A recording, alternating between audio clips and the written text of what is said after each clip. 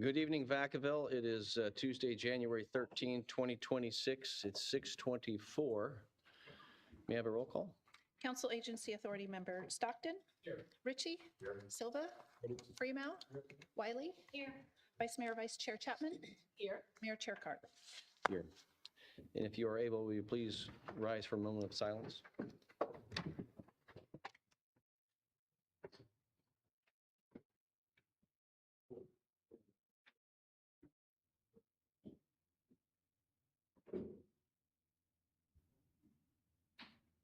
Councilmember Wiley, will you lead us in the pledge?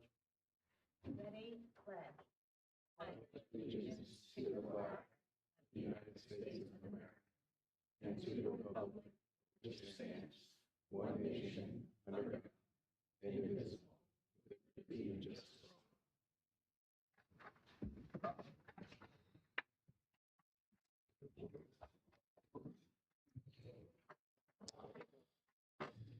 So we were in closed session from 5 o'clock, and that was the delay. We had 3 items. 2 of them were litigation. 1 was performance evaluation of our new city manager. There's nothing to report out to the public on those items at this time. And so with that, are there any other changes to the agenda tonight? Yes, Mayor, there are a few changes that I would like to talk about. They're just minor clerical errors. Okay. So for the interim fire chief item 3A, the commencement of the date is January 16th, but in the contract, it is written as January 14th. So when we actually execute the contract, we would change it back to January 16th. It's listed correctly in the staff report and resolution. In the contract term, it's misstated. So we will make that correction. Similar correction on the PLHA item for Habitat for Humanity. One of the resolution whereas clause talks about rental housing when it is the housing ownership requirement. So again, that's a little clerical error. When we sign the resolution, we would make that change. So those are the 2 minor clerical changes in the agenda. Okay, with those minor changes, do I have a motion? Motion to approve. Second. We have a motion and Councilmember Wiley second. All in favor? Aye. All right, so next on the agenda is the reports of the City Council, and I know that there's 2 items here. One is our typical updates. We're in a new calendar year, and we may have that, but in the interest of, I think, some of the other things that we need to get through, including the nomination of the vice mayor, and also we need to discuss our council member assignments and have an open discussion of any changes this year. So I want to start off first and foremost by thanking you for stepping in as vice mayor this year. It was my pleasure, enjoyable. I learned a lot. I'm always happy to be out in the community, and it was fun. Yes, and for the public, what's interesting is we all attend a lot of boards and committees, and then there's primaries and there's secondaries, and there's a lot of events. And so there are times when I can't make it to a particular event, or if there's some that requires a primary and secondary at a particular board meeting like STA or water. And so it's an obligation to represent the city. And instead of me, if I'm not available, instead of just being absent and not representing the city, it's imperative that we do this. So we tend to rotate this around each year. And I do appreciate the assistance over this last year. So thank you. Councilmember Stockton. Yes, I too wanted to thank Councilwoman Chapman for serving as our vice mayor. I think you've done a wonderful job. I know I saw you at plenty of events, and I know it's a huge amount of work to get done. And so I really did want to applaud you for all of the work that you did. I know it's extra time, it's additional meetings. There's a lot that goes on with it, and it was really exciting to have you there and doing that and doing a great job. So thank you for that. Landmark to have you as the first African-American vice mayor of the city of Vacaville. And I think that you are African-American woman for Vacaville. And I just think you just did an absolutely wonderful job. So I'd just like to commend you. I know that this council has tried to make this a position that we give others and individuals opportunities to do that.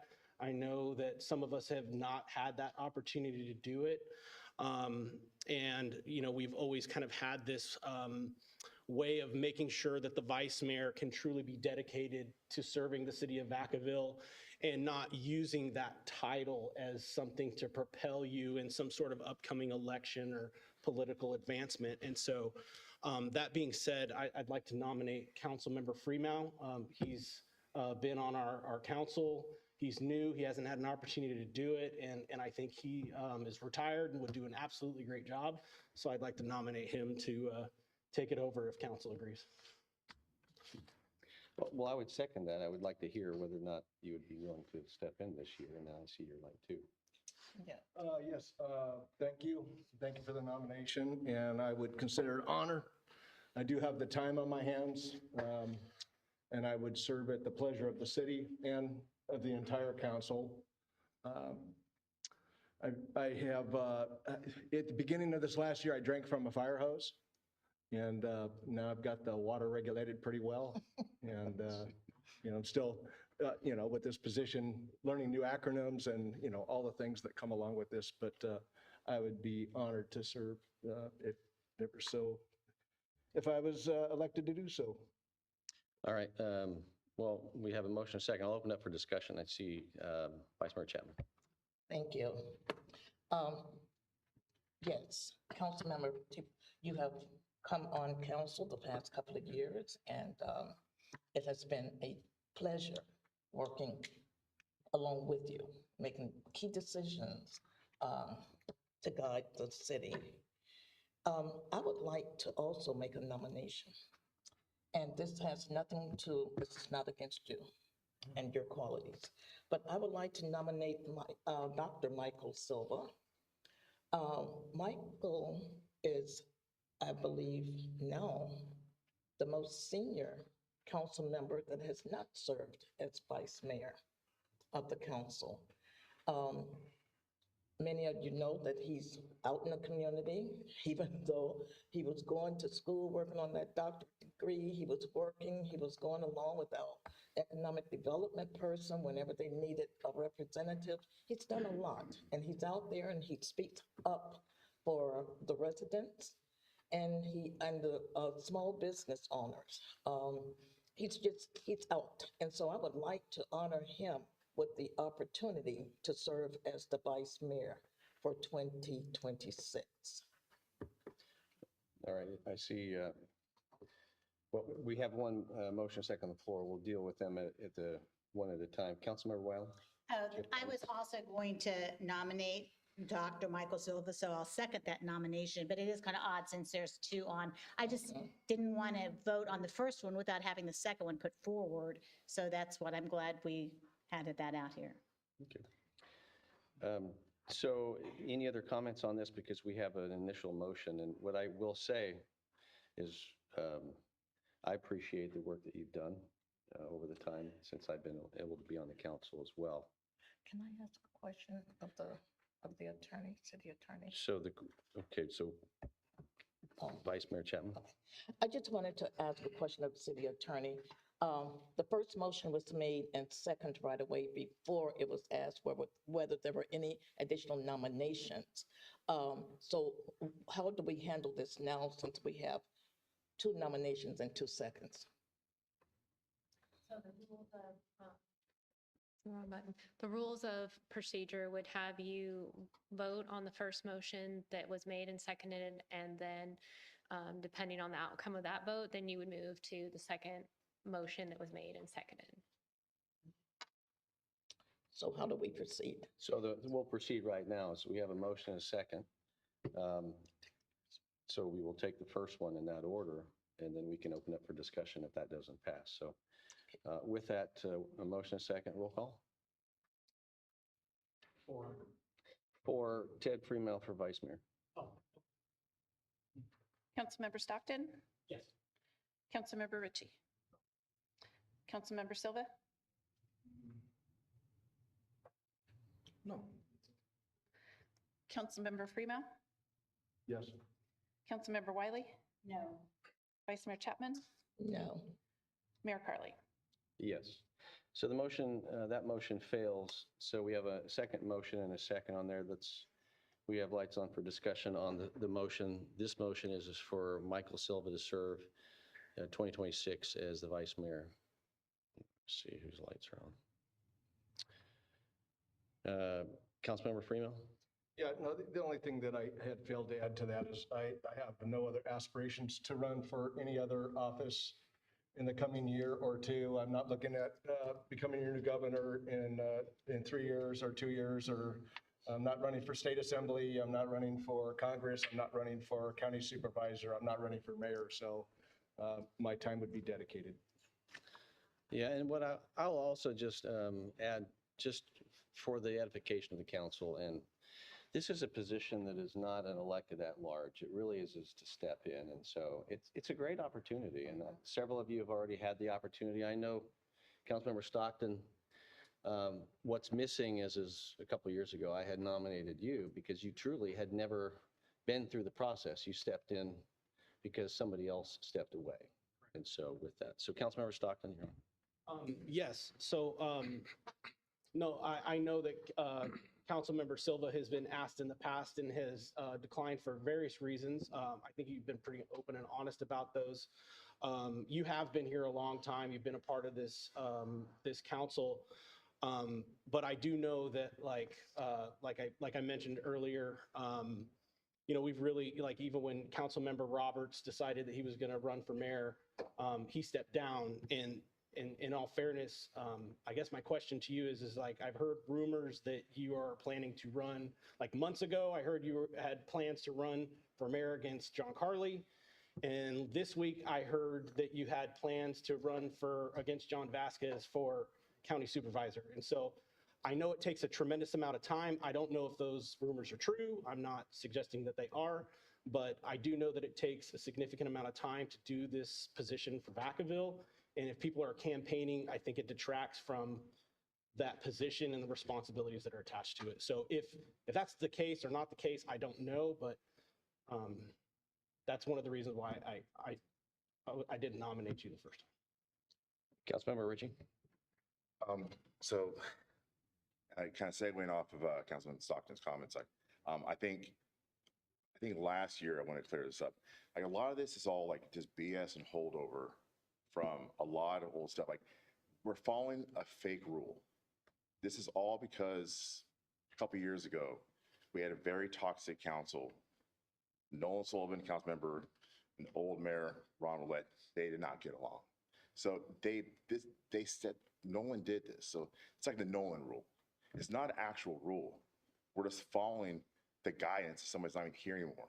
There's no reason why you can have a vice mayor run for re-election, not run for election. This is just one of those things that's stuck that we haven't really realized why is it here. It's because of two men didn't get along and they made a gesture and it's now stuck. And so it shouldn't matter if he's running, you're running, or anybody's running.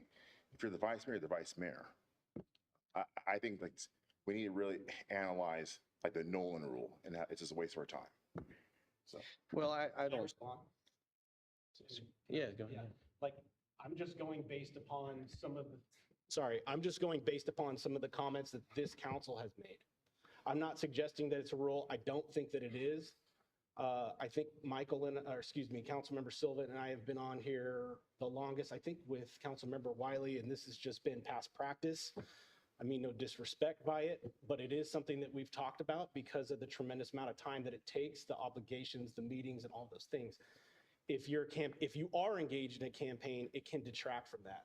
I mean, we saw what happened when an appointed council member took the title on for a re-election campaign. I guess from where I'm standing, I just, if I'm going to vote for somebody, I want to make sure they're committed to being, our vice mayor and not leaving or using it to propel a political career or different aspirations. It's not against policy or, council policy or any sort of procedures. I will contest with that. But I just know that council member, like all of the different, like you've done it first, you were vice mayor, it takes a significant amount of time. I saw council member Wiley at a plethora of events. And so I just want to make sure that for me, it's important to know that the person filling that role is dedicated to Vacaville and in not using the status for something else. That's all I'm saying. Councilmember Silva, you want? Yeah. This is interesting.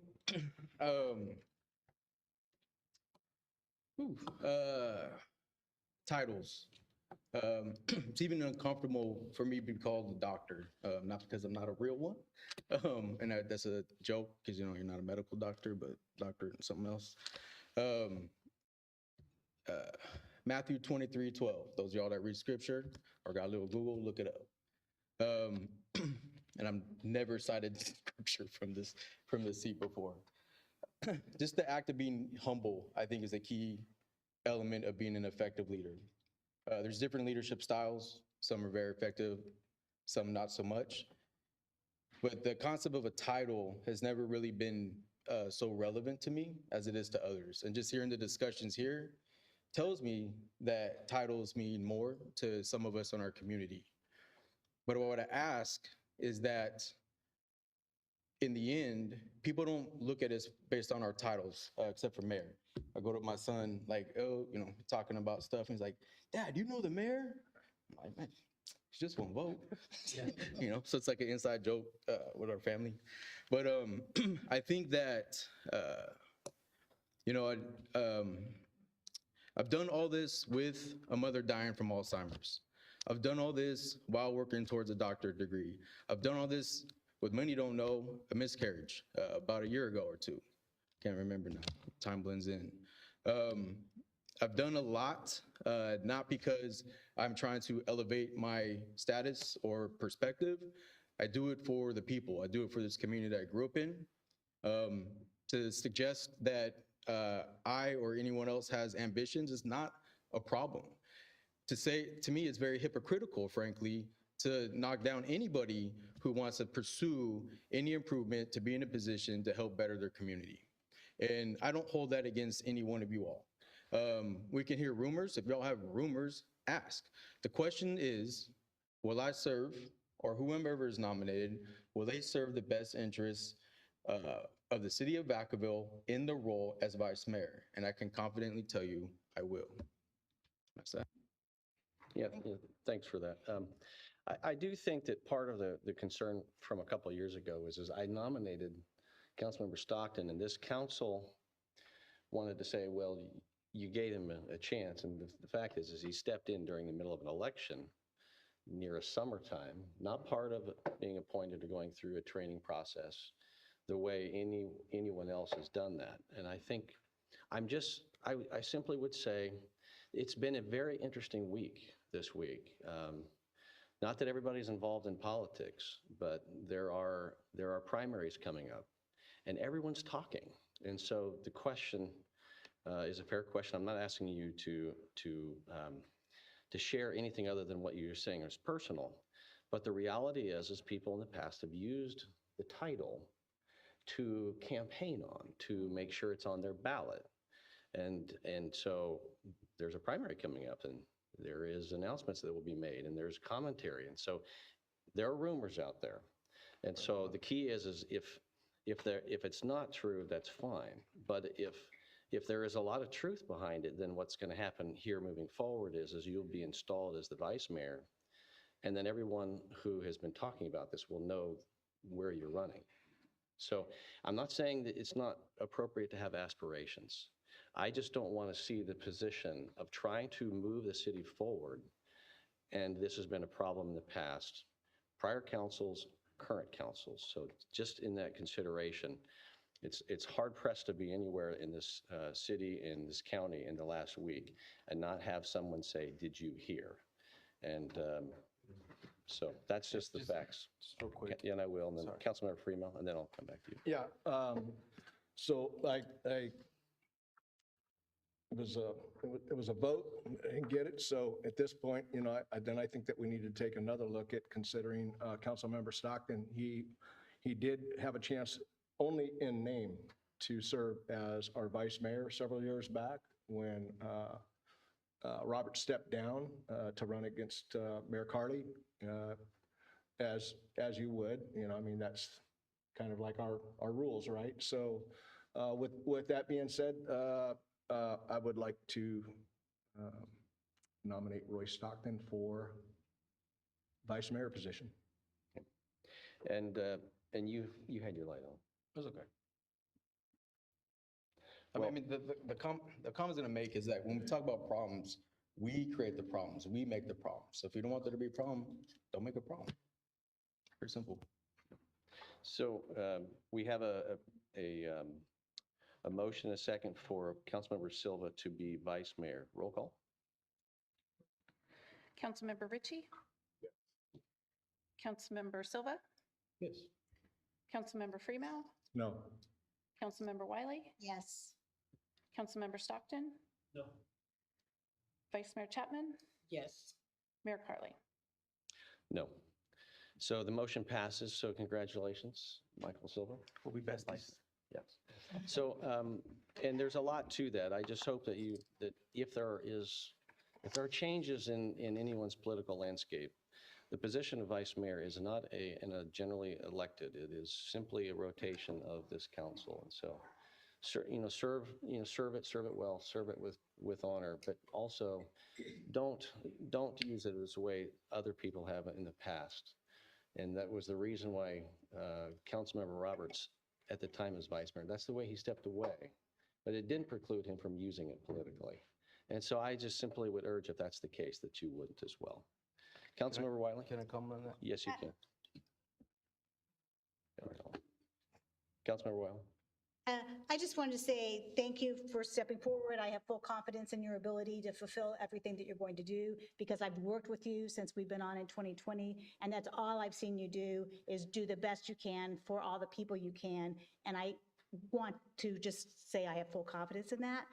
And I also was just going to mention that while Jason Roberts did make that decision, that was not a decision that he had to make. There's no requirement that if you do choose to run for something, that you have to step down because you, like you said, you've balanced a lot of things. And if you feel like you can balance it, then, you are not compelled to resign if your situation changes. I just want that on the record. And for the public's understanding, there is no council policy that requires that. So it isn't as if there's a violation here. It's simply a consideration that a prior council has made because of the implications of how people view titles, to your point, some do. And so that is where some of this has come in because the title of vice mayor in a general election has no bearing on an at-large other than the mayor's position. And so it's district only. And that's one of those things that can be elevated. And I would just hate for that to be, misused, that's all. So with that, the next item that we have to do is we have several of the, Councilmember Ritchie, did you have a comment? Yeah, just real quick, I just want to make sure, it's for the council,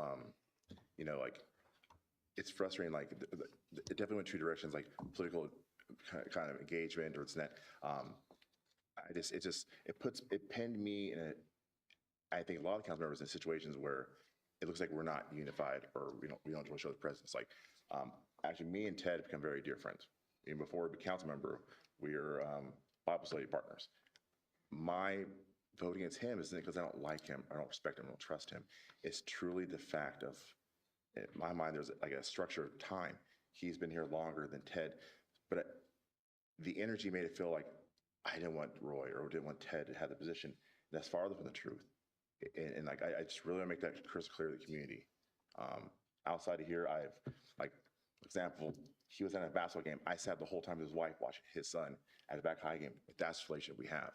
It's nothing, it's just frustrating that anyone can leave this room thinking that there's ill will towards one council member or another. And I just want to make that perfectly clear.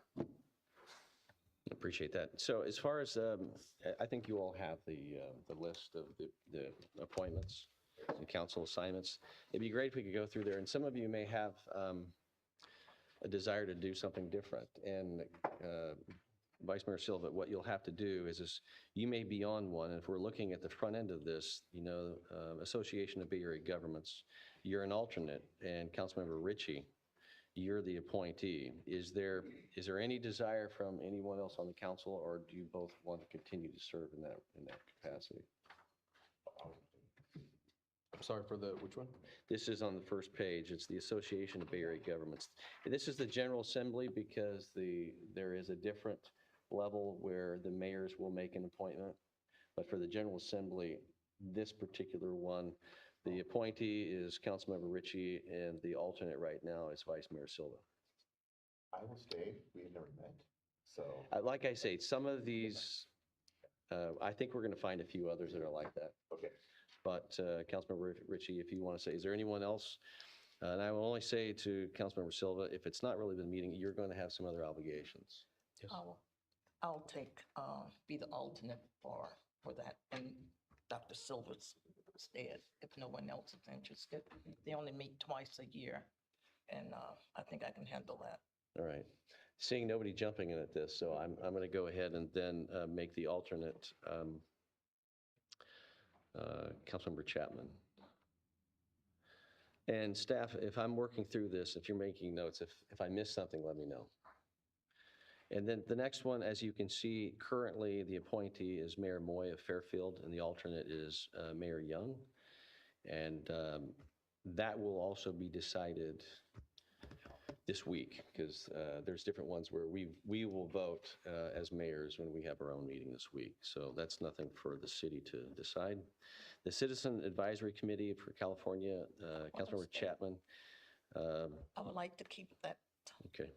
position, please. We will, and I know that that has been something important to you, and you generally give a readout of those activities. So we'll keep you as the person for that committee. There is the Vacaville Audit Review Subcommittee, and currently it's Councilmember Freemal and Vice Mayor Silva. Meet once.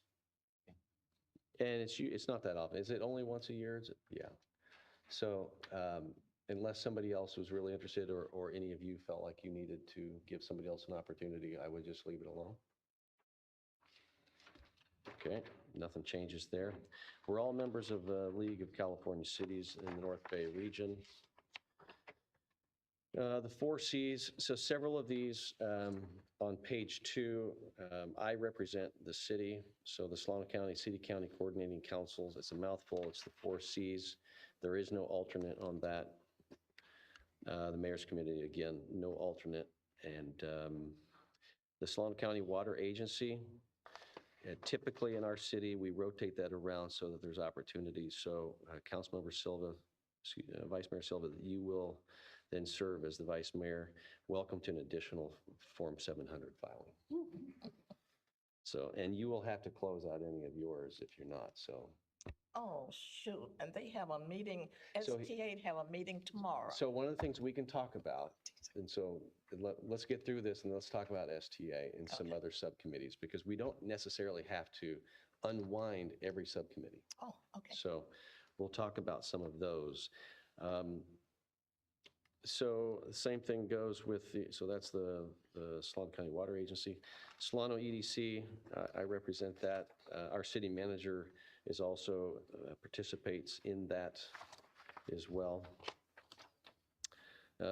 STA, I represent the city of Vacaville. Vice Mayor Silva, you will be an alternate. So the only time that you'll be required is, and I'll communicate if for some reason I need someone there. But what we do typically for the public's understanding is especially when we represent our interests on water or transportation, we communicate regularly with our staff because it's important for us. We don't, it's like, what do I not know? Well, we engage our staff when we do that. And so they do an evaluation as well. So similarly, the Solano Water Authority, which is different, is you will step in as the alternate as vice mayor. Again, another 700 form, so get ready. You'll be doing a lot of those. The TCC, Councilmember Wiley, are you going to continue on that? Yes, that'd be fine. Okay. And Councilmember Ritchie, you're still participating in that? Okay. And while the next item on here is the Travis Community Consortium Executive Committee, I think it's important to know that that is being restructured into a 501c4 so that it won't necessarily be known as an executive committee in the future. But however this gets restructured, more information will follow.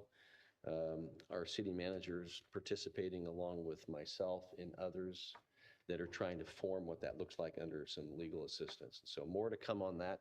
The general meetings, nothing's changing as far as that, but the structures is in progress. So while it shows that, it will likely be something other than an executive committee. Councilmember Wiley, it's really open to all members, but I know that that's something that you've been focusing on. So anyone's welcome to go, but you've been a regular staple to that.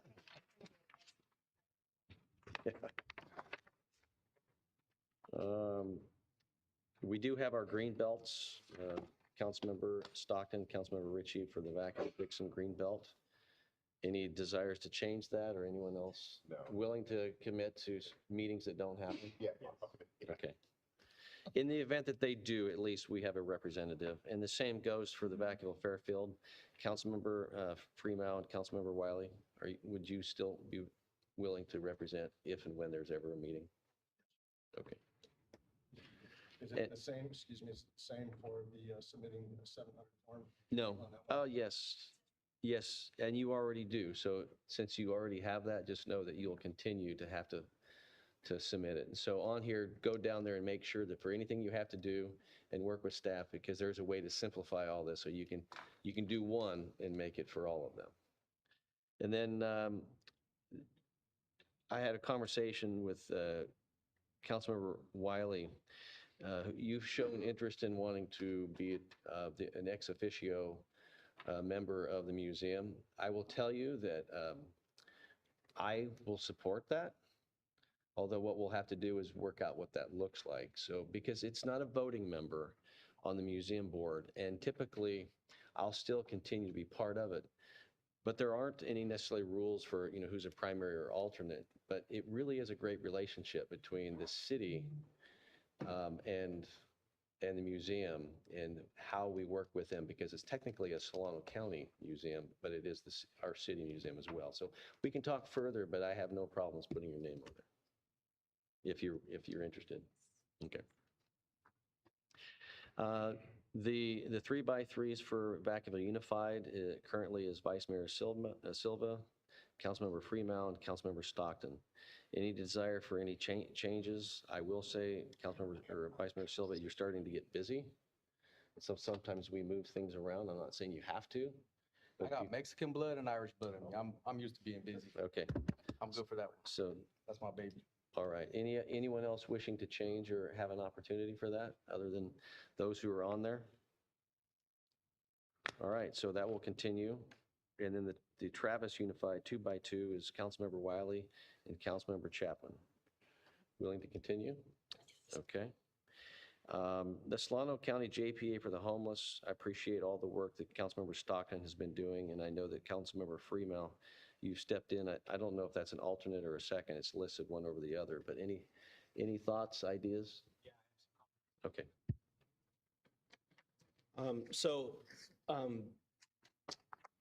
My recommendation is that maybe Councilmember Freeman and I switch so that he can be the voting member and I could be the alternate, and that way we could start to phase him toward taking that role.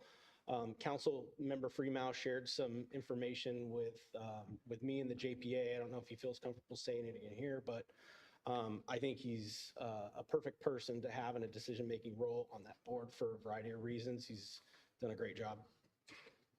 Councilmember Freeman? Yeah, I'm perfectly fine with this, as far as for sharing, as Councilmember Stockton is saying. I just have some lived experiences. I know what it's like to be down and out. I know what it's like to not know where you're putting your head on a pillow, or if it's in an abandoned vehicle somewhere along a creek somewhere. So I'm familiar with some of that, and poor choices that I made in my life when I was younger that got me there, and I know what it took to get out of it. So I do have a heart for people that are suffering. So I would really like to stay on the JPA and get more involved than I have been in the past, and taking over as a primary would be just fine with me. Councilmember Chapman? Yes. Is it possible that we can receive the meeting dates, the dates and times? I would like, because, the public can come in. And I would just like to be in attendance. I was able to do it once in the past few months. And you gain a lot of understanding and knowledge, so. That's the third Thursday of every month. Third Thursday of every month. Third Thursday of every month, okay. And then the final one on here is the Yolo Solano Air Quality Management District. And currently, Vice Mayor Silva is the appointee and Councilmember Wiley is the alternate. And that's in the morning. Those are Wednesday mornings. Yeah, meets second Wednesday monthly at 9 a.m. Currently meets in person. Needs to go 10 to sometimes 11. Sorry, 9 to 11. Seeing no changes, if it's something you're willing to continue with. Jeanette, do you want to swap? We can swap if you want to swap, because I was on it before and enjoyed being on there. Okay, so why don't we do this is make the Councilmember Wiley the appointee primary and Vice Mayor Silva is the alternate.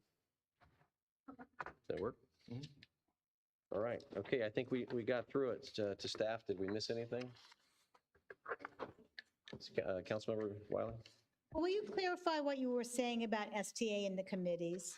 Oh, yes. Because when I stopped being the vice mayor for my turn, I had to give up the committees. And so I just wondered if there's been a change or if that would be something. So you mentioned it, so I just want clarification.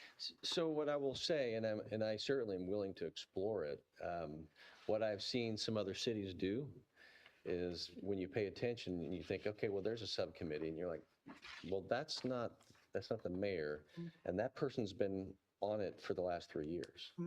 So they recognize something that maybe we didn't, and that is where we turn over the primary responsibility as the person who stands in during the STA meeting.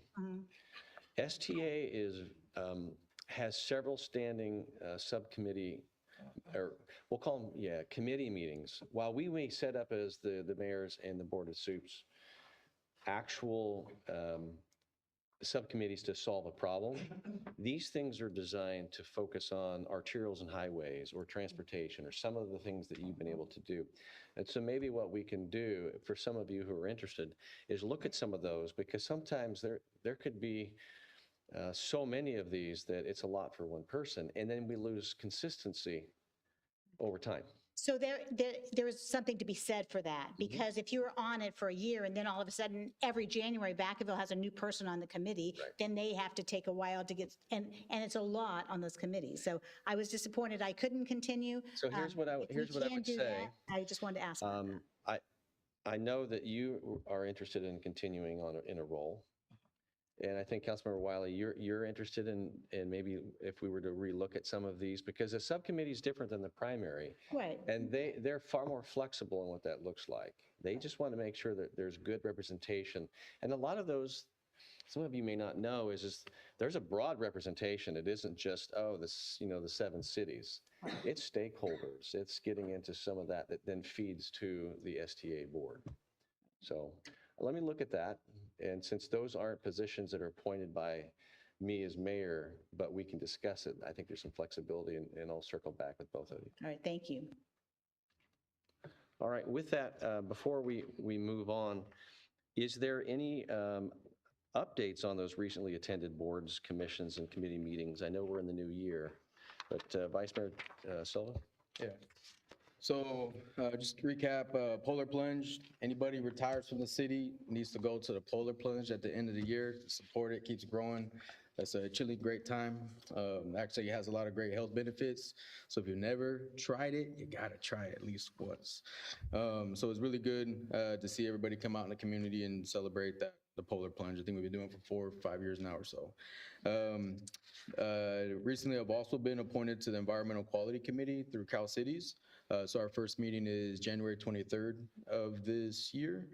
So that'll be just the informational setting. Information will come down and go from there. I served on that committee 2 years ago, so looking forward to seeing how we continue that. Yolo Solano Air Quality Management District, They will be coming out with their grant request proposals pretty quick. So hopefully staff got some things to put in for that committee or that subcommittee that'll be formed through the Yolo Solano Air Quality Management District to decide. Last year, we were able to secure couple projects, a few good funding for a few different projects. As far as solar powered car chargers, adapters, a new shuttle for Boys and Girls Club, and a bunch of other items throughout the county. So it's a really cool opportunity to look at how we can best use our tax dollars that have been put into this pot to go back to make sure that we have a good air quality in our area. The other thing, I'm also began a water education of fellowship, if you will.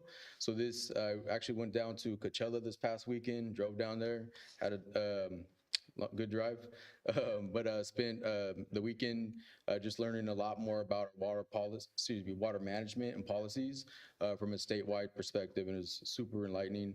Had a lot of great different perspectives from different stakeholders that are all involved in all of that economy, particularly how it contributes to our greater state economy. And a lot of those things are absolutely going to relate to our water concerns here in our own regional area. That's the whole reason why I chose to do that. Lastly, anybody who's out there in a position to help out folks displaced from the recent layoffs at Anheuser-Busch, the dry dock, Vallejo Unified, people transitioning over time from Vallejo, had the opportunity to go speak a couple different times at Anheuser-Busch and the dry docks.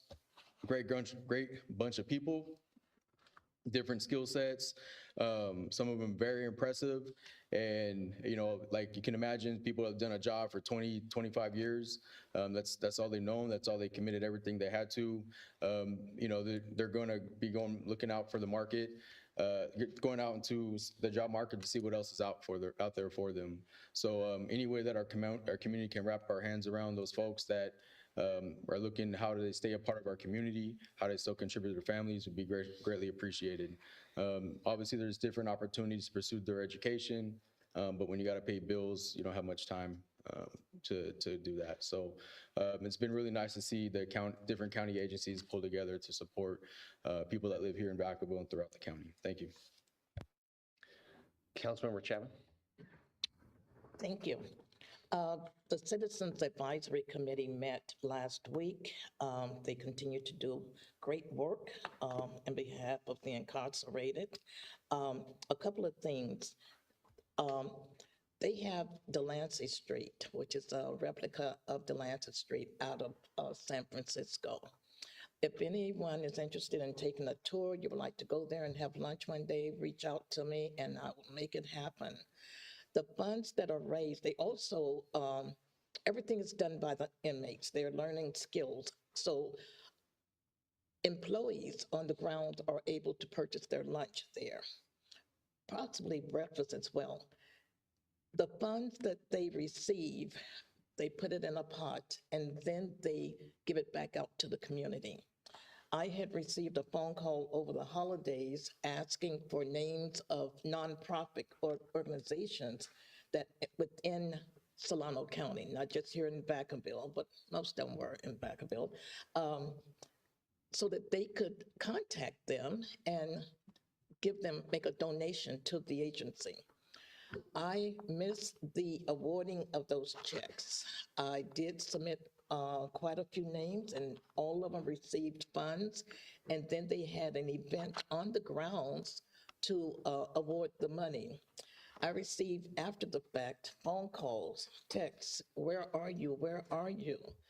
For some reason, there was a mix-up in communication on my being in attendance. So regardless, I believe our PAL, I'm thinking PAL received some funds. Our Skip and she'll kill me, come on. Gail, yes, they're 501c3 organization. Those are just a couple off the top of my head. And they were so pleased. And I will share that Gail and Skip shared with me that it was the night of merriment on Main Street that they came over and gave me a hug when they were notified that they were recipients of some of the funds. So At the time, they shared with me that the funds would be used. They had recently made contact with a family in another state of someone here locally that was on the streets, and the funds would be used to send that person home. And so, that is so gratifying to know the difference that is being made in those individuals' lives. But let me move on because I can keep, and I have my hour, I'm putting it on myself. Okay. Also, I would like to share for the prison, they've been offering education courses. Some of the inmates have received their high school diploma.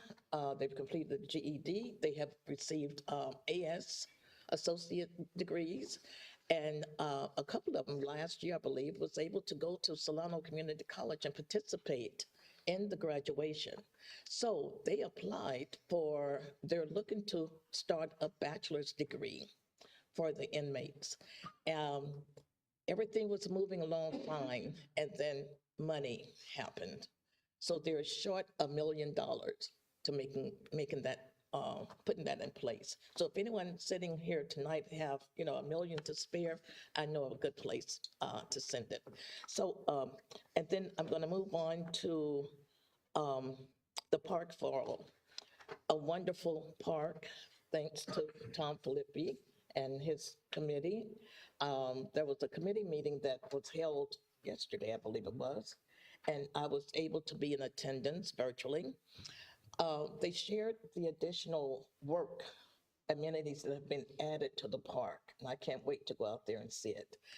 In addition to phase 2, that is about to break ground. That's the ball field.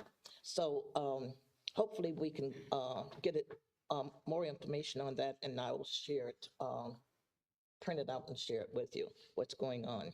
And then I wanted to ask, during the rainy season, if I may ask the question now, Mayor, during the how did we do flood-wise? Did we flood like we've done in the past, or has things improved? I would have to request our Public Works Director, Brian Oxley, to speak on that, please. Yeah, why don't you come forward? Thank you. Is that all you have? I'll stop there. I guess I could have just yelled from there, but no, we didn't have any flooding. We were good through all the storms that we had. So we were good. Not even close. Charlie. Outstanding. And you did a great job, by the way. Yeah, I was speaking specifically the creeks, but yes, that was an issue, yeah. Thank you. That is great to hear because a couple of years ago, your predecessor, Brian McLean, when I came on the council, first council meeting, we were flooding. And I said, I'm now making that a priority. And he got right on it. The city, they got right on it. So it's good to hear and to be able to tell the community that change has come. Yes, and Brian, he was right on it, like you said, and that was something, he picked up the torch and ran with it, and we are moving along with that Rancho Lagunitas project that he was spearheading and pushing so hard for, so we are continuing to move forward with that project and other improvements in the creeks. Thank you. Thank you. Just real quickly before we move on, I had mentioned that we're in the new year, and so Solano Transportation will meet, looks like tomorrow night. And so of interest to the public and also to the council is we're still discussing the blue line, and so there is some challenges between the way transportation is working as we're trying to regionalize. At the same time, there's a fiscal cliff that's coming in the next few years. And so the subcommittee, which I sit on, trying to make recommendations, the focus is how do we ensure that as cuts keep happening, this end of the county is disproportionately continuing to receive the biggest brunt of all cuts, and how to sustain something and to be creative. And so if you choose to see it, I think it's online, but it's also in person down in Suisun. There's going to be continued advocacy to make sure that the residents of Vacaville and Dixon, and the focus of how to ensure transportation that's reliable to Davis and interconnected to Sacramento and beyond. That's important for this end of the county. And so when people start talking about cutting, they start cutting hours of transportation and they start talking about cutting lines. And so that is something that I'll be speaking on tomorrow night, but that's a major issue with STA. Also tomorrow night, 2 other meetings, the Solano County City Selection Committee. In as much as what we just did tonight as a council, there is a lot of things that are on the agenda for tomorrow as far as assignments. And it's like anything else, you get what you say yes to, right? So, but some of those aren't related to anything other than beyond what we've talked about tonight. I will say there is the Mayor's Committee meeting has an agenda and it will coincide with that. So these are all going to sandwich tomorrow night into the new year. There will be an update on shipbuilding. There'll be an update on the Sassoon and Rio Vista annexation, and there'll be an update on the Valero closure, and there'll be an update on food trucks, an update on Budweiser. And so this is an opportunity where mayors put things on the agenda that affect the entire county. It's not an action item. This is the opportunity for discussions, just so you know, transparency. The last thing is I just wanted to give a shout out to the Wilsey Woods 6th Annual Clothing Drive, especially when you think of this time of year. It's really neat to see any organization or school where they're looking to accept clothing and wearable donations from hats, purses, shoes, and any cloth-like items, rugs, sheets, blankets, and you name it. And it's being managed in through the school, but Brianne Sirachman can be reached. I can share that later, but this is through the Vacaville Unified School District.org. They're saying, they're blessing this, they're sanctioning it's their 6th annual, and it goes to help kids on their campus. So when we talk about helping, this is a good opportunity. So Brianne Sirachman, so it's Brianne S at Vacaville Unified or VacavilleUSD.org. Some of you know that, but I just want to pass it on. So I'll share it with the rest of you. So this is what even this morning when we're talking about the Vacaville Neighborhood Boys and Girls Club, conversations are what makes Vacaville different is because there's a lot of organizations and people who look to do things to help people. So that's, I think, something that's really special. With that, we're going to move on. The reports of the city manager. Any reports tonight? Yes, Mayor, Vice Mayor, and council members, I have 2 items to report on today. One is we have started to accept the applications for the Planning and Parks and Rec Commission.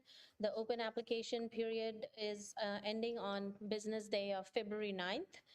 The applications period will be for a 2-year term, and the applications are available on the website. If constituents have any questions, they can call 707-449-5112. The second update I have is, even though it's a little delayed, but at the December meeting, we were unable to play the video for the Marymount on Main. Before we play the video, I just want to state some of the facts. We had about 15,000 to 20,000 attendees based on the drone footage. It was one of our largest Marymount on Main to date. We also saw our city code shuttles, approximately 380 riders enjoying the convenient and safe way to travel back and forth to attend the event. And before I wrap up, I would like to sincerely thank you, our groups of volunteers and our staff members. Approximately 175 city staff members across all departments helped make this event happen. We couldn't have done it without them and the support from our volunteers from our community. So thank you for making that a huge success. And team, if you can please play the video.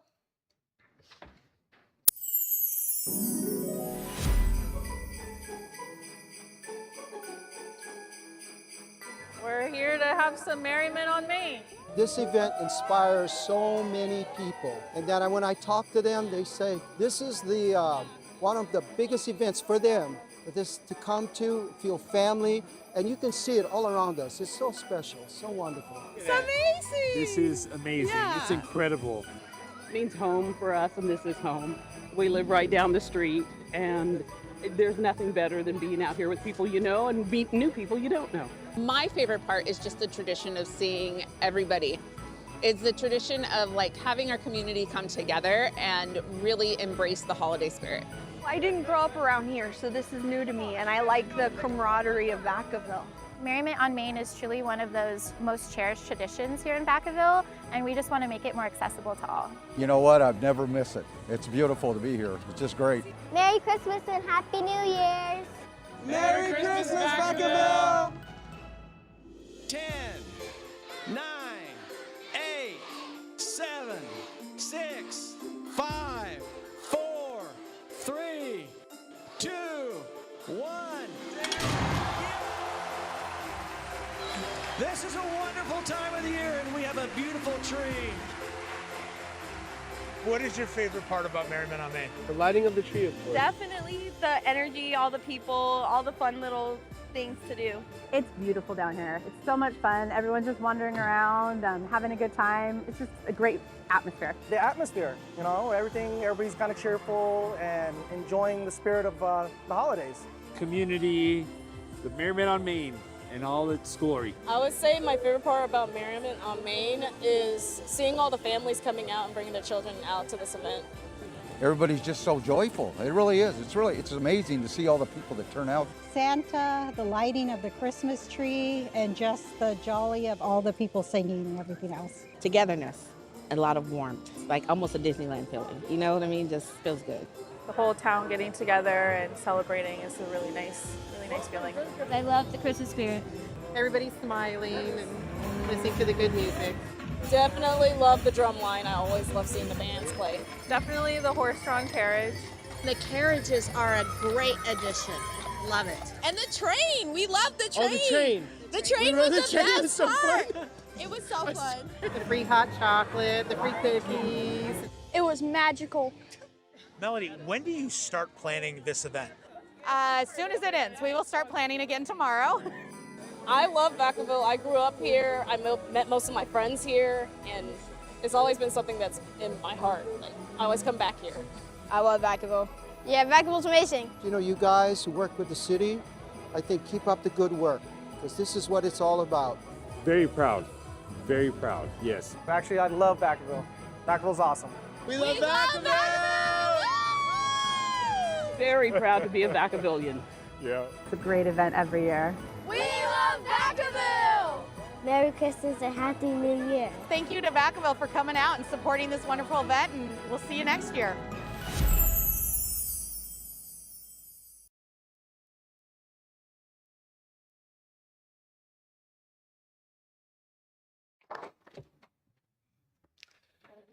Okay, and again, I know we said this in December, but this doesn't happen without the hard work of our staff and then also the community coming together. It's one of those worthy types of events that is magical. It's something special. And when I've said to people, have you been to a Merriment on Main or a July 4th or, you know, the Creek Walk? And if they haven't, I said, well, then you haven't experienced community.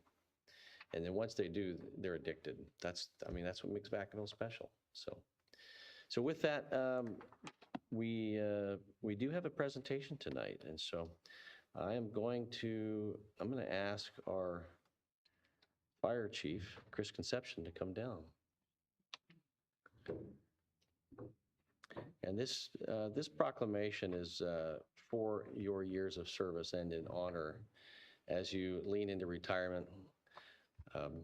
I know a thing or two about this, and it's bittersweet at times. I mean, you and I started nearly at the same time as staff, as department heads, so there's much to be grateful for all the years of your service. And so before I turn the mic over to you, I'd like to share the proclamation in honor of your service.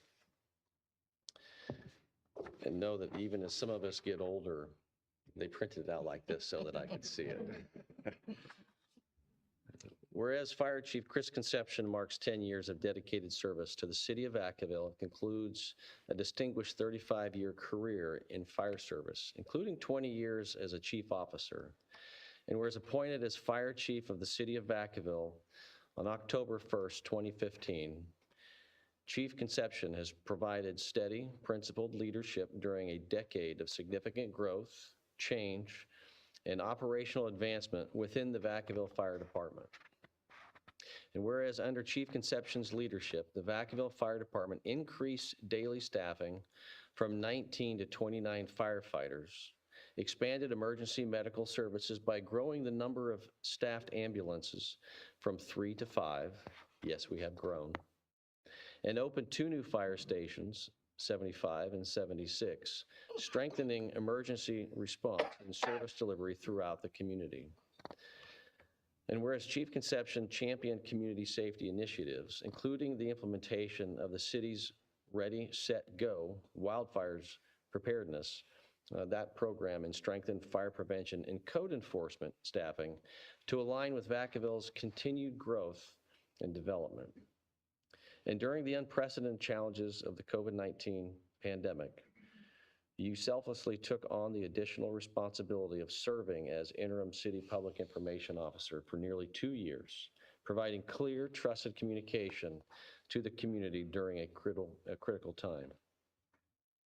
And whereas you began your fire service career in 1991 with the Orange County Fire Authority, you served for nearly 25 years and rose through the ranks to division chief, holding a wide range of assignments, including paramedic, hazardous materials specialist, public affairs chief, and administrative officer. And whereas beyond your operational leadership, you have demonstrated deep compassion in public service through your role on the California State Sudden Infant Death Syndrome Advisory Council as the first responder representative, bringing both professional expertise and personal insight as a SIDS parent. And whereas Chief Conception has earned the respect and admiration of city leadership, colleagues, and the men and women of the Vacaville Fire Department for your integrity, professionalism, innovation, and unwavering commitment to public safety. And whereas Chief Conception and your wife, Peggy, have called Vacaville home for the past decade, and also all your girls and all your family. Raising your family and becoming an integral part of our community that you have faithfully served.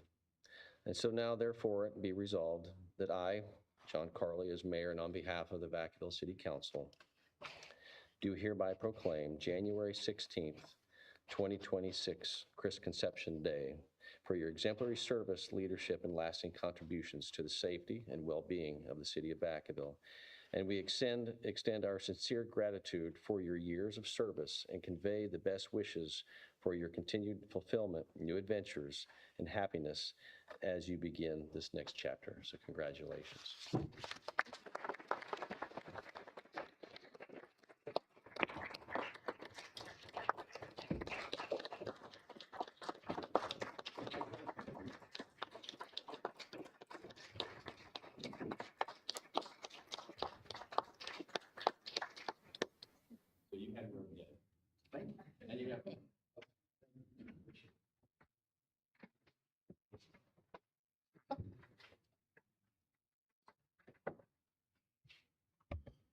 It's dangerous to put the mayor and I with a mic in front of us at the same time, so, but I'm going to keep this brief. Mayor, Vice Mayor, council members, thank you. I'm deeply humbled and honored to receive this proclamation this evening. Thank you for your support over the years. Your trust in our department, as well as me personally, means more than you know. Your trust and your support over the years has allowed our department to grow, as you heard, along with the city, and allowed us to keep providing the excellent services that our community so richly deserves. As I reflect on my 35-year career, and it's gone by in a blink of an eye, especially the last 10 plus years here as the fire chief of the city of Vacaville, I truly am filled with a deep sense of gratitude and fulfillment. It has been an absolute honor to serve this community and to work alongside the exceptional men and women of the Vacaville Fire Department. I'm going to keep this brief. We're an hour and a half into the agenda, and we haven't even got to the meat of the agenda, and I don't necessarily want to be here all night. But so I'm going to reserve my detailed set of thank yous for my retirement ceremony this Friday afternoon. But please know I'm deeply grateful for this recognition and for the privilege to serve the city of Vacaville. Thank you.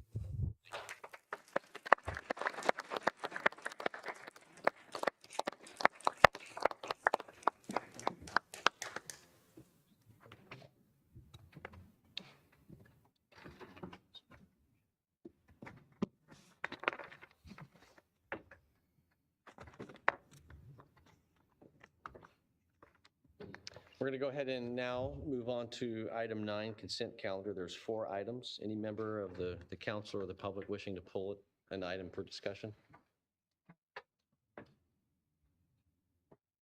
Seeing none, do I have a motion? Second. We have a motion and a second. All in favor? Aye. Opposed? All right. Now we're going to get to the business from the floor. This is an opportunity for any member of the public to address the council on any item that's not on the agenda that happens to be within our jurisdiction as a city. Please come forward.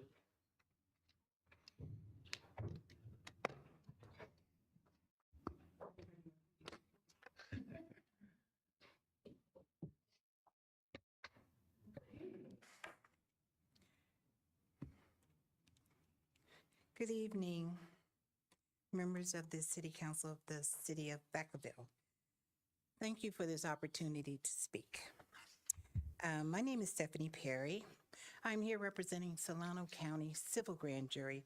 I am the pro tem of the Civil Grand Jury, here along with one of my colleagues, Mr. Ross. And we're here to give a little bit of a message, hoping we bring some interest to you this evening. February is designated as Civil Grand Jury Month.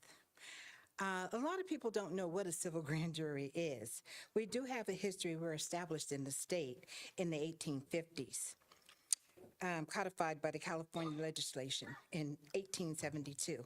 Civil grand juries devote hours of time and attention to the city, county, schools, districts, special districts, administration, governance in the effort to secure effectiveness, governmental efficiency, and understanding of taxpayers' expenditures and public office holders and their integrity. In other words, we're the watchdog of the county. Okay, so every year, all of the 58 counties in the state of California, grand juries, they also investigate and do the same thing that we do, which is generate reports to the operations of the local government, different entities within the county. And this process we do call the watchdog function. The watchdog reports shine a light on what the local governmental entities do and how well they do it. Or not. We're here this evening to share with you some good news. The Solano County Civil Grand Jury is now open for recruitment for new members to serve on our jury for the years of the 26-27 year upcoming. So since February is designated as Grand Jury Month for the state of California, the Solano County Board of Supervisors has generously giving us a day of our proclamation as well, just as you saw the chief receive. And it will be held on January 27th, 26 at 9 a.m. So please feel free to come and join us. As for the qualifications of the civil grand jury, applicants must be citizens of the United States over 18 and be willing to serve at least 1 year. That could possibly roll into 2. And they must have sufficient knowledge of the English language and have computer knowledge and reliable transportation. Grand jury members are expected to give adequate time to the grand jury, but more specific details are given, so feel free to go online and visit us at www.solanocourts.california.gov. Or if you want to learn more about it before you go there to do your application, which I'm hoping that some of you that are ready to retire will do, because we're a fun group, visit www.cg.ja.org, and that's where you'll get a lot of information about the civil grand jury. But we do exist. We are here. Thank you so much for your time. I appreciate your time. Thank you. Yeah, thank you.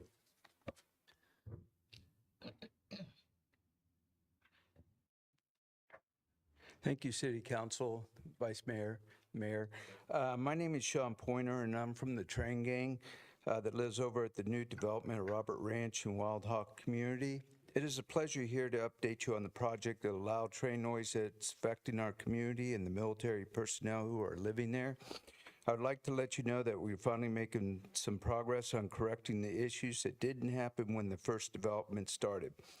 We found out that the city had no recollection of records of the developer letting them know about the loud train noise, but we want to move forward. We have been in touch with KB Homes Management to let them know about these issues in Ballard Sound Study. We have been in touch with personnel here at the Planning Department, the CARE team, Director Aaron Morris, in the city of Vacaville. They have been very helpful in wanting to help us correct the issue and what options we have to implement a quiet zone that has been done in other cities that deal with loud train noises in their community. We went to the last city planning meeting and brought up the AMP Children Development, and they're going to have the same old kind of loud train noises. We found out that listening to them, they're going to rubber stamp the EIR, same with all three developments, and they need to have separate ones for each development. The city is keeping in touch with the county of implementation of the procedures of putting in barriers to have the crossing of Fry Road a quiet zone for the train noise and the loud train noise. We know once the option of the plan to get the quiet zone implemented, it has to be put in a budget proposal by the county, which we are hoping soon will happen. We wanted to let you know this because some of our neighbors are having a hard time moving, selling their house and moving because of loud train noise, and they must close it, and it's also affecting our house values in the area. We wanted to let you know that we really appreciate you guys listening and trying to add a solution to it, and we appreciate it. Yes, thank you. Thank you for that update. Good evening, Mayor, Vice Mayor. My name is Pat Werner, and I am a lap swimmer. As you can tell, don't forget me. I'm here because I'm very frustrated with the facility, Walter Graham, where I swim. We have a problem with lifeguards. We addressed this issue with Ms. Baker. There were times, 2 times in a row last year that we had no lifeguards. We were forced to return home after going there. That's not acceptable. The 3rd time we met with her, Greg Wilson was not there, and we sat down and gave her a list of things, the problems, and this happened again. This happened right before Christmas. The pool was open. There was a lifeguard taking the tickets, and there were 3 or 4 of us waiting to swim. There was no lifeguard. She apologized, the taker of the ticket, and she said, well, let me see if I can find a lifeguard. Actually, nobody responded to her email. Nobody. She couldn't contact anybody. I said to her, you're a trained lifeguard. Can't you take the place? No, I can't. There was no contingency plan.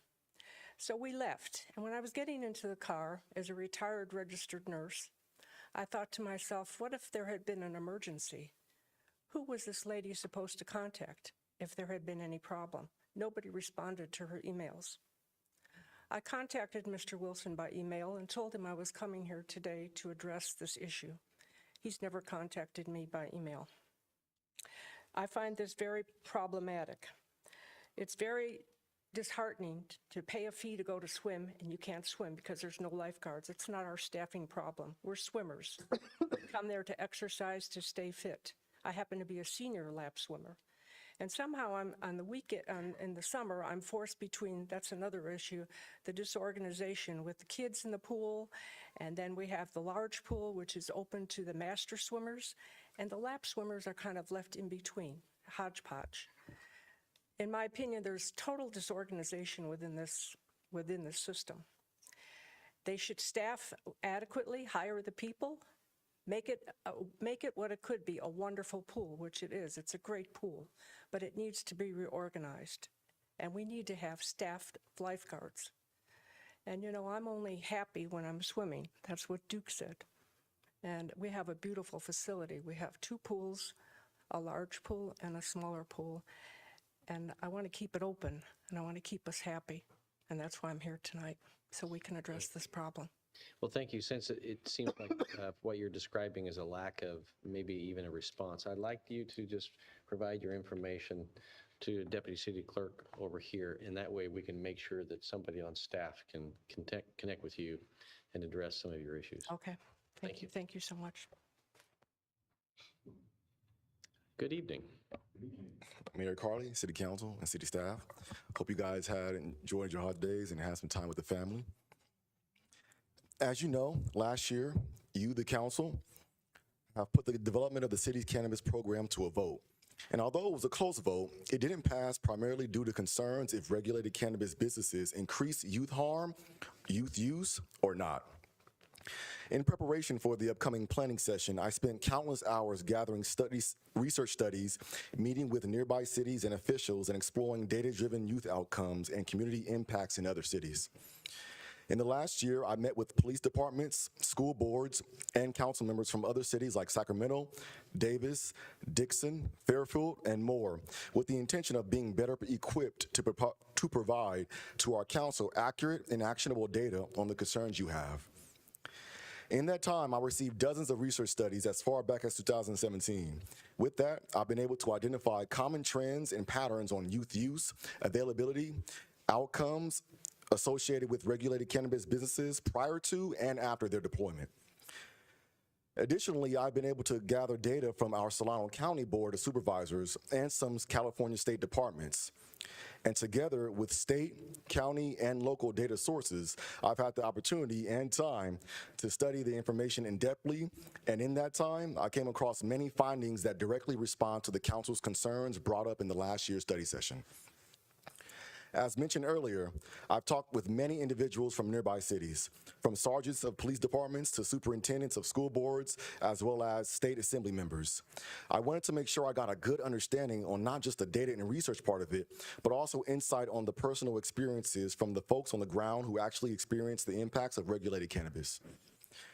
I thought I had weeks to finish compiling and organizing all this information to provide to each of you a copy to review in your own time, but I understand that the strategic planning session is this year is actually this weekend instead of March.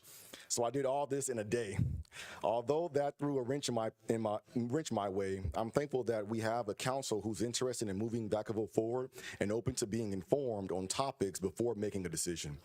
I believe that's the best way our council could make the best decisions on topics like these. Thank you. Thank you. Do you have something for us? Yeah, so I have this for you guys. Thank you. Yeah, just if you give it to staff, we'll make sure that the council has it. Good evening. Hold on a second. Let me start your time. Good evening. Okay. Last week, I think it was, I got an email from the survey people that the city paid, I think, $300,000 to check and see what the mood of the city residents was about a tax increase. You know, people have become aware of, now I'm not saying it's you guys, but people have become aware of this vast amount of tax money that's being wasted at the state level. And I do believe that people are feeling the pinch, and it's going to blow up in the city's face. Because I know I'm not happy about the thought of even the slightest tax increase. We're tapped out. The city has been in deficit spending, if I'm not mistaken, for the last 3 years.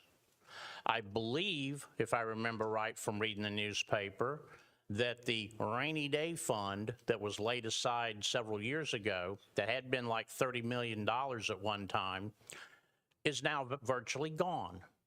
I may have that not quite correct, but I think it's pretty close. I only remember what I saw in the newspaper. My point is this, is that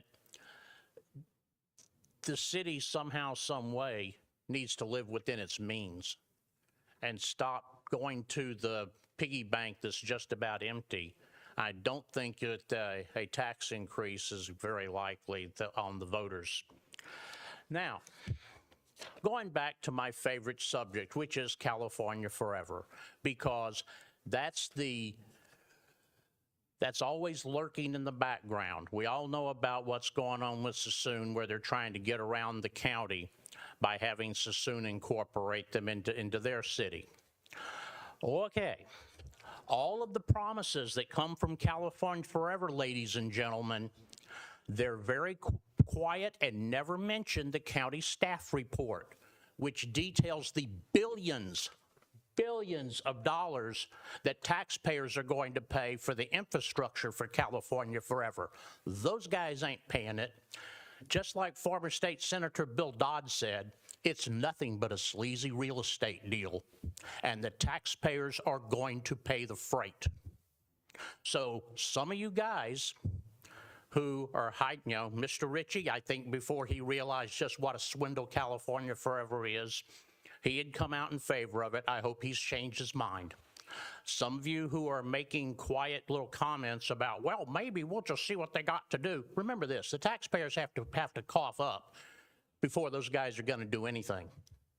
It doesn't work unless they get taxpayer money for the infrastructure. Thank you. Billions of dollars. Yeah, thank you.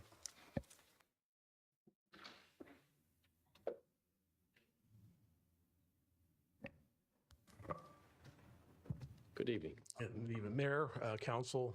My name is Michael Hayes. I'm a Solano County resident, and I agree with the previous speaker. I came here to really speak in opposition to California Forever, and specifically the rather rosy presentation that was given last month here before the council by the president and CEO of Solano EDC, Economic Development Council. I watched that video twice. I had a big issue with that presentation. I'd like to know how a man from Los Angeles got hired as the president and CEO of Solano EDC. It's almost as if there was a concerted effort to transform Solano County into another LA. I am not looking forward to mass urbanization.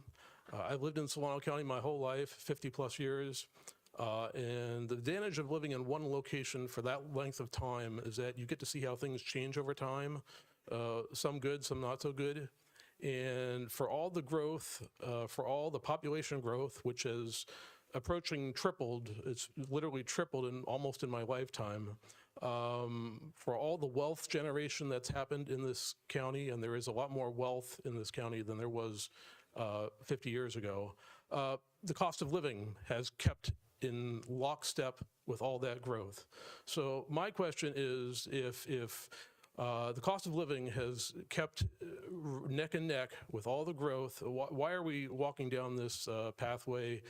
And I would really encourage and hope that the council will look at this project with critical eye, and that goes for any development project. And I know this city is very pro-development. We all recognize that Interstate 80 is the lifeblood of Solano County, and it's been largely a mess my entire life. And any improvement on that road has largely been squandered very quickly by all the growth. And so adding another city with X number of people, the number is 400,000 is what I'm hearing, but that's probably a fake number. It might be a fraction of that. It might be 100,000 or 200,000. Whatever the number is going to be, whatever they want to put in there, that's still going to mean tens of thousands more vehicles on Interstate 80 and on all our other roads. So I would hope that you, as a council, would cast a critical eye on this project and for any housing development project, because this county has done everything it could do to accommodate growth, and yet the cost of living keeps increasing. So why are we doing this? This doesn't make any sense, and this is really counterproductive for the residents who've spent their lives here. So thank you. Thank you. I will go ahead and close the business from the floor. Appreciate the public's comments in this. And while we're not at liberty to have these discussions because it's not an agenda item, we do appreciate the comments that come from the public. And again, some of you who do come forward, if there's a direct complaint, that's why it's important sometimes for us to take them so that we can get back to the public. So with that, we're going to move on to item 11 to our Madam City Clerk. Thank you, Mayor. Item 11A is a resolution adopting the 2025 Development Impact Fees Nexus Study and a resolution establishing the amount of the city's development impact fees. We have Community Development Director Aaron Morris, Public Works Director Brian Oxley, and their team here to present tonight. We're bringing in the extra chairs. I can see we're going to get serious here.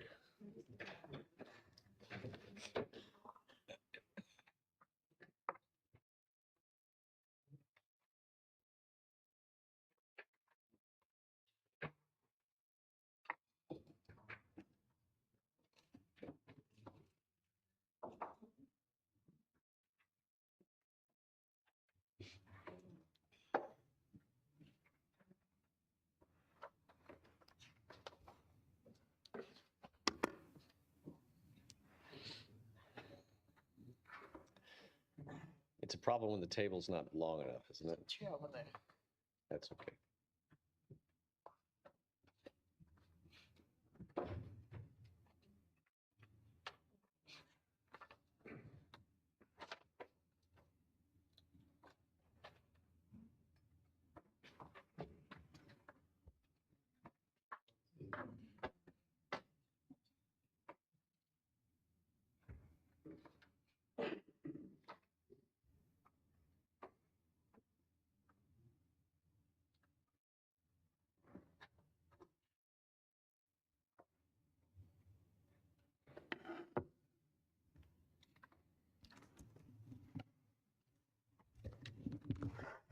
Good evening, Mayor, Vice Mayor, and council members.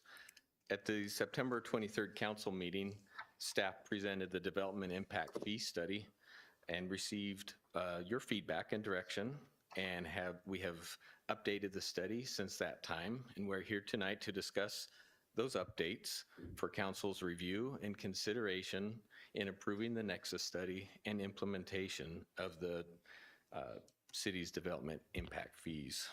Our team includes Bruce Mulder, Public Works Director. That would be me, Public Works Director. Bruce Mulder, the Parks and Rec Director. Aaron Morse, Community Development and Economic Director. Annie Branham, Assistant City Attorney. And Nemo Gonzalez, our Parks and Rec Manager, and Typhoon Rice Evans with Economic and Planning Systems. And although they are no longer with the city, I'd like to recognize Brian McLean and Gwen Owens for the considerable amount of time and effort that they put into this project.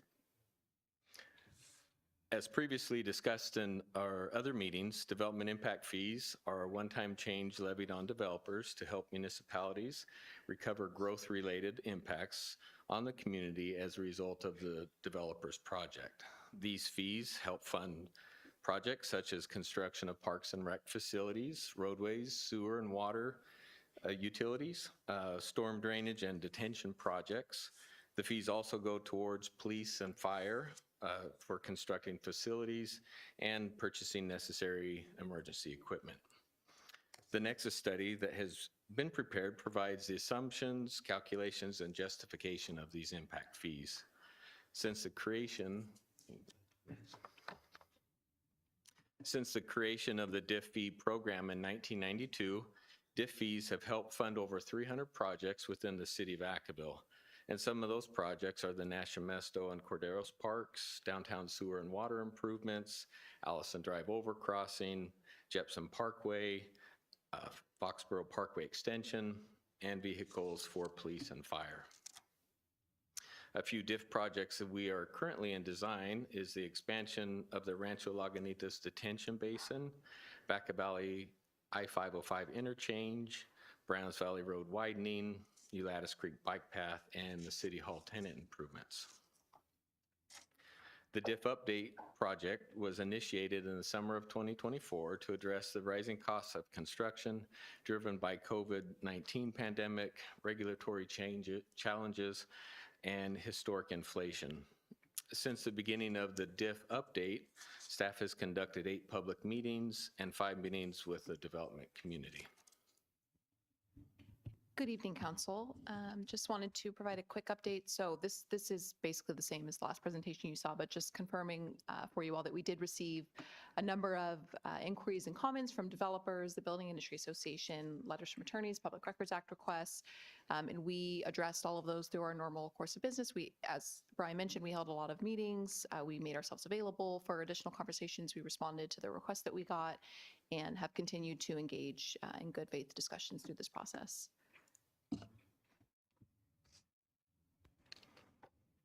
The upcoming slides show the changes that have been made to the DIF study, and the two programs that we will discuss are the Transportation Impact Fee and the Parks and Rec Facilities Impact Fee.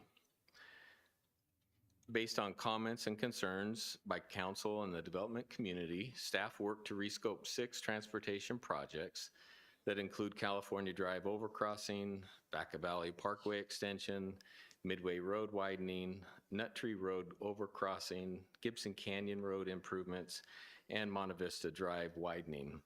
The impact of rescoping these projects has resulted in the reduction of over $119 million to the transportation DIF. The revision has reduced the original highest allowable DIF from approximately 27,000 per EDU to approximately 21,000 per EDU based on a residential home of 2,500 square feet.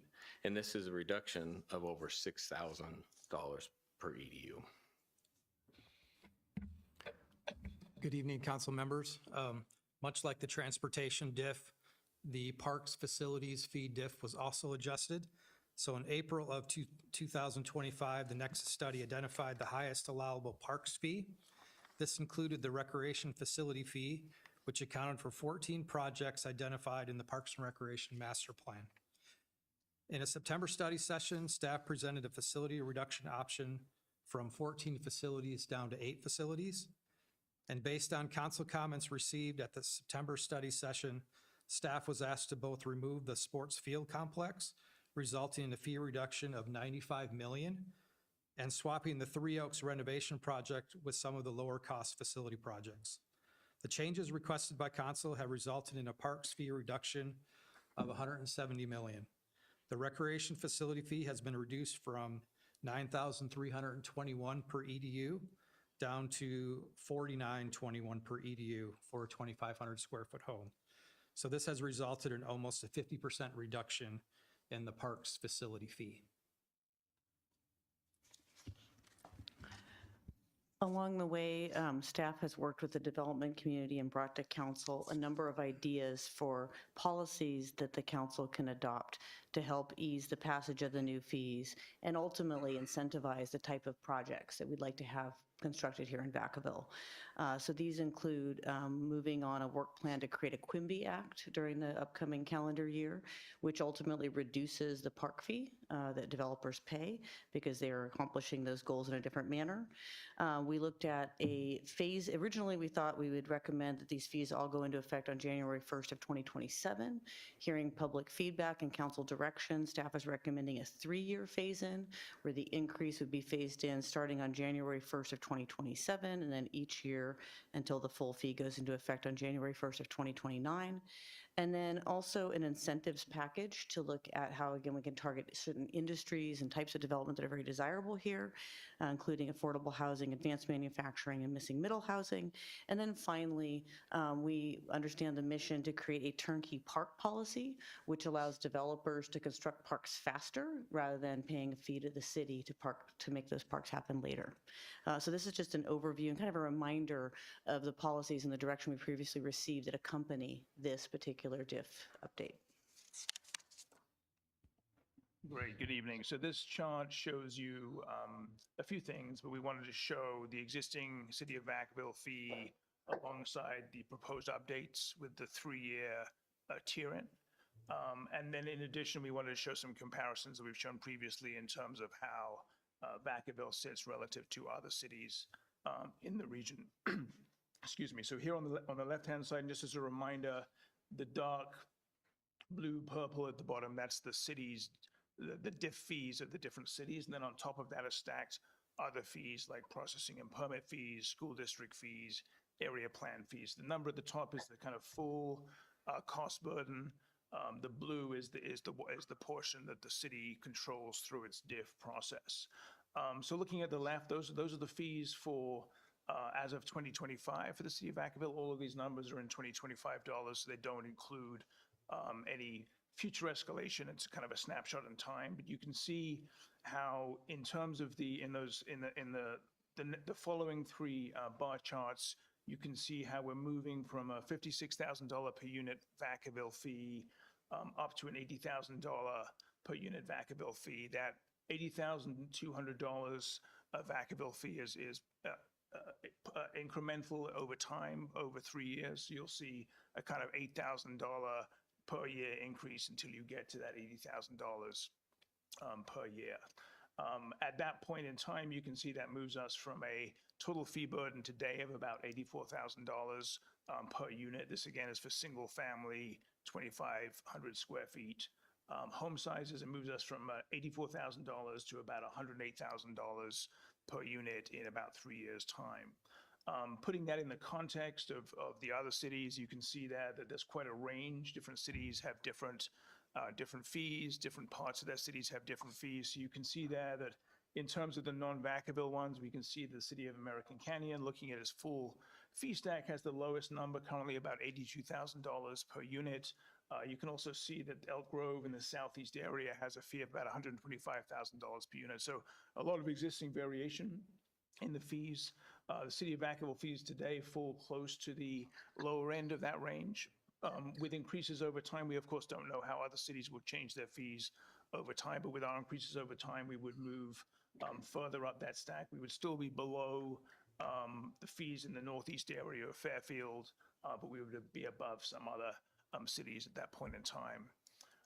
The next slide, just wanted to kind of point out and note the city council policies and the state policies require on a per square foot basis generate quite different fees on different size units. So here we have an illustration of, on the left-hand side, the same data I just showed you, the fee levels for the 2,500 square foot unit, and then we compare it to a fee of a unit of about 1,200 square feet. You can see both the fees for the city, the starting fees of the city for the city of Vacaville, and the extra fees and the weight increases remain much lower. So I think the broader point here is that in implementing this fee program, there is a substantial differentiation being created between different size homes. Thank you.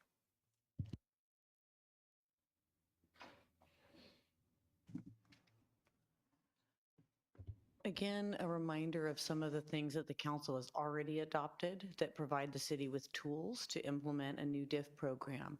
Under the recently updated Chapter 11.1, which is our fee ordinance, and it articulates how the city applies fees to development projects. There are various ways that developers can seek to reduce or modify fees based on unique circumstances associated with their project. The new ordinance also sets up the ability for the council to adopt implementing resolutions to provide fee credits and reimbursements for financing or constructing public facilities.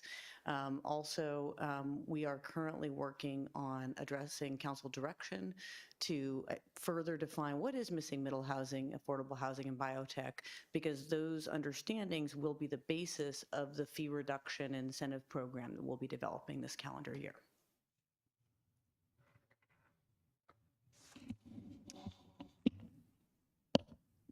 So in conclusion, staff is recommending that council consider and adopt a resolution adopting the 2025 Development Impact Fee Nexus Study, and consider and adopt a resolution establishing the amount of the city's development impact fee.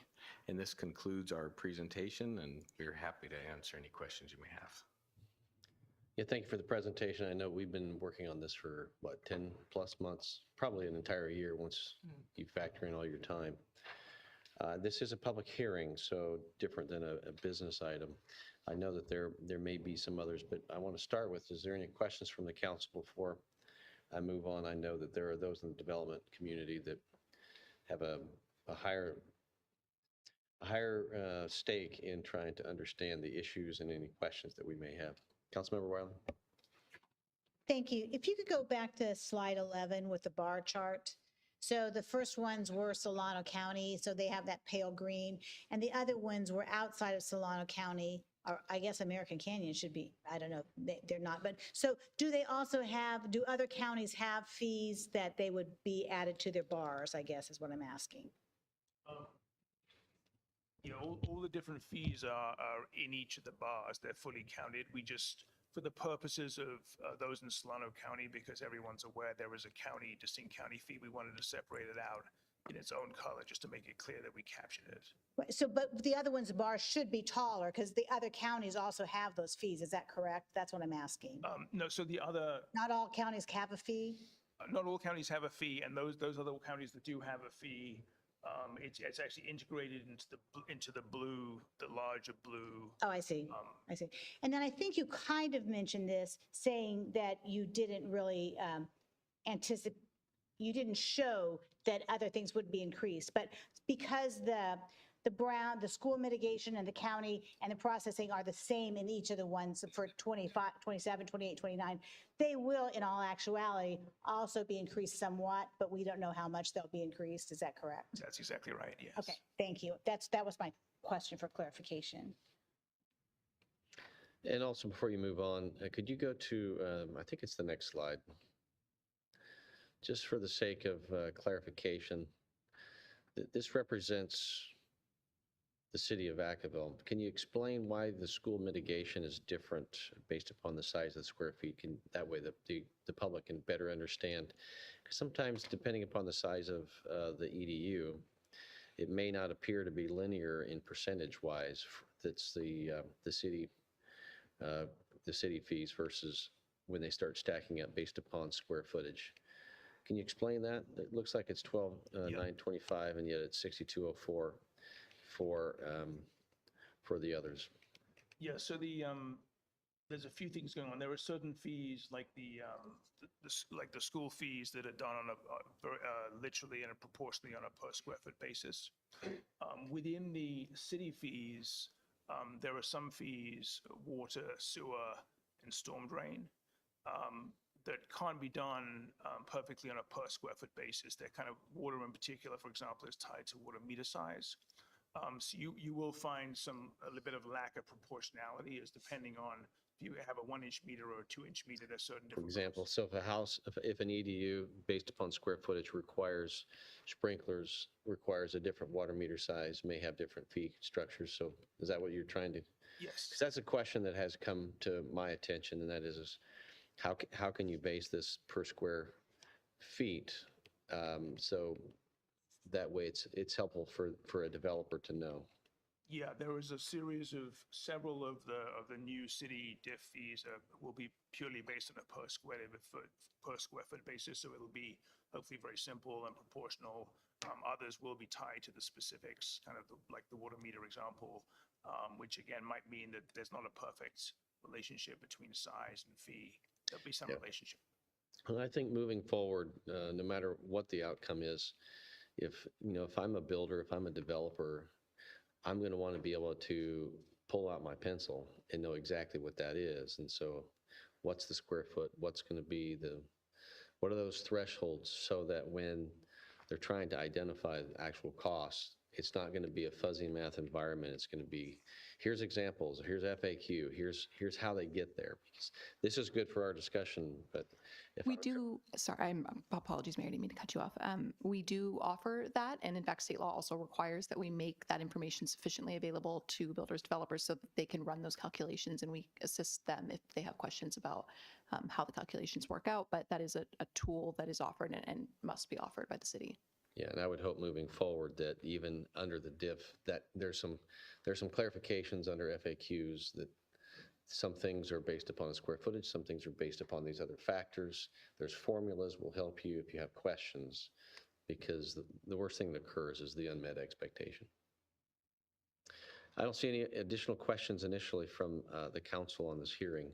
I do know that there's a desire from some from the audience. So I'm going to open this up to the public, and I know that there are some of you on the public that may have asked for additional time. So this is an opportunity for the public to address the council on this.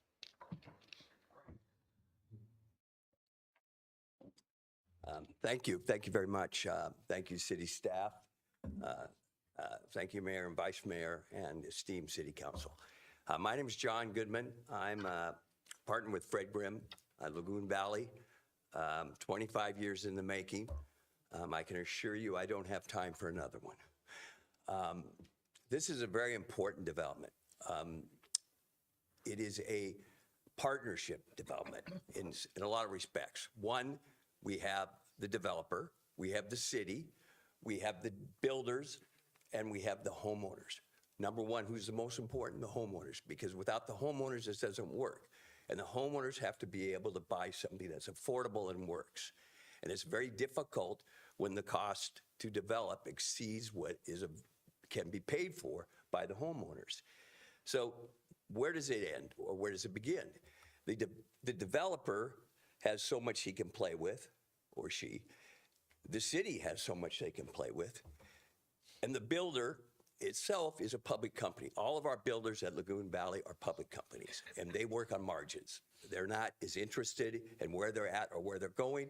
It's just, are they going to make their margin? So we have to then go to the consumer or the homeowners.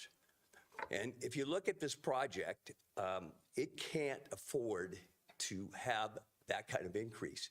It is in 25 years in the making, it is vested, and it just can't do it. And so what we have to do is you're going to have over 3,000 people living in this if this project gets completed, and it has to get completed. And it is one of the most unique projects I've ever seen in all the development transactions I've worked with. There is nothing like it anywhere around here, anywhere near here, or will there probably ever be anything like this. It is so important that we succeed, all of us. A little bit like a team. We can't move the goalposts. We have to be successful, and we need your help. And I'm willing to help. We are willing to help. Fred and I, my partner in this project, have worked everything we can to make this work, and we will continue to do so. And so I'm asking you that this project has vested. It's been here for 25 years. I understand that you have to increase fees, but projects that are vested shouldn't be part of this endeavor. Thank you very much. Yeah, thank you.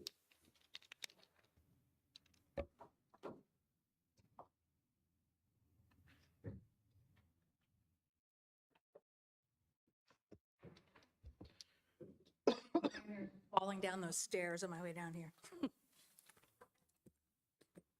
Good evening, Mayor Carley and council members. My name is Lisa Vorderbriggen, and I'm here on behalf of BI Bay Area and the home builders actively investing in Vacaville. First of all, thank you so much to city staff for the substantial work that has gone into this fee study program and for the thoughtful dialogue we've had. We recognize and respect the city's obligation to fund infrastructure and plan responsibly for growth. However, as currently proposed, the fee increases before you would operate as a de facto moratorium on new housing in Vacaville. Our members evaluated real-world development costs for homes ranging from 1,300 to 2,500 square feet under 3 scenarios. Today's fees, the maximum fees justified in the Nexus study, and BIA's recommended approach. In every case, the maximum fees produce negative product economics, meaning these homes simply cannot be built or financed. Compounding this problem are some of the unresolved legal concerns, the study's methodology and conclusions. These issues are substantive and deserve, these issues are substantive and deserve careful consideration before final action is taken. We're not here to say no to impact fees. We're here with practical, workable solutions. 1, cap the increases to no more than 6% with future adjustments tied to inflation. Convert all fees to a per square foot structure to encourage smaller, more attainable homes. Grandfather projects like Lagoon Valley already in the pipeline. Defer all fee payments to certificate of occupancy, a no-cost change that improves economic feasibility.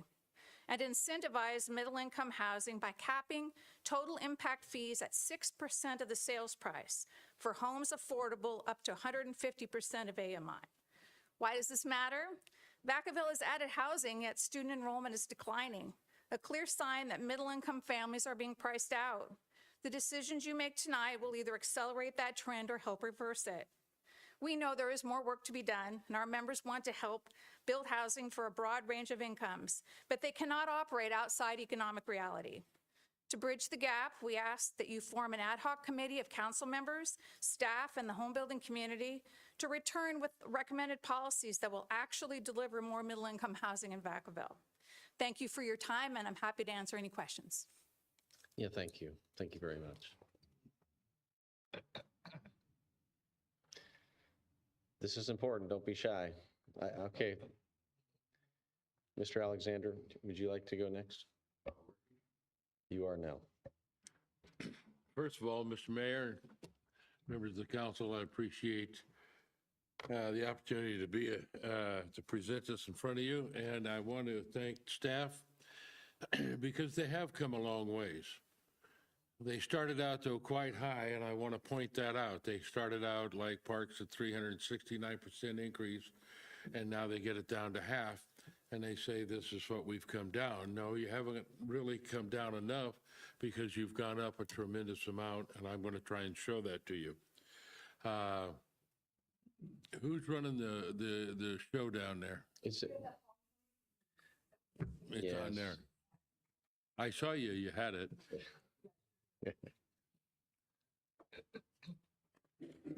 And because this is a public hearing, hopefully you're taking notes as staff so that we can engage with questions and comments. This is an important process, and so I won't remember all the questions, so I'll be looking to you.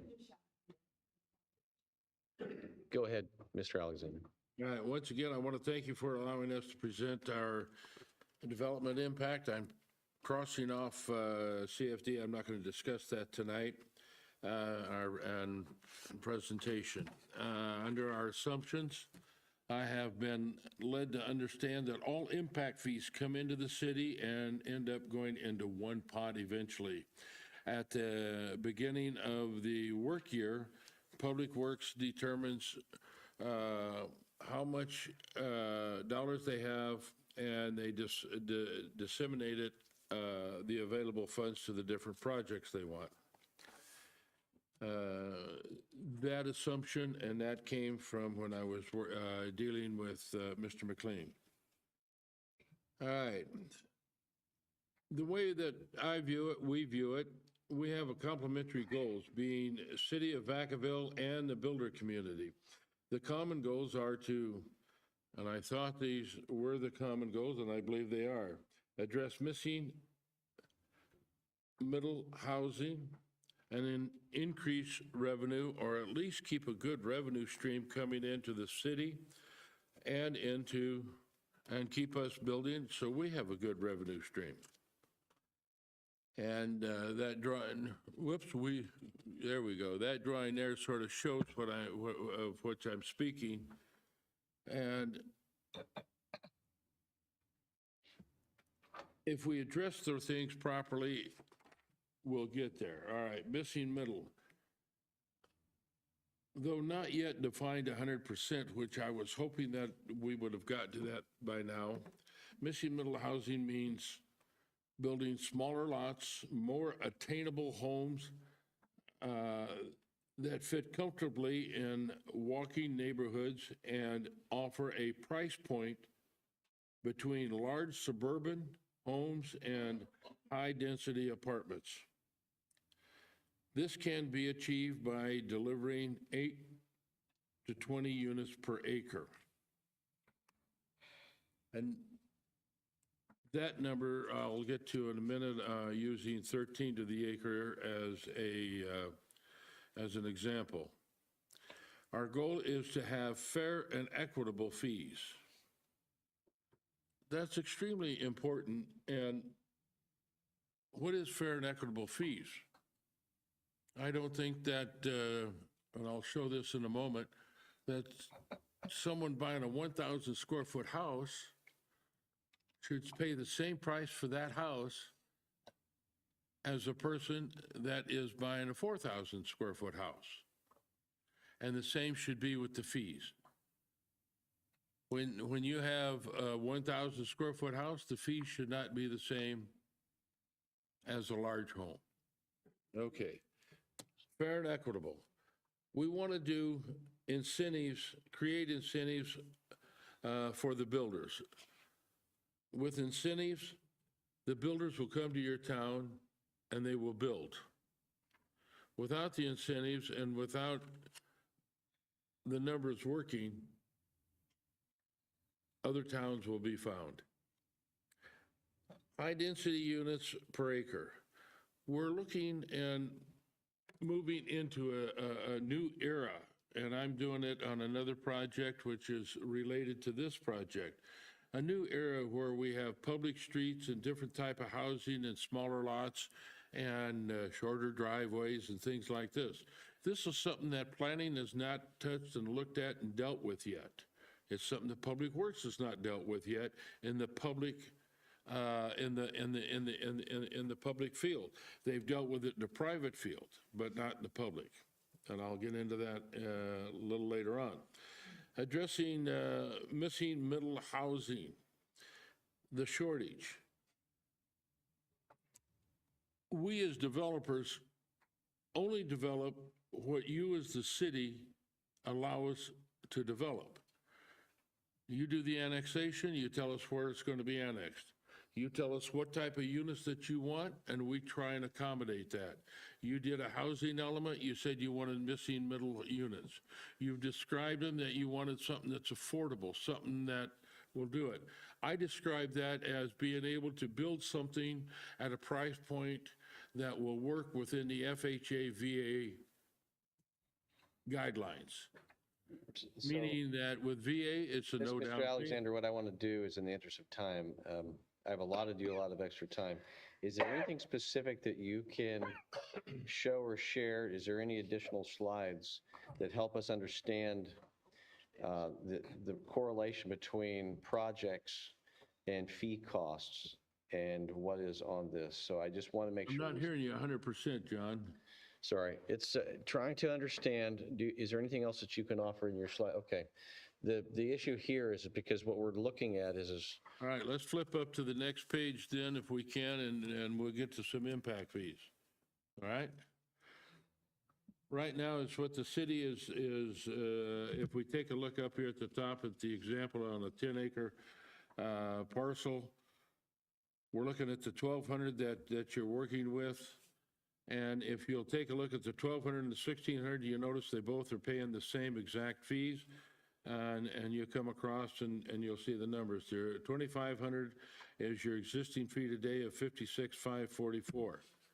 Now, if you take that and you come down below to what we are recommending and using it as a 6%, if you take your 2,500 square foot, add 6% to it, you'll come to 60,000. And if you divide that out by 2,500 square foot, you come to $24 a square, you come to $24 a square foot in fees. So if you run that out all the way across, you'll go over and look at your taxable dollars in your last column. And that to me is extremely important and should be to the city. If you take a look at your 2,500 square foot, it would create $64 million. If you take a look up above what the city is doing, that would create 65. We're very close in a budget. If you take a look at your 1,600, it's 105,000. You look above, it's 109. And you look at the 1,200. okay. So from the perspective of moving, I mean, I don't want us to try and be moving into some other alternative. What I'd like for you to do is summarize. There's a lot of data on here, but summarize for this council and also Right, for here's staff. what I want to summarize then, if we can go to page 11, and I'll summarize it there, sir. And should be able to wrap it up. Is that all right? Sure. All right, now there's a lot of numbers here. I'm not going to hit them all. But it's what I'm going to try and point out in fair and equity and the fees. And it's what I tried to point out in the last page is that doing it on a square foot basis is a fair and equitable basis. You take a look at a 1,000 square foot home, that would be $24,000 in fees. You take a look at your 1,200 square foot home, at the same $24 square foot, that'd be 28,000. And this is where you get your incentives for builders to build. When you come up to your 2,500, which is your breaking point that you pointed out, the fees would then be 60,000, still at $24. So if you use the $24, your 6% increase, and you use a square foot, it would be very simple for any builder to come into town, take a look, see what it takes on a small lot, and how much it would cost to build that home with the fees. And that's what we're trying to do, is to get to a bottom line that's simple and equitable, and yet generates almost the same dollars as what you're doing at the high price. Right. So I appreciate you sharing that. And so that's a good summary. And I think when we come back to staff, I'm going to ask them some questions on that. So I appreciate it. I'm going to skip over all the rest of it, but I would like to go to one more page and show something. And so, and it happened to break it up in 2 pages. So, but in any event, it is page 15 and 16, if I can. This is just a point.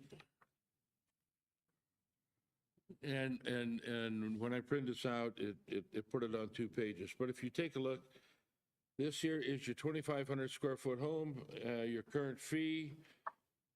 And if you take a look at January 27, and then 28, and then 29.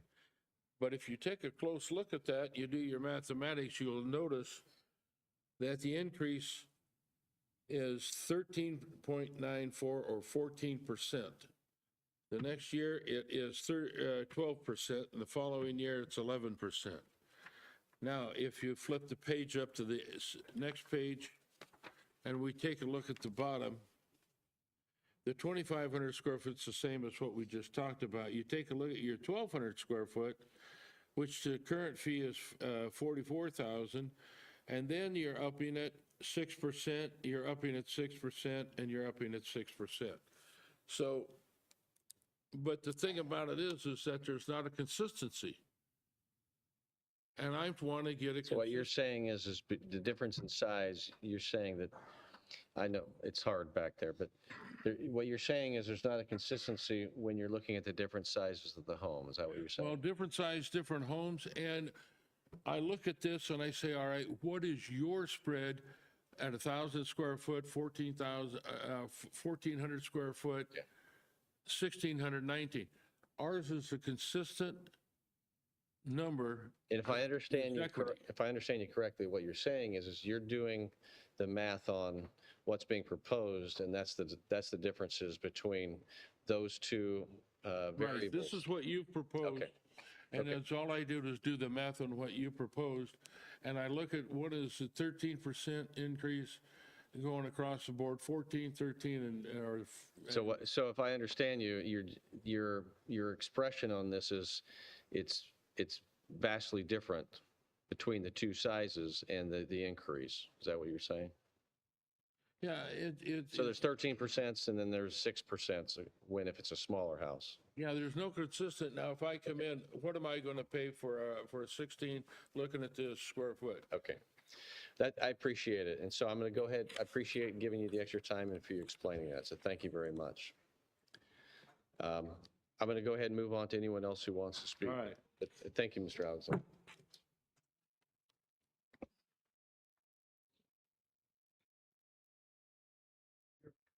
Carly, Vice Mayor-elect, council members, Greg Brunn representing the A&P Children's Property. I agree with the comments that have been made from the development community so far. As a group, the ELT, East of Leadertown Specific Plan Ownership Group, has committed to over $2 million in investment for the specific plan. And to date, we've spent over half of that money. I can't speak for the other property owners, but I think if we had known where we're at now, we wouldn't have committed to that, and we wouldn't be here today as developers from our property, representing our property. I know that there was an article recently in the Chronicle where there was talk of I think it's the Economic Development Coordinator for City of Vacaville, trying to attract industry here and having difficulty with saying with a straight face that you're unable to provide affordable housing to the employers that you're trying to attract to the community. We're trying to fit that missing middle housing, and with what the proposed fees are currently, we're not going to be able to do it.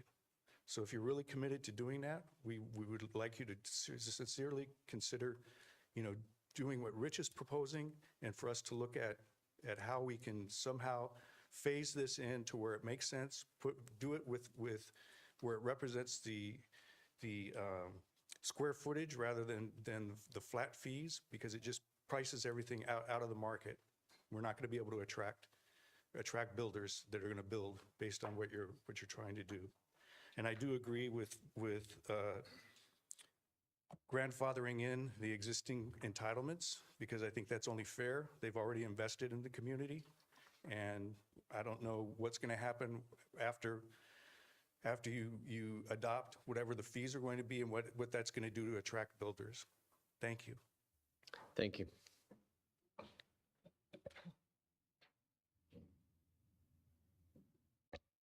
Good evening. Good evening, Mayor, Vice Mayor, and City Council. My name is Carson Bolin, and I work with Triad Development on behalf of Lagoon Valley. Why are we even here today having this conversation? Just 3 years ago, we went through the same process and had to explain to our builders that fees were increasing 25%. That was 2022. Now we're looking at a 47% increase in fees. In the span of just 4 short years, that's a 72% increase in development impact fees. I'll just let that settle in. That's insane. When we're talking to builders, they don't have the ability to absorb that type of increase in their fees. And this is housing for people. This is a stated goal of the city. We're the ones that are working really hard to deliver it, and we're facing 72% increases in a span of 4 years. Mayor Carly, you referenced it yourself. Unmet expectations and uncertainty. That is the definition of it right there in a span of 4 short years. What does it do to affordability? What does it do to supply? Those questions are unknown. These are huge increases. And there are mechanisms built into the city code to absorb the reasons that the city staff has said that we're instituting these fees. From COVID-19, from supply chain issues, the list goes on, labor shortages, et cetera. The ENR, Construction Cost Index, every year these fees go up by that amount. Some years construction costs go up, some years they go down. We track it very closely because we're paying for grading, lumber, concrete, et cetera. We're in the market, the city's in the market. This is a mechanism to increase fees annually. Why are we talking about 72% on top of that? It's hard to get your mind around. So it's important to note these things. It's also important to discern that at a certain point, it just can't absorb these fees. Homeowners can't absorb it. There's FHA limits on lending that was already brought up. There's a certain bell curve of buyers that are interested and available to pay certain amounts. So these things need to compute. You guys as the leaders with stated goals to deliver affordable housing and increase housing supply need to think very carefully about this. I also think that this Nexus study was pretty irresponsible in general. And the fact that the max fee was allocated and then mysteriously Parks and Rec can get rid of $170 million. Those are big numbers, by the way, as we all know. Where did that go? So why did we not start with a more reasonable conversation where staff looked at the economic impacts to the builders and the growth that they're trying to supply? And at the end of the day, I'm almost out of time. I strongly urge you to reject this reckless proposal. Thank you very much. Yeah, thank you.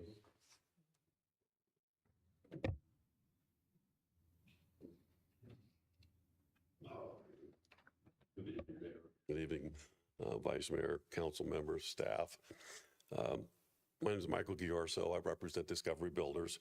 And I'm just here not to talk in detail like everybody else has, but we have submitted letters with analysis opposing these fees at the level that they're at. I think if you take a look at it, you realize that how would that affect our business based upon the ability to resell homes with these higher impact fees. So I'm just here to say, in representative of our company, that we would hope that council would oppose and not approve these fees. Thank you. Yeah, thank you.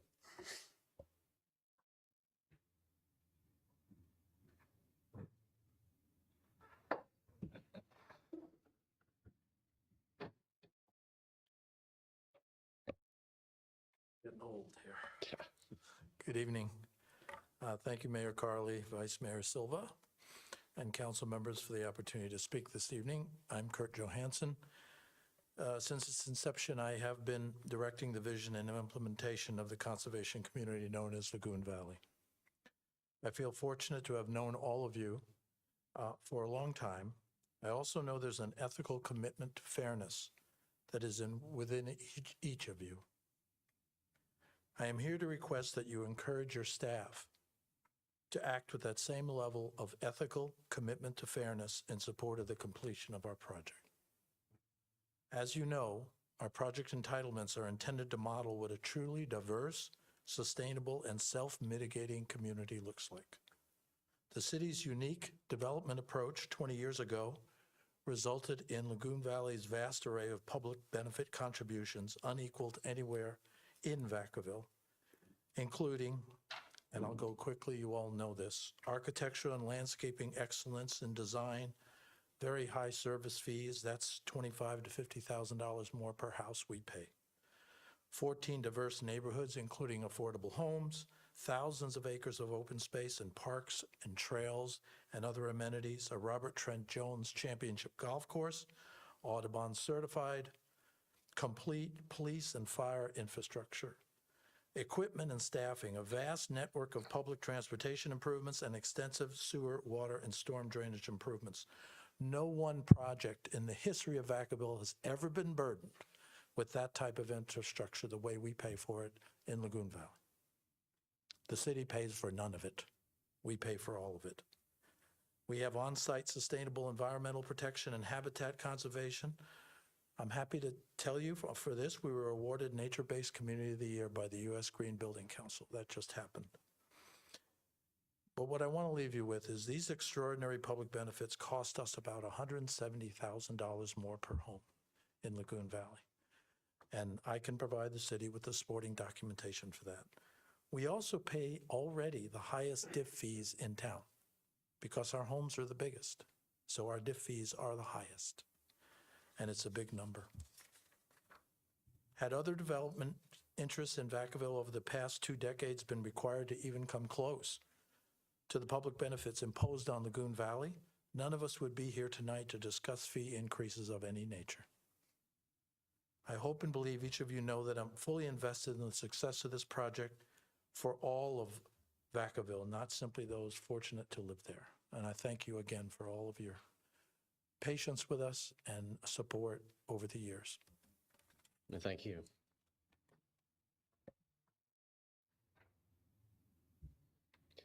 Seeing no one else, I will close the public portion of this hearing. No, that's one more. Oh, sorry. Sorry, just a little. Thought you're going to get away from me. My name is Fred Grimm, and I had the opportunity to speak to you in September at that hearing, and I will try not to repeat anything, but everything I said there I believe is still valid. You've already heard from my colleagues at Lagoon Valley, and we acknowledge that you have a tough job to do, and we appreciate that you take your roles seriously, and you're doing it all for the betterment of Vacaville. And I can tell from listening in these meetings that you definitely have a love in your heart for Vacaville.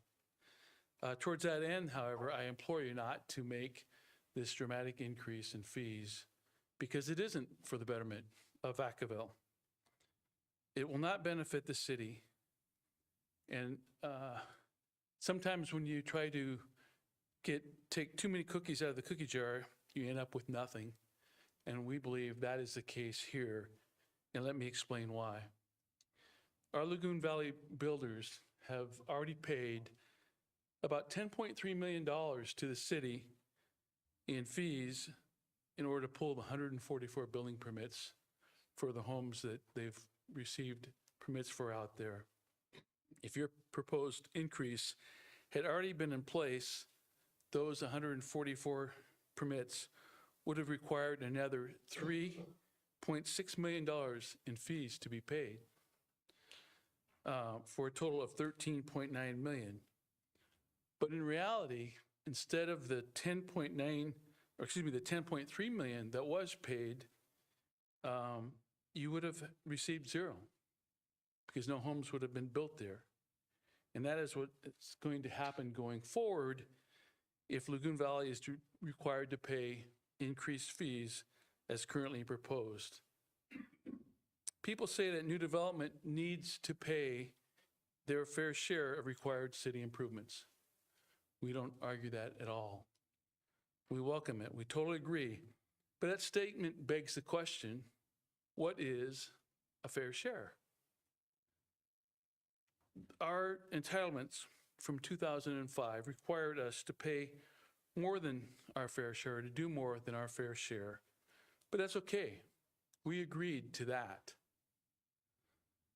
But when you increase the fees in 2003 by 25%, it became well beyond our fair share. Now is the time for the city to pay its fair share and not try to pass even more of the burden on to us with fees of another 47% increase. The city should not attempt to hide behind the Nexus study. There's a lot in there, but it's fraught with weaknesses in its analysis, making any action relying upon it vulnerable. Just two examples. In the 2022 study done by the same company, future development in some cases was allocated 28% of the cost of some of the city's wish list. But on table 8.4 of the 2025 study, that figure grew to 30% of the cost. It increased. For what reason, I don't know. While it projects a higher future population number without explanation to change the ratio, it still uses the same existing population as it did in 2022, as if Vacaville hadn't grown at all during the past 3 years. A second example is where all the impact fees went that were paid over the past 3 years. Nowhere does the study show a deduction of those funds from the need for future funds. The money paid over the last 3 years appears to go into a black hole and is unaccounted for in the Nexus study. The 2022 study tried to justify an increase in some park fees. And one, for example, the park improvements were $69.4 million in 2022. But in this study, it ballooned into $173 million, which looks, for what looks to be the same items. That represents a 250% increase. Now, as already was mentioned, you have a mechanism to account for inflation as monitored and as registered by the construction cost index, which is what the city uses for its measure. So every year, as inflation goes up, guess what? Our fees go up as well. So why are we going to be here in another 3 years when we were just here 3 years ago doing the same thing with more payments that go well beyond the development community paying its fair share?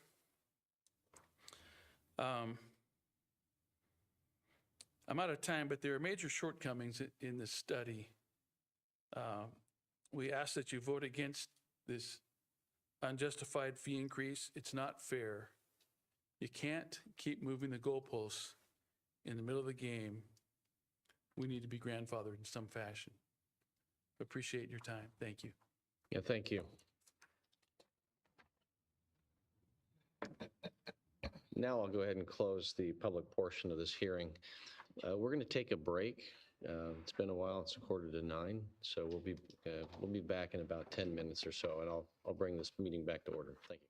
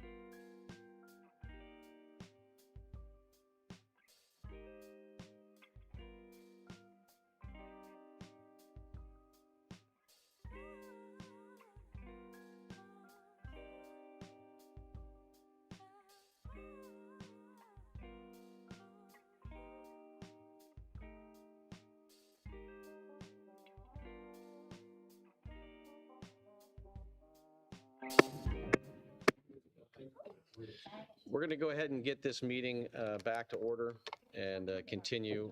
Just close the public comment portion of this hearing, and I wanted to bring it back.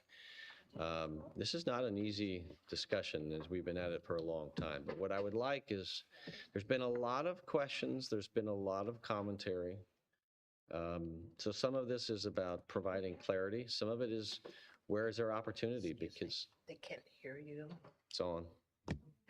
You can't hear? Yeah, the mic's on. All right, thank you. All right. Yeah, it's, sometimes it's been a little finicky here. But it's one of those where you can provide clarification so that if there is uncertainty in what a comment was. And I think the other thing is the hard part, as the council, and I don't profess to speak for any one of us here other than I write some things down, like there is long-term vested projects, and sometimes it's the begging question is what city would want to do this every few years, which is why probably a lot of cities fail to do it. And even looking at some of the other cities, they're not all aligned. And then we end up with something that looks like a sticker shock that nobody wants to figure out how to deal with this. And so, to the best of your ability, I would appreciate, at least from my perspective, and also the council will be able to ask follow-up questions on this. And are there alternatives? Are there things, because I know there were some questions like, well, why did we start with all this and how did that disappear? Well, there's some knowledge to that, because I myself on the council said, well, why don't you pull a couple of those Parks and Rec items and not put them in the fee structure right now? And you did, right? We're trying to carve this down to something that's manageable. But the flip side is the feasibility analysis study response from the development community that in some cases has been brought out in their comments in the past, not just tonight, to say, what's the consequence? And I know for me, and I would imagine anyone on the council, does not want to do anything that just says, okay, you pulled a lever and you really, whether a developer or builder truly could afford to do it or not, sometimes isn't the issue. It's whether or not the builder or developer in the community decides based upon how they feel about it, whether or not they're just going to go elsewhere. That's real. And so we have a difficult decision to make and not sure if we're ready for it. So what say you? Thank you, Mayor Carley. I'm going to start us off by not recapping in detail all of the presentations staff's made to you. I think we spent a considerable amount of time in this public space and in a series of 8 meetings with the public and the development community, really laying out that the original higher number maximum diff fee was based on an all-in approach of all of the projects that are in our general plan, our Parks and Rec master plan, at the time, our current TIF program. And so the changes that have occurred over time have been documented and shared in a public space. So we agree with the developers that what's before you represents a $289 million reduction in public benefit projects to the city of Vacaville, and that's how we've gotten to this lower number. I'm going to start with some of the easy things, and then some of my team members are going to jump in, I believe. First of all, I want you to know that your staff have reviewed each and every letter that we've received, and this includes with our legal staff, and we do not believe that these letters raise information that somehow documents that our diff study is flawed. We still have confidence in the Nexus study, so as a staff, we are recommending you can move forward with our Nexus study, and at the end of my comments, Typhion's going to add some things to help clarify some components of that study that's before you this evening. Noting Triad, they are a very special project, and as they described it, they've invested significant money in infrastructure. And this is said in the most respectful way possible, that infrastructure has been in Lagoon Valley, where the new development has occurred. The DIF program is about addressing citywide projects of benefit to future Lagoon Valley residents and to future city residents on a whole. That said, City Manager Chaudhry and this team, I think all of this team except for Typhion, we've met with Triad numerous times, recognizing they don't have vested rights to lock in the current fees as they are now, and they don't have the same for 20 years ago. They do have an active development agreement, and we've begun discussions that we believe have been productive, albeit tonight maybe We have some more work to do. We believe there are opportunities to look at Lagoon Valley. It is a very unique project, and to look at the public benefit it's creating and to look at those costs and to come back to council with the development agreement amendment that would extend the term of their DA as well as do some other things. That's not on the table tonight, but I think it's important that council understand that we have tools to address these concerns. And then if you look beyond Triad out into the more global picture, the recently updated fee ordinance gives the council the legal authority to reduce fees for projects when they feel it's warranted. So again, we're still requesting that you update the diff, you adopt the program tonight, but with the 3-year phase-in, we feel like there's ample opportunity for your staff and for this council to work with developers to ensure that their projects can still move forward and can recognize those special parts about the projects. It was a little hard to keep track of all the numbers that were thrown around tonight. This is like the first time we've really seen a lot of the numbers from some of the folks that presented here this evening. I guess I would just summarize that the proposal that Mr. Alexander put up would involve cutting out almost all of the projects that the council would like to have happen in our community. I mean, it would be a substantial reduction in parks projects, transportation projects. It would essentially be almost just vanquishing those projects. So it's, but to say it more simply, it's not consistent with those dollar amounts are not consistent with the program that we've been brought forward to council and had reduced and modified over the last 10 months that we've been working on it. There are some positive things, and I guess I'll just highlight these right now. Ms. Vonderbergen from the BIA, she suggested that it would be helpful if the city would defer payment of the DIF until the certificate of occupancy. And this is something that we can add if the council gives us policy direction. If you adopt the program tonight, we can add that and we can have that in place before the new fees that would start to go into effect over the 3 years. She also mentioned a concern about a moratorium. And I think Mayor Carly, you also mentioned a concern that somehow adopting new fees would freeze development in Vacaville. I think as your staff would point out, we're recommending a 3-year phase-in, and if you look at the chart on the screen, today and this year and last year and up since 2022, Fairfield has had a lot of building permit activity, and their developers are paying an all-in fee of $113,000 a house. So we don't totally believe that increasing Vacaville's fees to quite a bit less than Fairfield's fees are somehow going to freeze development in Vacaville, especially if you think about the qualities that our community has that are unique to Vacaville. And then I think at this point, Brian is going to touch on and respond. We talked about this a lot in the past, just remind this group how the city is transparent in how we calculate the diff and apply the diff and how we account for that in a transparent manner. And then Typhion's going to hit some points about how the Nexus study was prepared to respond to some of the concerns that were raised. And then, of course, we'll take other questions. Thank you for the opportunity to make some comments. I'll just start by saying I completely understand, we as a staff completely understand that this is a hard task before council. This is not an easy decision that you have to make. And so we understand that. And we understand that development is very important to the city. Somebody had mentioned it, I think a few people mentioned it from the community development. It is a team. The city depends on them and they depend on us. So it is a team. And I believe that staff works hard for the development community. Are we perfect? No, but we work hard to move projects forward and work with the development community to assist them in what they're wanting to do, build homes. A comment was made that increasing the diff doesn't benefit the city. And I would disagree with that because the increased diff directly benefits the city. That's what builds the parks, that's what builds the roads, that's what builds the facilities. So those fees are coming directly to us to better the city. That's what those fees are there for. So it is a direct benefit. There was a couple comments about, and we've addressed this numerous times, but comments about, well, all the money goes into a big pot or all the money goes into a black hole. We don't know where the funds are being spent. Every year, and we just brought it to council just a few meetings ago, every year there is a diff study that shows where all the fees that were collected and all the fees that were spent. So every year the city does that.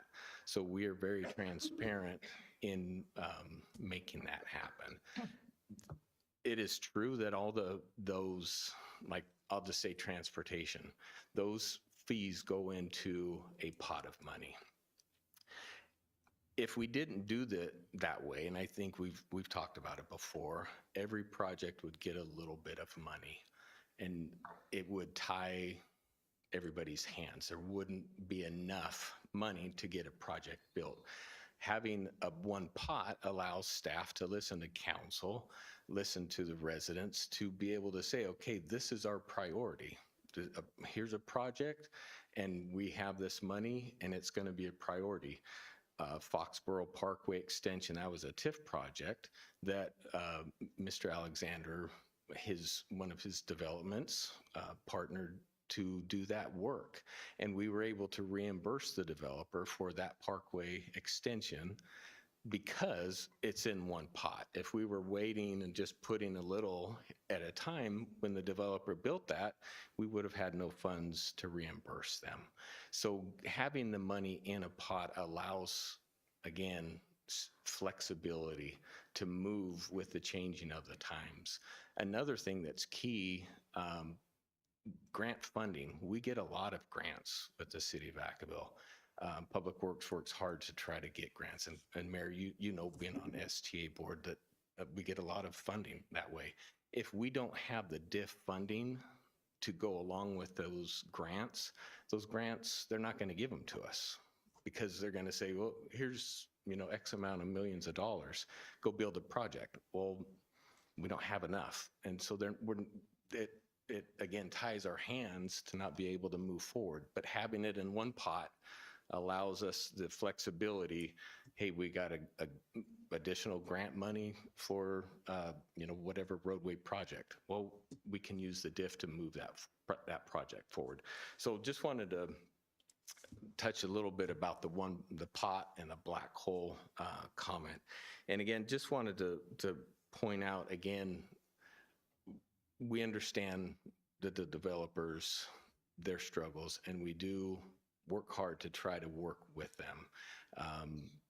It might, as Aaron pointed out, we have worked with Lagoon Valley, with Triad, to try to find different ways to be able to move things along for them. So.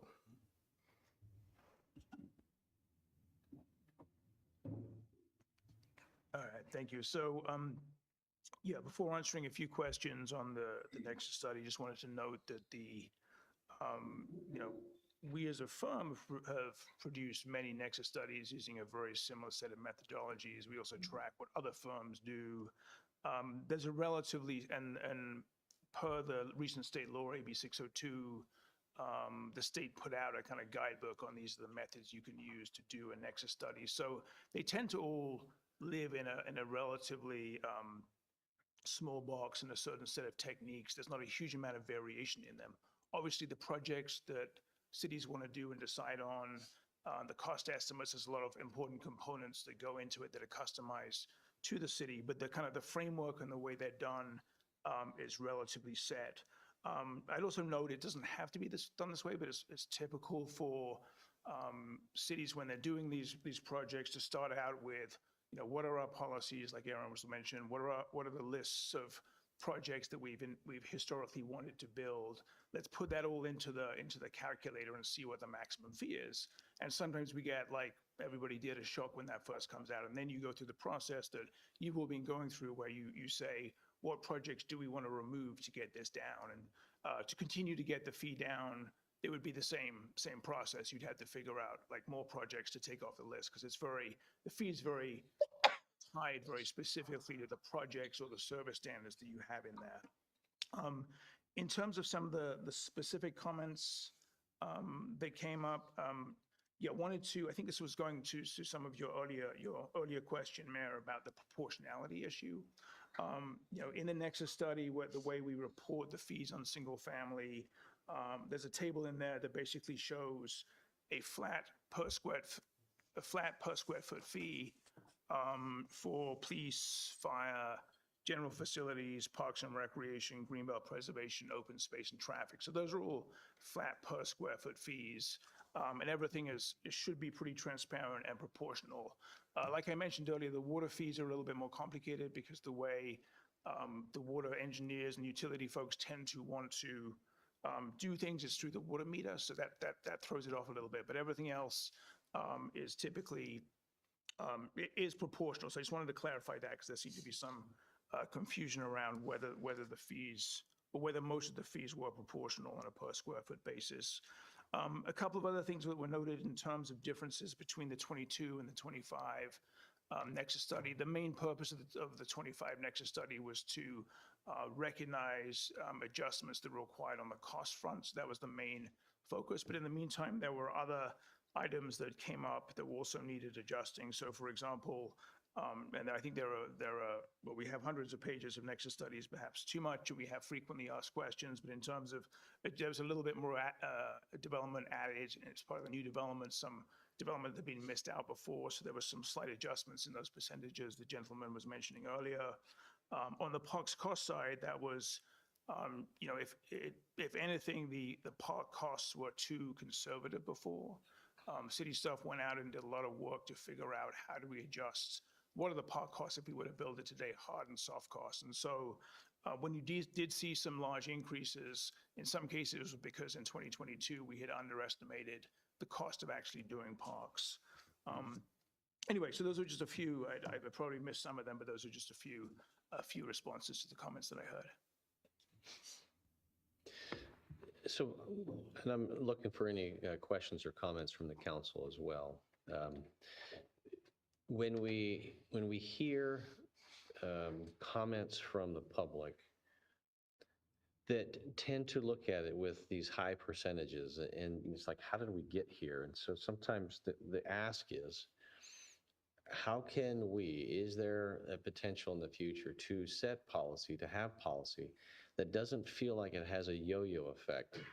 Because that's where uncertainty is, right? So what I'm hearing is okay, underestimating of costs.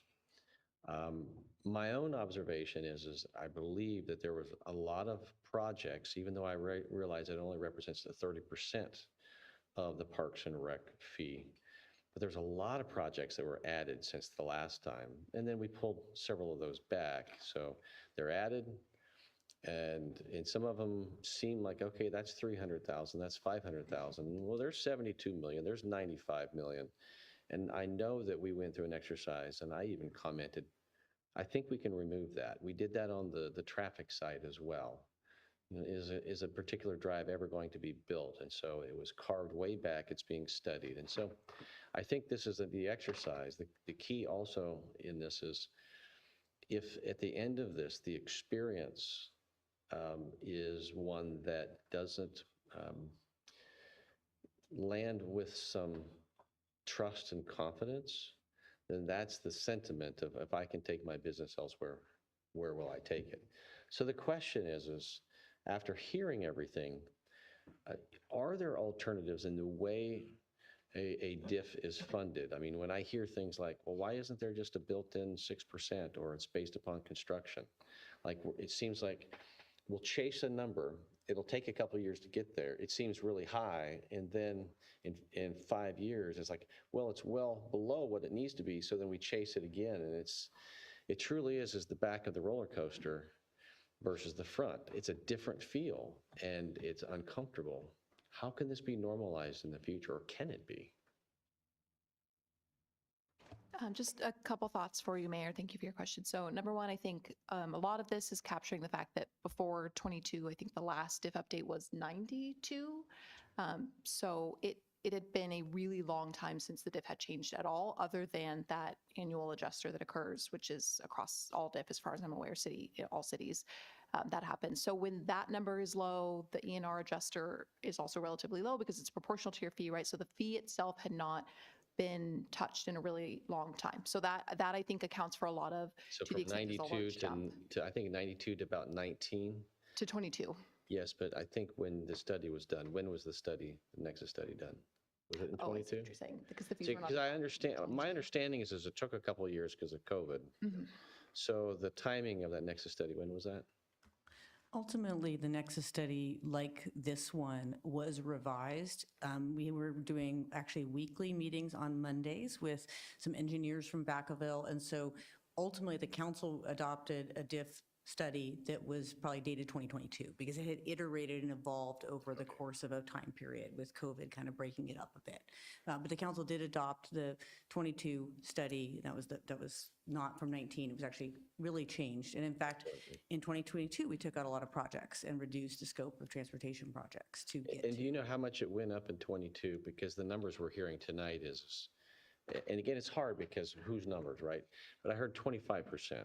And so then I'm also hearing, 5 or 3 years later, we're going from a 25% increase in 22 to pick the responder, 40-something percent, 50-some percent, 70-some percent.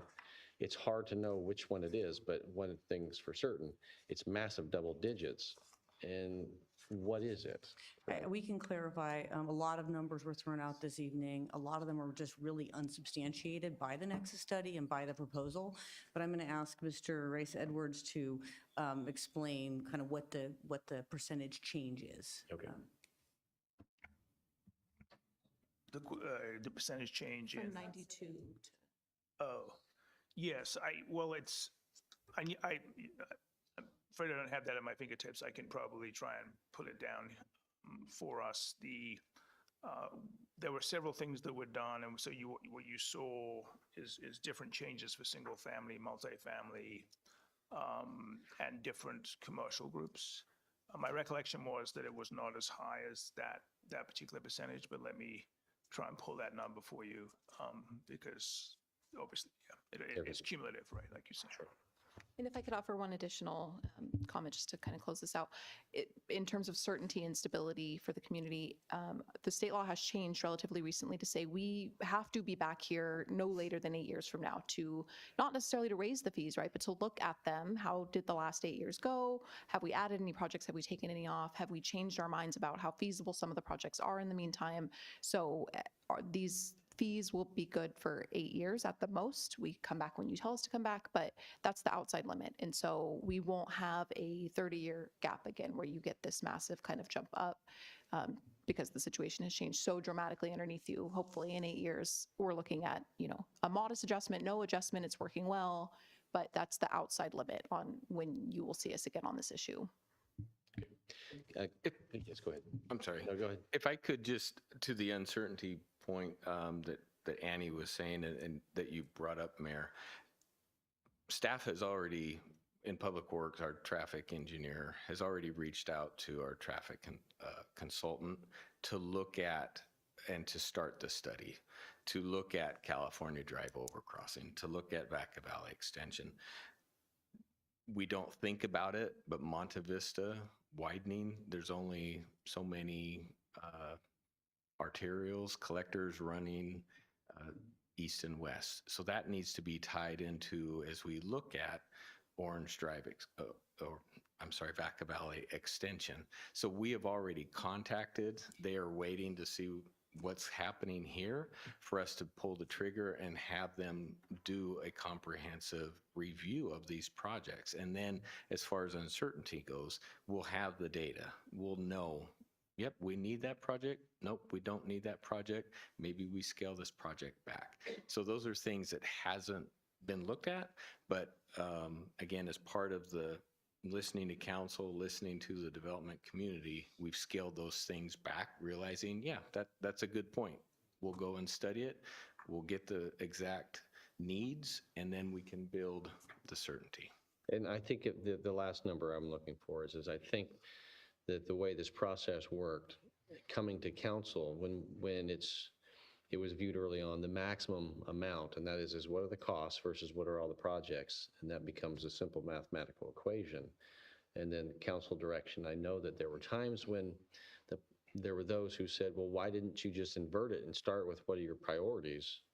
and then build this up. And so it has left a bad taste in some of the commentation in all this as to it gave an appearance that it's hard to get past. However, it is what it is because it's the process. But I think the reality is the council, I know myself included, peeled off about $300 million in projects. And it's like, well, how did they get in there? Well, council priorities, commissions, Parks and Rec commissions, making priorities and growth. And the next thing you know, there's all these additional projects that weren't on the previous one. And then you start looking at it and say, you can't afford all that. And so peel some of this stuff back. And that's what we did.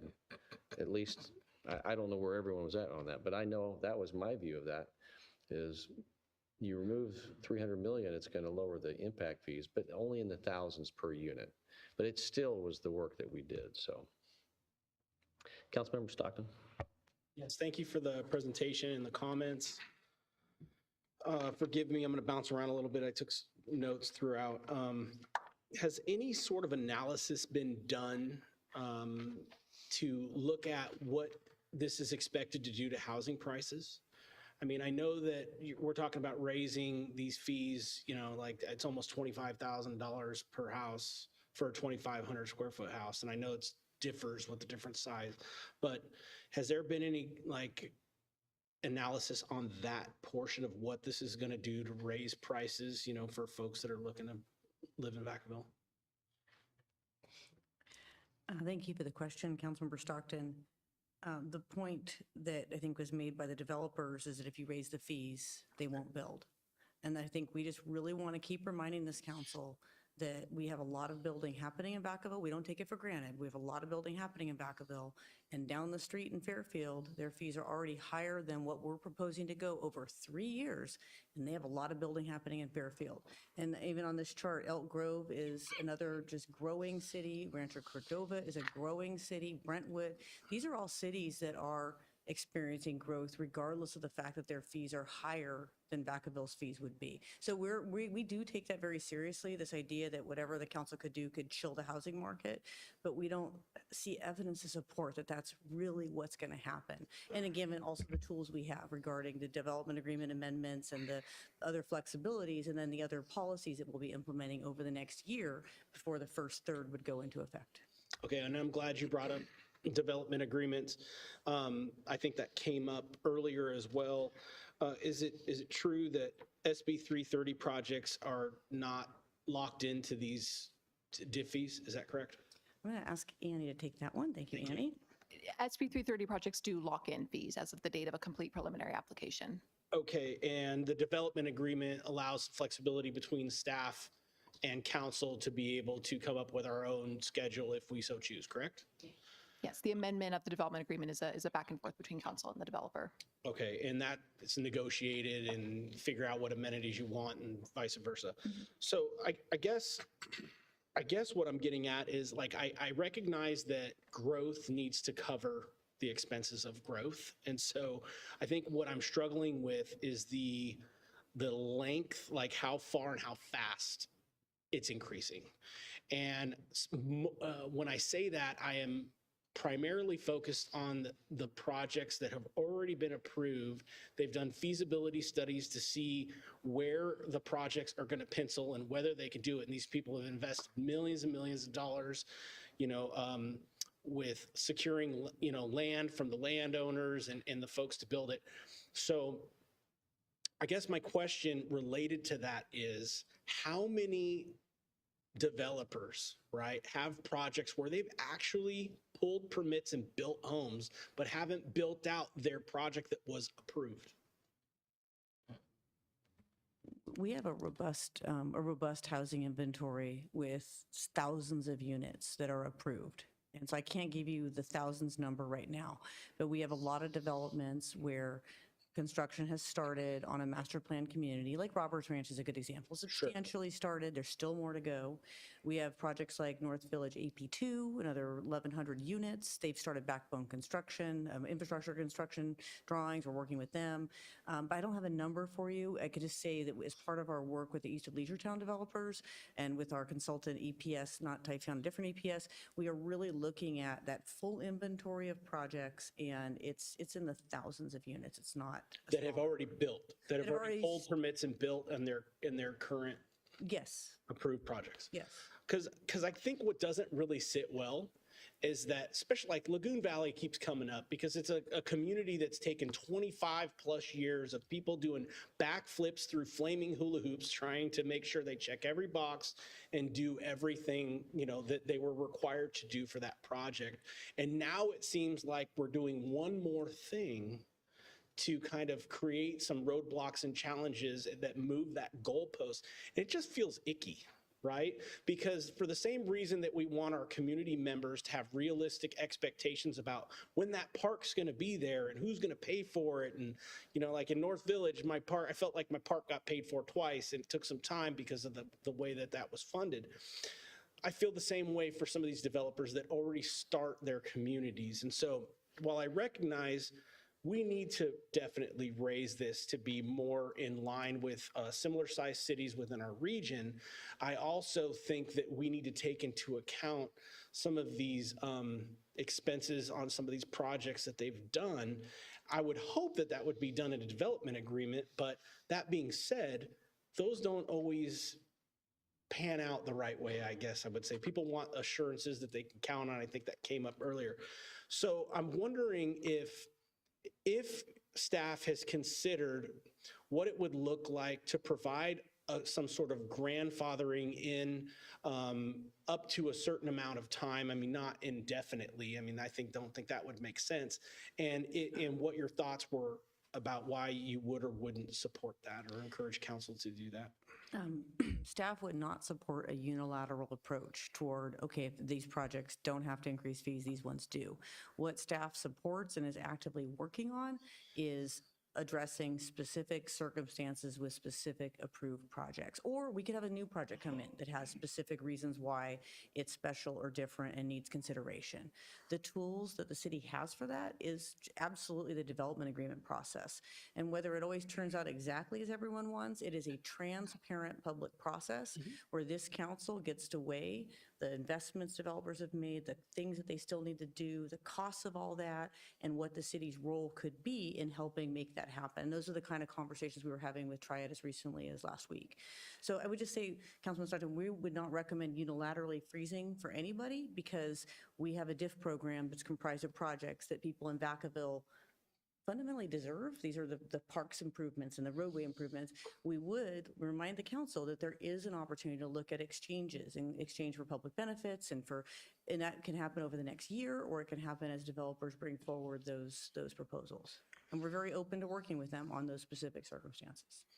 Okay, then I guess my comments or recommendations on what I'm hearing is that these are double-digit increases for 3 years each year. The total somewhere between, I want to say 40 or 45% increase, correct?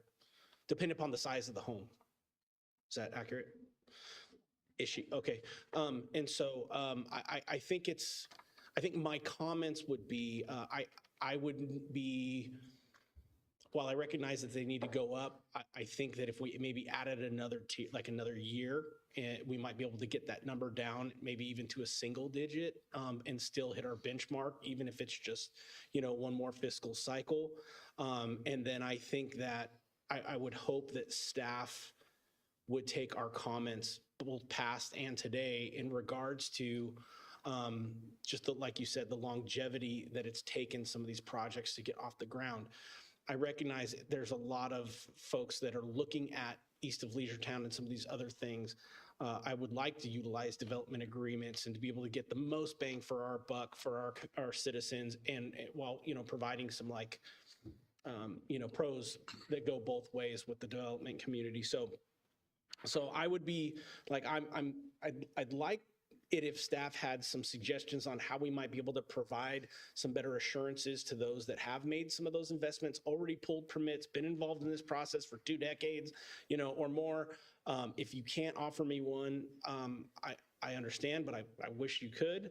And then I think that we should maybe extend it 1 more year to try to lower those double-digit numbers and make it a more palatable if that's possible. I can speak briefly to the concept of pushing it out another year or extending the course of the phase in a year.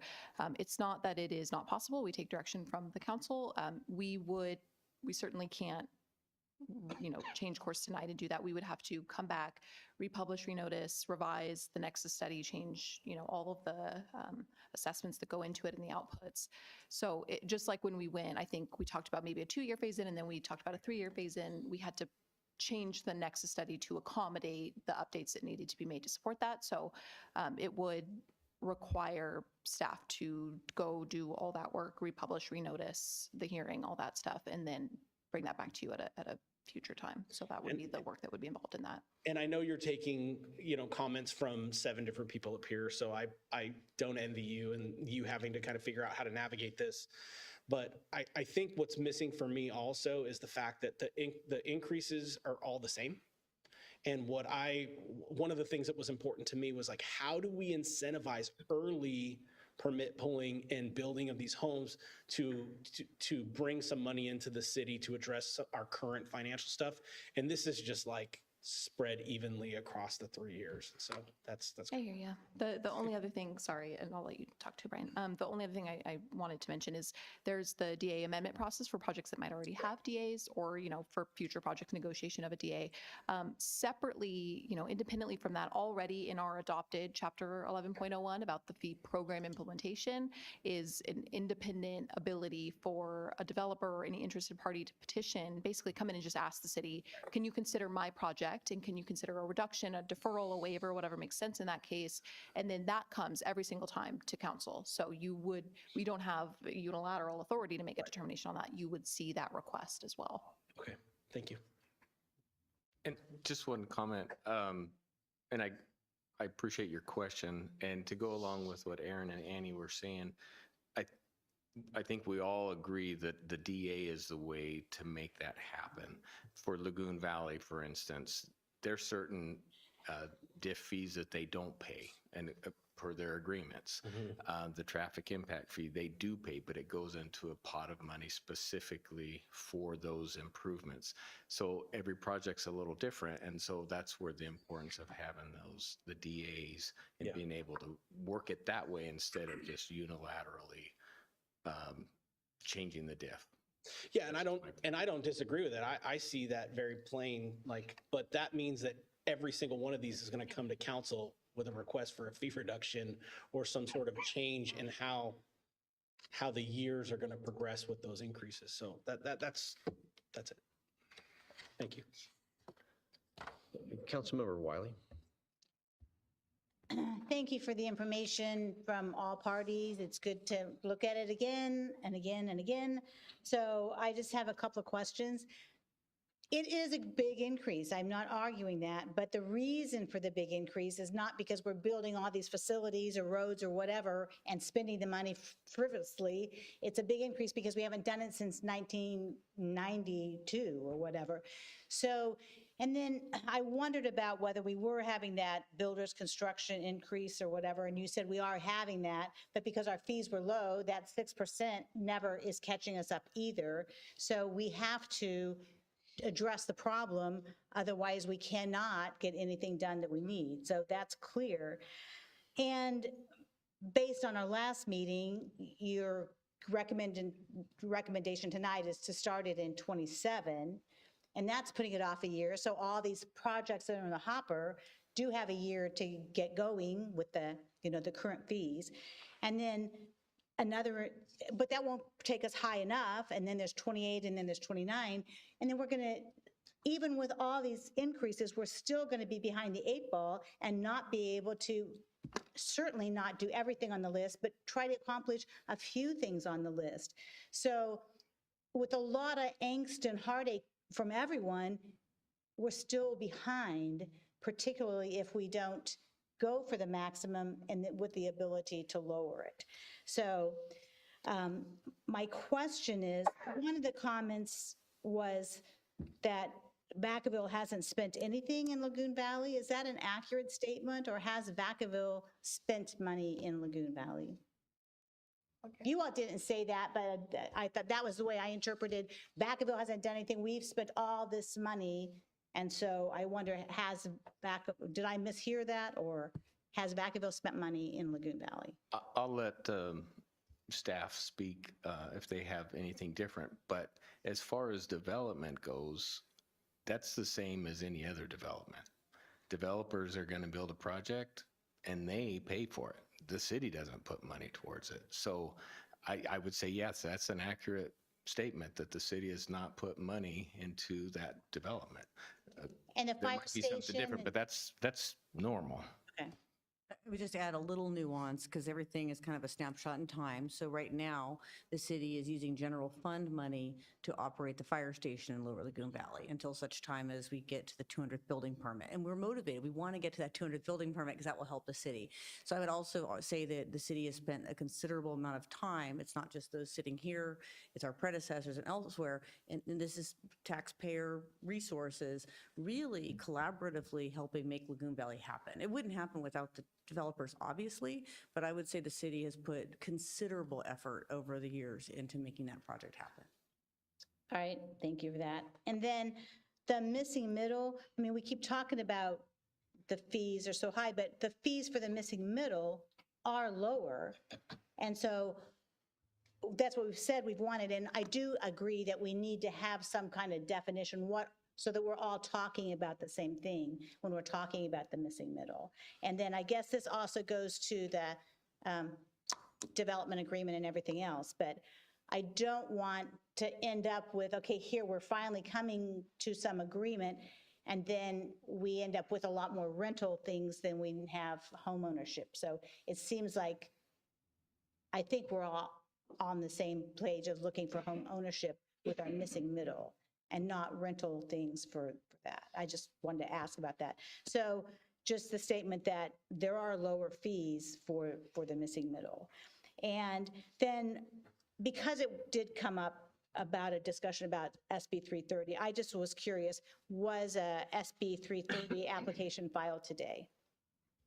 Yes, I think we have either 7 or 9 at last count for different neighborhoods in that project.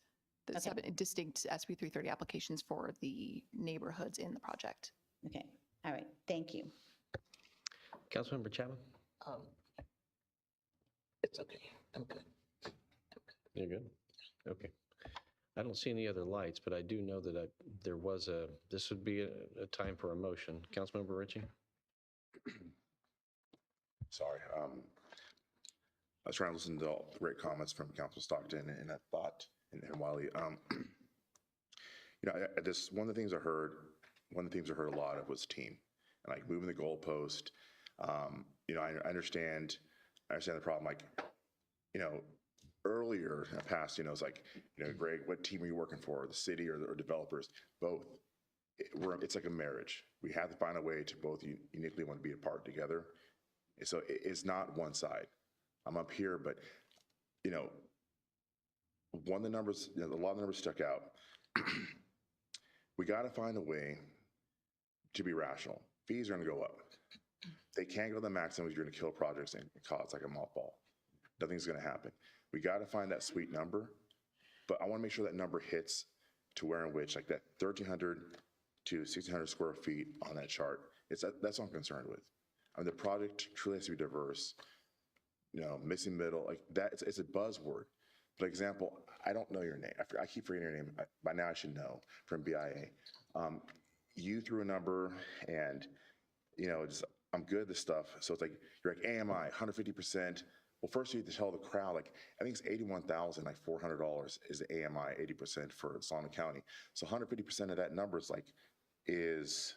I think it's like 12,500. So then you're asking about the FHA loan limit. It's got to be 55% DTI. So you divide that by 12, it's 5,500 and change. So the cost of the bill is probably about $375 per square feet, right? Developers? Okay, so at $375, at say 300 square feet, 600 square feet, you can hit $500,000. That would give about a $200 variance.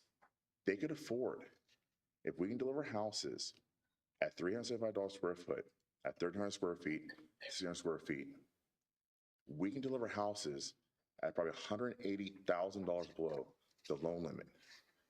People don't have to leave Vacaville to find jobs and find housing. We can create this synergy we're talking about. You know, your comment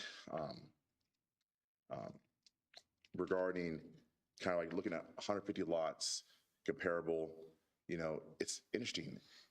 I said in the last meeting and the meeting before that, the fee per lot, if you have a denser lot, will create almost the exact same amount of fee. And sure enough, you put that on the board. So it's interesting how we can both get to the same point. The city can get revenue while we find a portion of the density in the projects that will get the equal or same amount of money to the city, but by providing those houses that we need. I mean, some houses, if you can afford 3,500 square feet, you're going to pay a little higher fees. I don't know what the number is. It can't be the maximum, but it cannot be what it is now. Maybe you can't have it both ways. But we got to find that number that we can allow the quality of life and level of service Vacaville deserves and respects. But we got to be able to deliver houses that aren't starting with an 8 or a 7 or a 9. I mean, yes. I'm sorry, I didn't mean to, council member.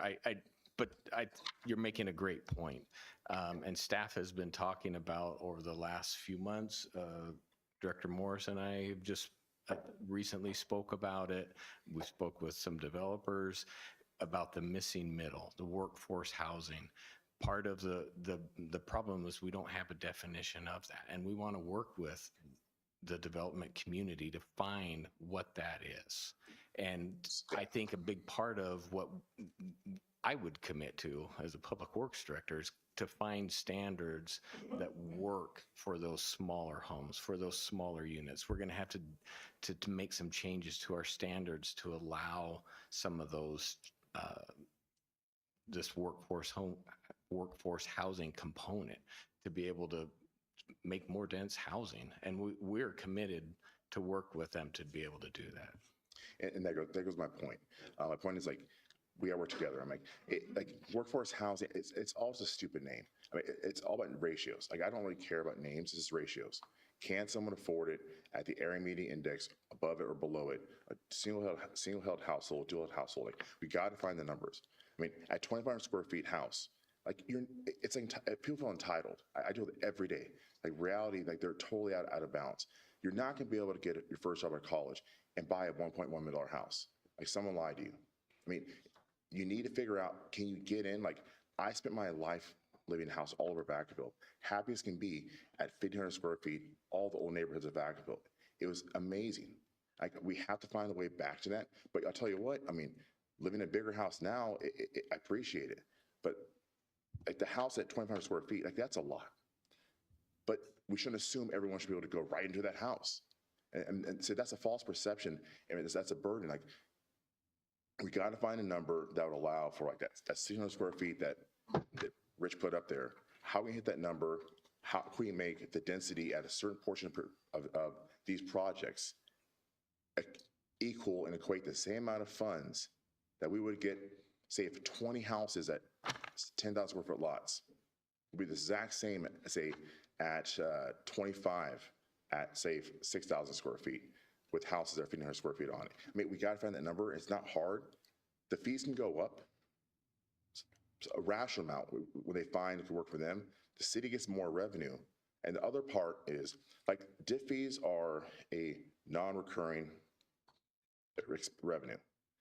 The recurring revenue is property tax, Prop 13.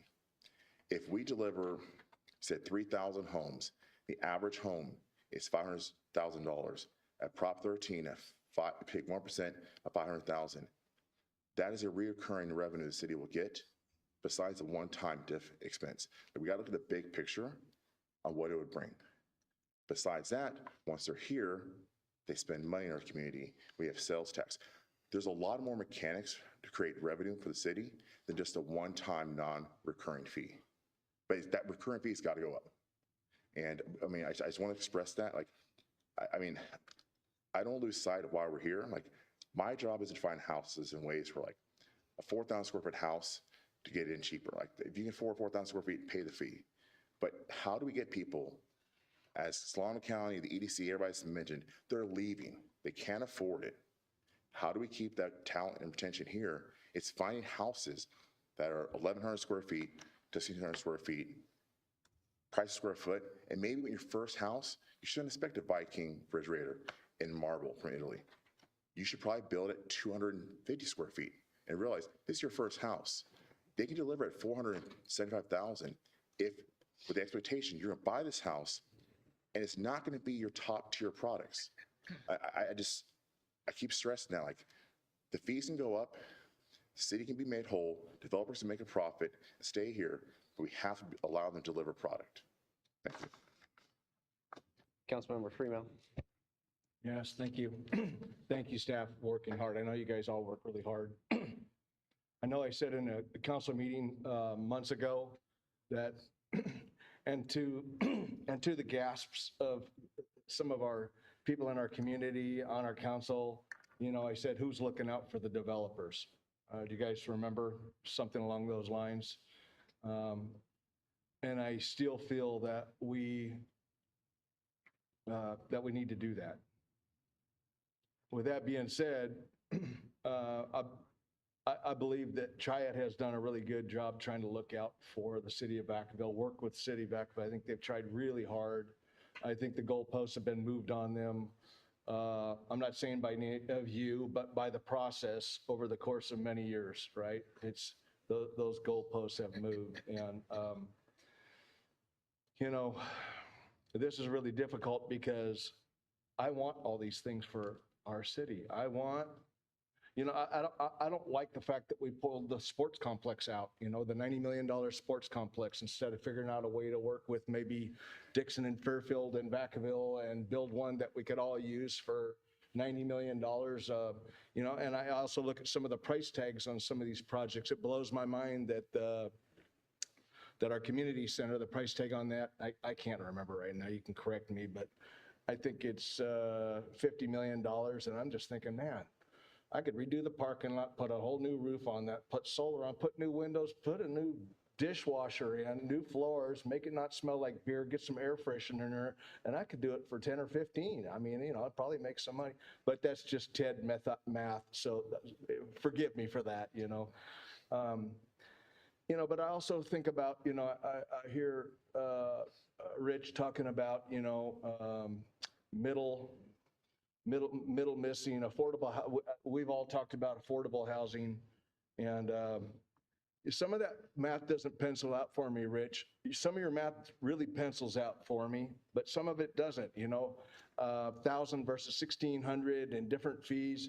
You know, if we got a 43,500 feet in an acre and we're building 3,000 or 3 acre parks, so we're looking at 130,000 acre parks and some of the ones that are double that size, 260,000, we can't limit our residents. Okay, well, you only paid so much, so you can use 1,600 square feet of our park, and because you paid more, you get to pay. You know what I mean?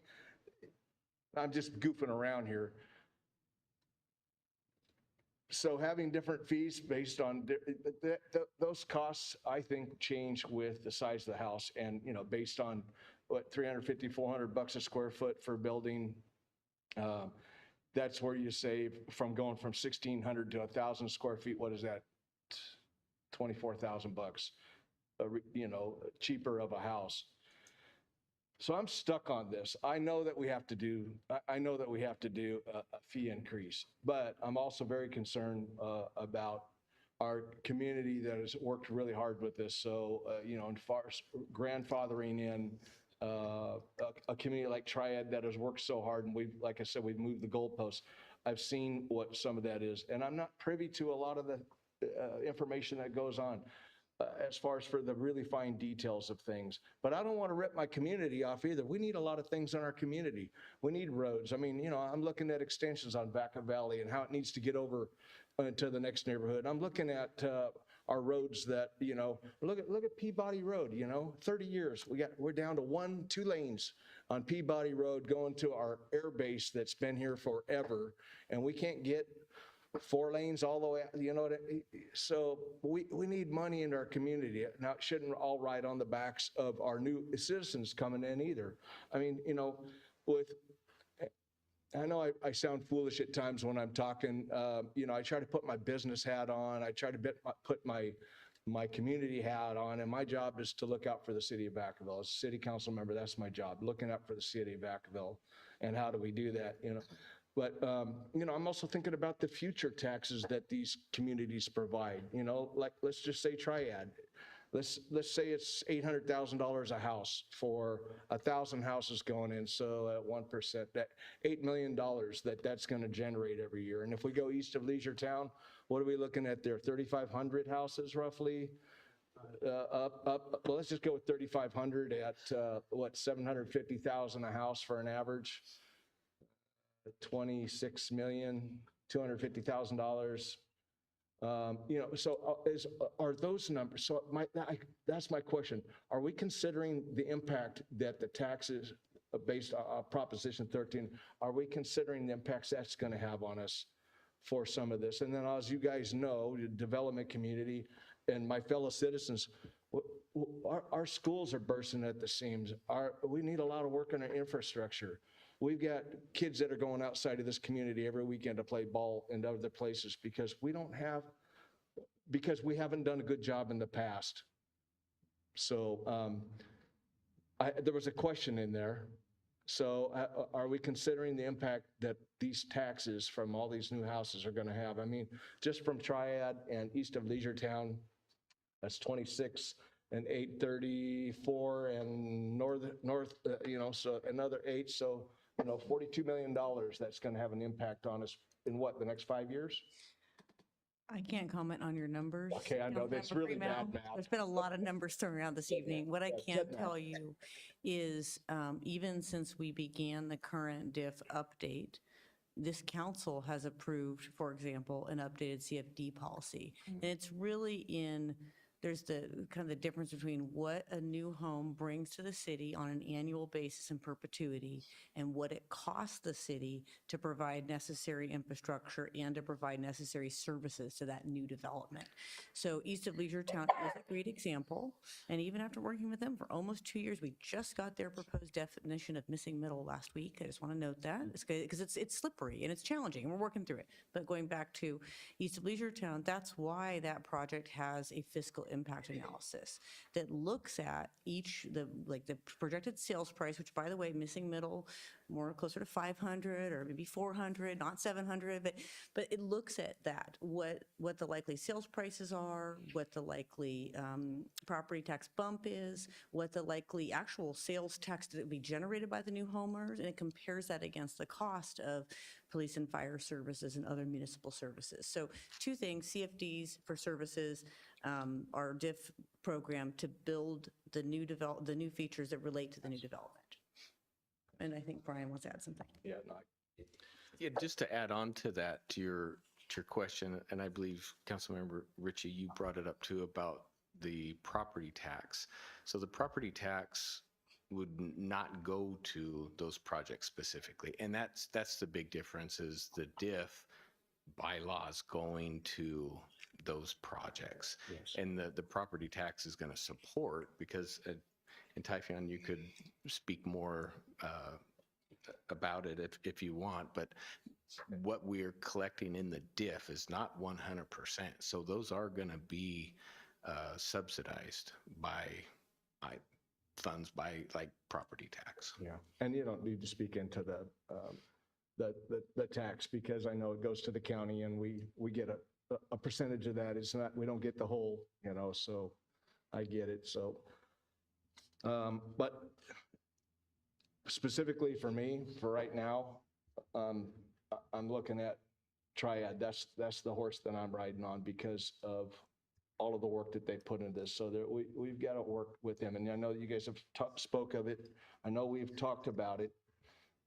So I just want to know as we go forward with that. And then also there's considerations for the other developers too, right? As we go along, right? So, but I think as a councilman, I want to be more informed and more in touch with what's going on so that we can move the goalposts of fairness to where they should be. Does that sound reasonable? Yeah. All right, thank you. And before I go to Vice Mayor, to our city manager, do you have a comment? Yeah, I just wanted to add on a few things to what Aaron and Brian just mentioned. So when it comes to the ongoing maintenance, that is covered beyond the diff fees, that is covered through our 1% property tax. And as you mentioned, Councilmember Freeman, we really don't get 1%, we get 14 to 18 cents. So if I go by your number of 42 million, we'll be getting only 7.5 million, not 42 million, which is a vast difference.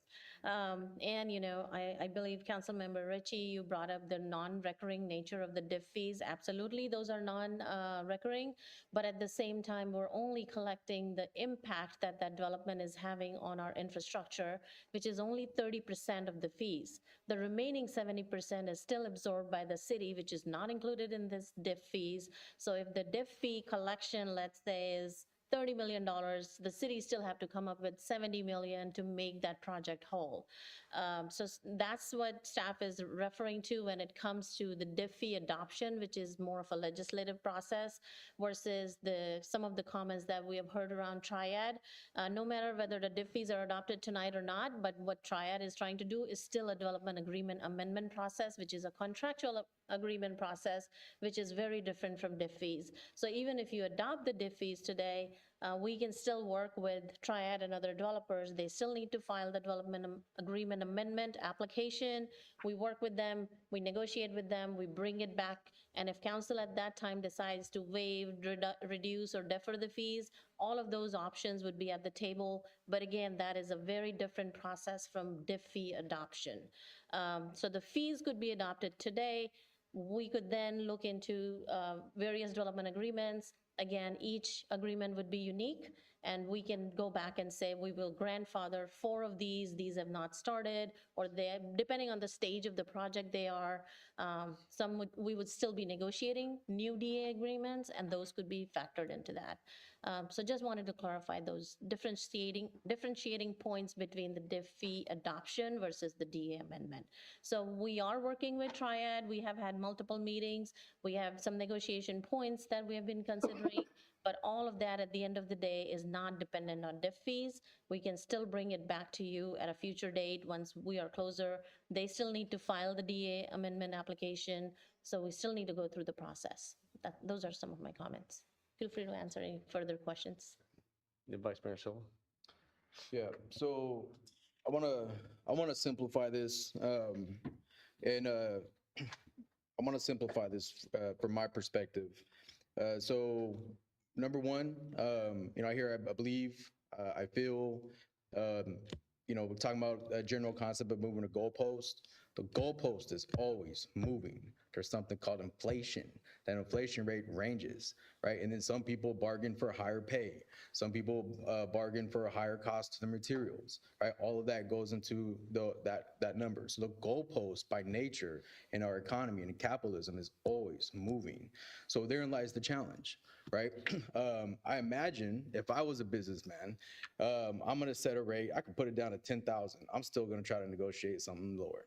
Right? By nature, that's what my nature would be, right? So I think to me, I want to extend my gratitude to Brian and Gwen that put a lot of work into it, as well as the team, as well as everybody throughout these years putting different input. I know this is all part of our livelihood.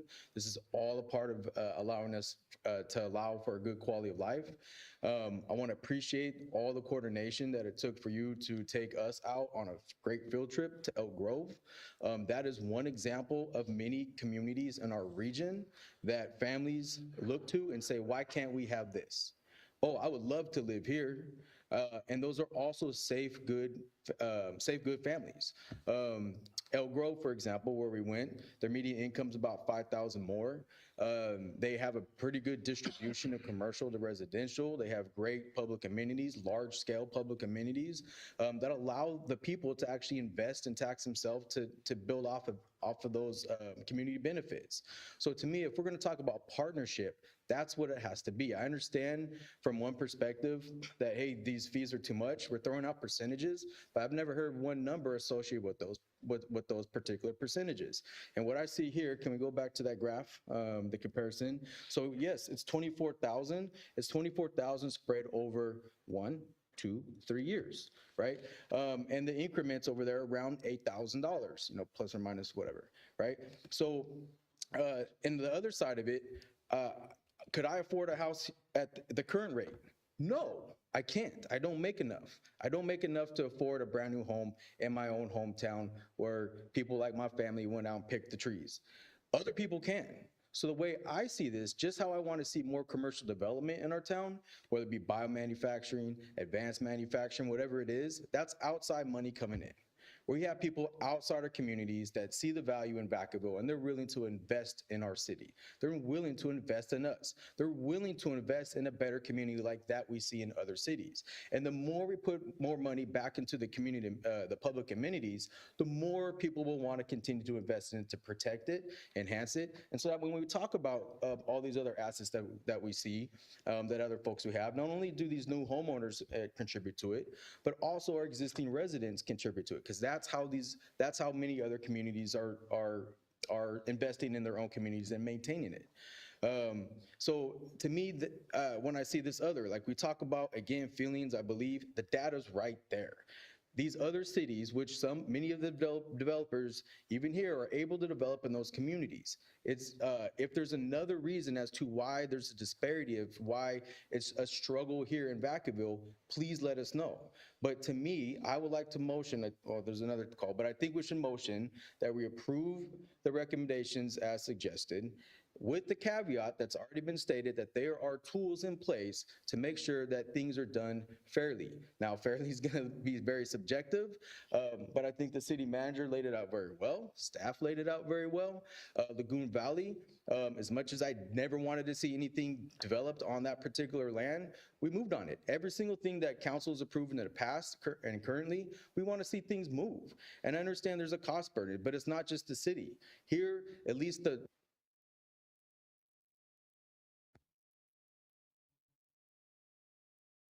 ensuring that happens. All right, thank you. So if I understand, your motion is that staff report would indicate that that's probably not alternative 1 or 2 for what this is. So what are you motioning? You can take would you please take Councilmember Chapman's comment? Well, I can. I'm just saying I want to make sure you made a motion. I want to just make sure it's clear. That's all. I'll pull my motion. Councilmember Chapman. Thank you. Sitting up here sneezing and going on, I apologize.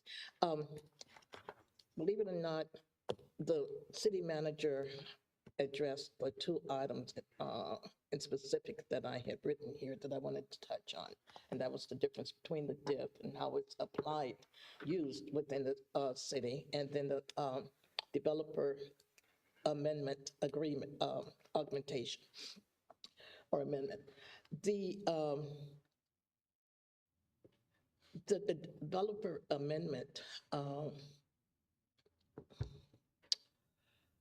I think it's key for all of the developers. We have a need to approve a DIF fee.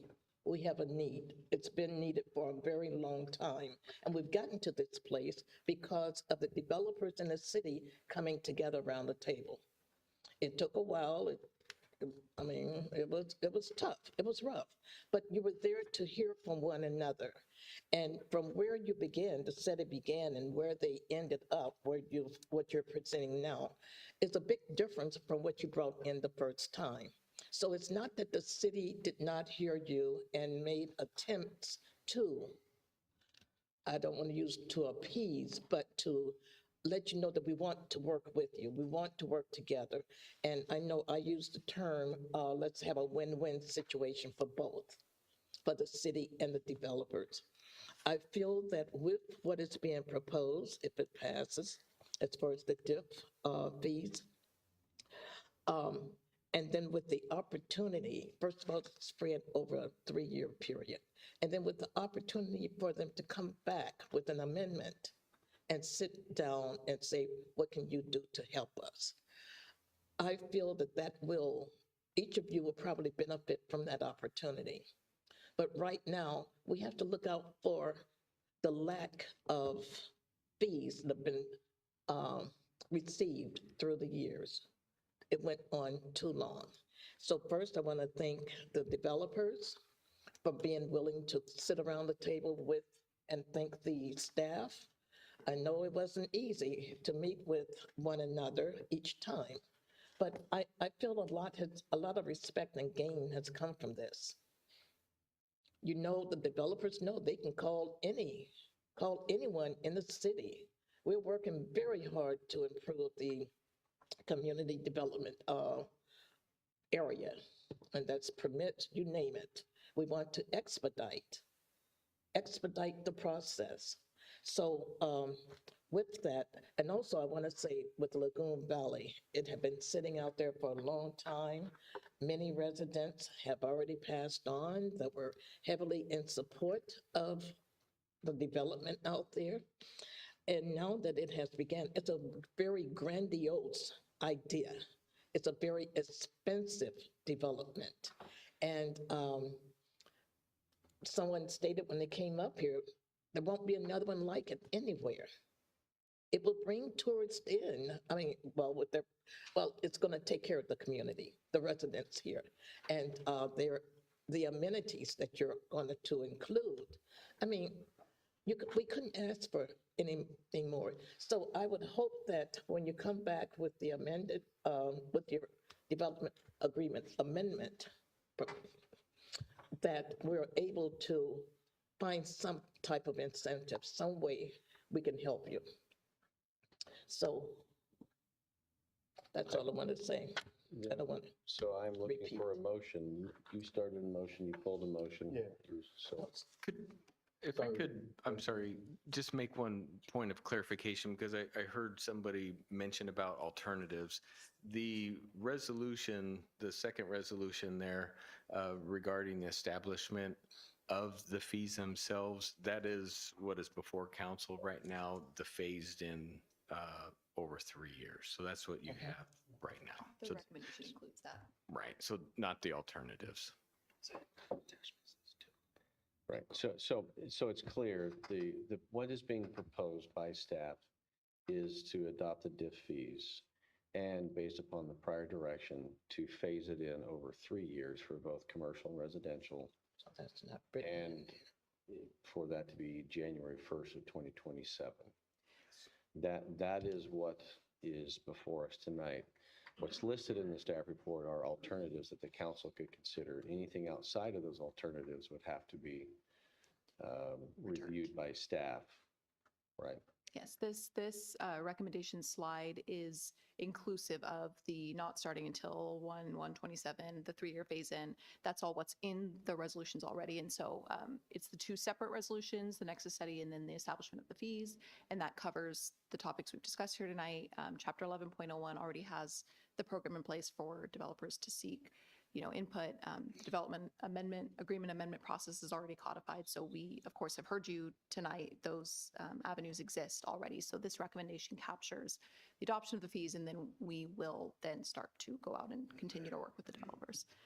And then the only thing that I haven't heard is you mentioned about being able to defer the permit until the time of occupancy, that was an option. Would that be associated with this, or would that be a separate action? I'm not a lawyer. I would suggest, if you are comfortable with staff's recommendation, it is what's on the slide, and direct staff to add the deferral of building permit fees for residential to be moved to building to occupancy. or something like that. But yeah, we can, if you add that as direction, we can bring that back to you in the package of the other implementation items we'll be bringing back to you this year. It would have to come back as a separate item, but It may not have to come back. We have to look at that, but we would take that direction and figure out the best way to implement it quickly, and certainly by no later than when Jan 1, 2027 comes around. all right, I'm looking for a motion. Let's start. Second. So I'll just get this started. A motion to approve staff's recommendation, including the resolution of the city council adopting the 2025 Vacaville Development Impact Fees Nexus Study dated December 9th, 2025, and a resolution of the city council of the city of Vacaville establishing the amount of the city's development impact fees, with the addition that we staff bring back the proposed idea or concept of deferring permit fees upon occupancy or something similar to that. All right, so we have a motion. I think I heard you second. Roll call? Councilmember Stockton? No. Councilmember Ritchie? Councilmember Silva? Yes. Councilmember Fremont? No. Councilmember Wiley? Yes. Vice Mayor Chapman? Yes. Mayor Carley? No. Do I have any other motions that can be offered?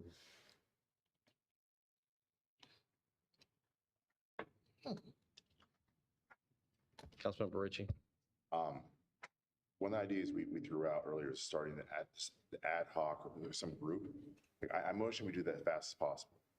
I mean, like I can't commit the city or commit the developers to, until they can say yes, or we say yes, to can they build in our community and deliver a product that would allow people the ability to afford a house at a certain number. If we can't say yes or no on black and white without opinions and assumptions, then we have not agreed to that number. Like, I mean, I will nominate myself. I will, I want to work very hard to figure out what is the dang number. It's gonna be higher than what it is now. Like, developers, full warning. Like, you're not staying like, in neutral. You're gonna have to go forward. But we gotta find a number to allow the city to be made whole and deliver a product. I want to incentivize you guys to stop building massive houses, to build houses that people can actually afford and diverse. So we got to figure that number out. I want to work really fast to figure the darn number out so we can come back and like moving the certificate of occupancy, that fee, that would help. That helps the developers, doesn't help the city. But we got to figure out what number. And I think we all got to get in this room and just lock the door and figure it out. So, I mean, just as fast as possible. For clarification, anything that we're talking about in that realm is a update to the Nexus study. I actually think probably if the direction ends up being to come back to you with something else, we are going to have to look at our contract with the consultant, because the Nexus study can't, be tweaked in such a way as to artificially lower that. We will have to go back and do the work. The Nexus study has to support the ultimate fees. So I think that would be the direction we're looking for at this point, is what are our next steps? Councilmember Stockton? I guess my question is, I'd like, more flexibility in the options that we're given to select. I know we brought some of those up in the past and again today. Is that something that requires separate Nexus studies for each individual thing? So like if we went from the 3-year to the 4-year, is that a whole new study? Not a whole new study, just like when we went from the potential 2-year or the phasing directly into the 3-year revisions to the Nexus study that have to go through the consultant.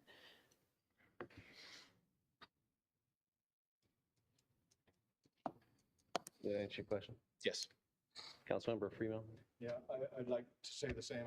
I really wanted to pass this tonight, and I really wanted to get our new diff fees set tonight, you guys. But, when we were here a month ago, we had a couple of choices, right? Did we have 3 different choices? Excuse me. We've talked about having a few other choices, and tonight I don't feel like we only had one choice. So again, I'm ready to act on this quickly too. I know this is going to add cost. I know you guys have worked really hard on this.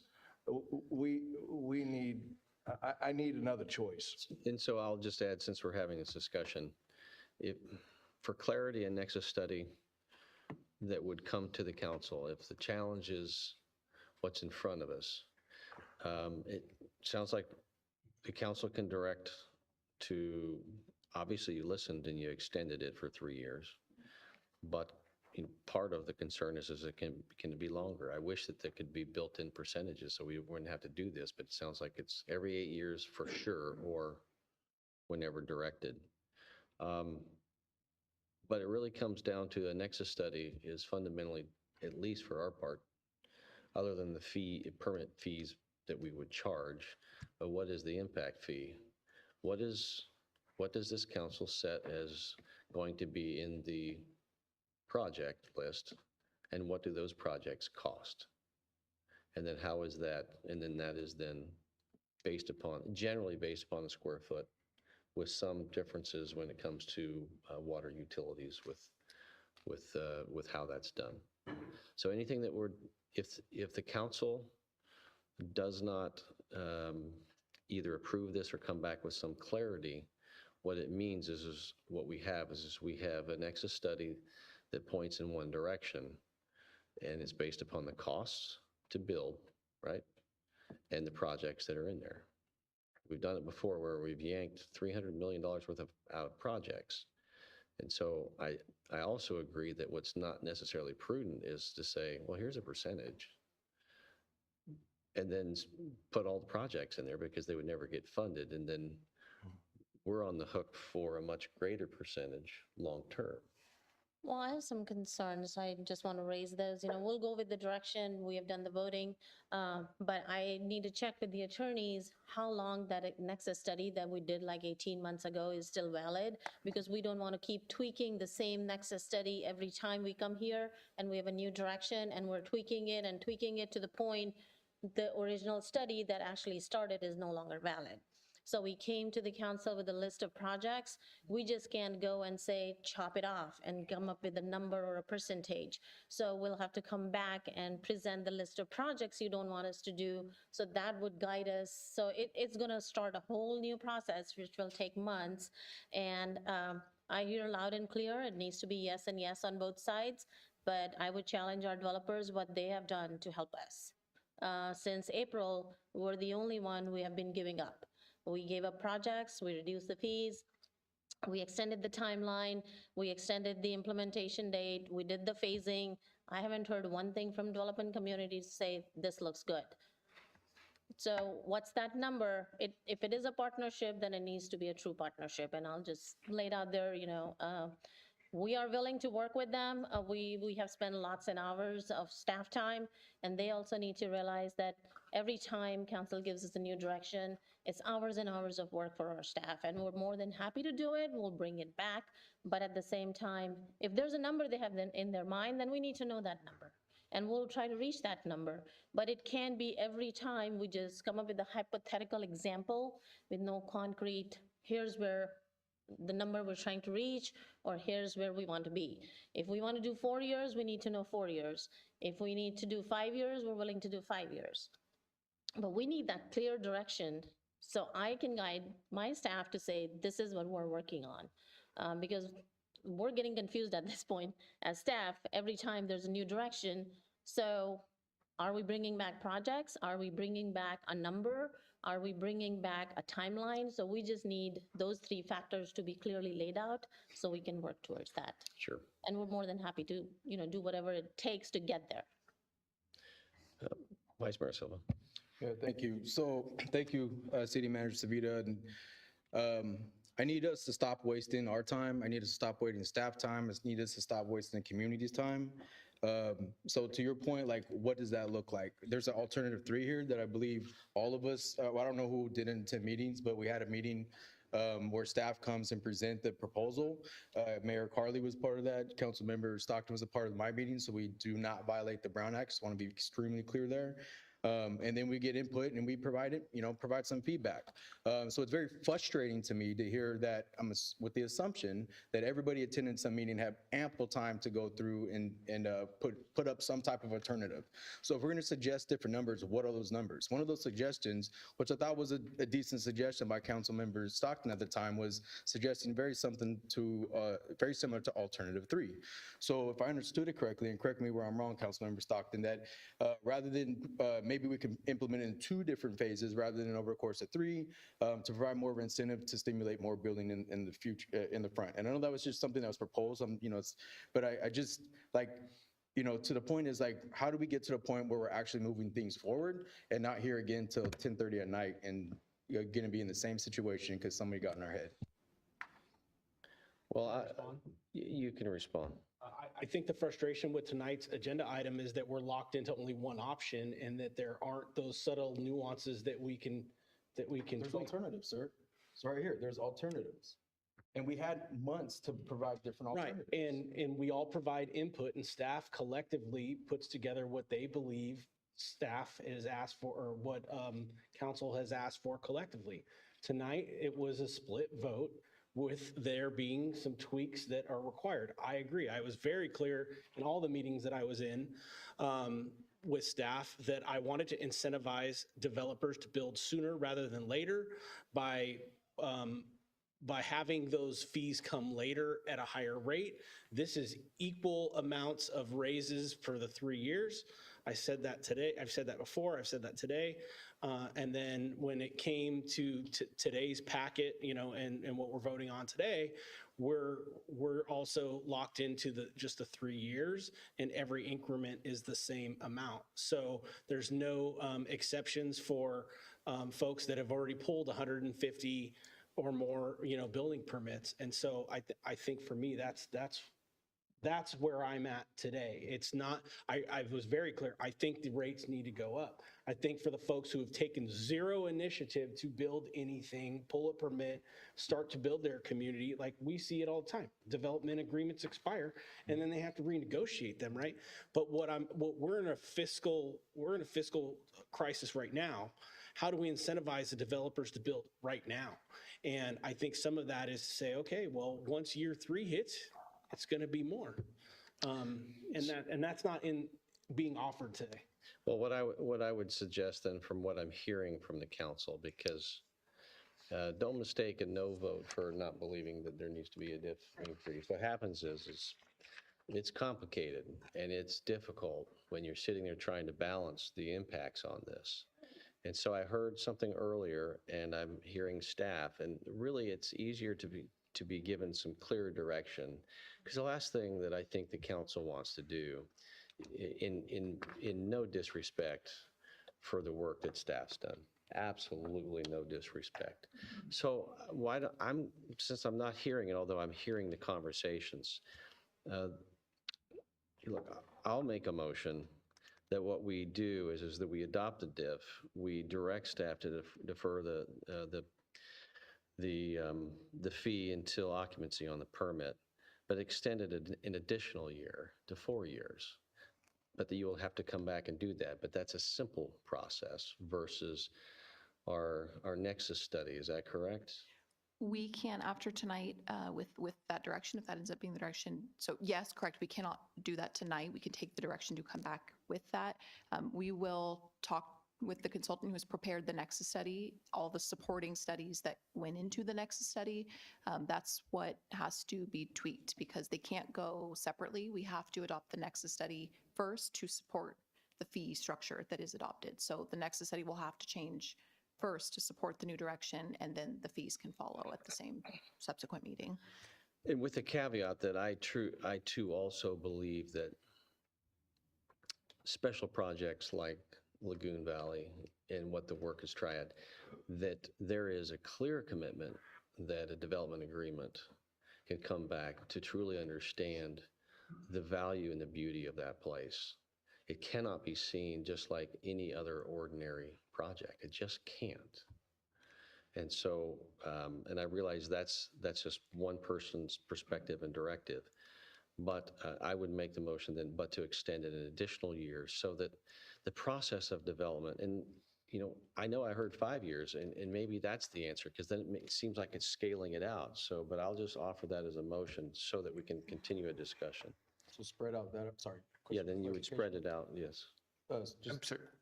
Oh, I'm sorry. Just to be clear, Mayor, so would you be proposing that instead of starting in 27, we would start in 28 and then phase it in the 2 years? Well, phase it in 3 years, so it looks like it's 4, but it defers it a year.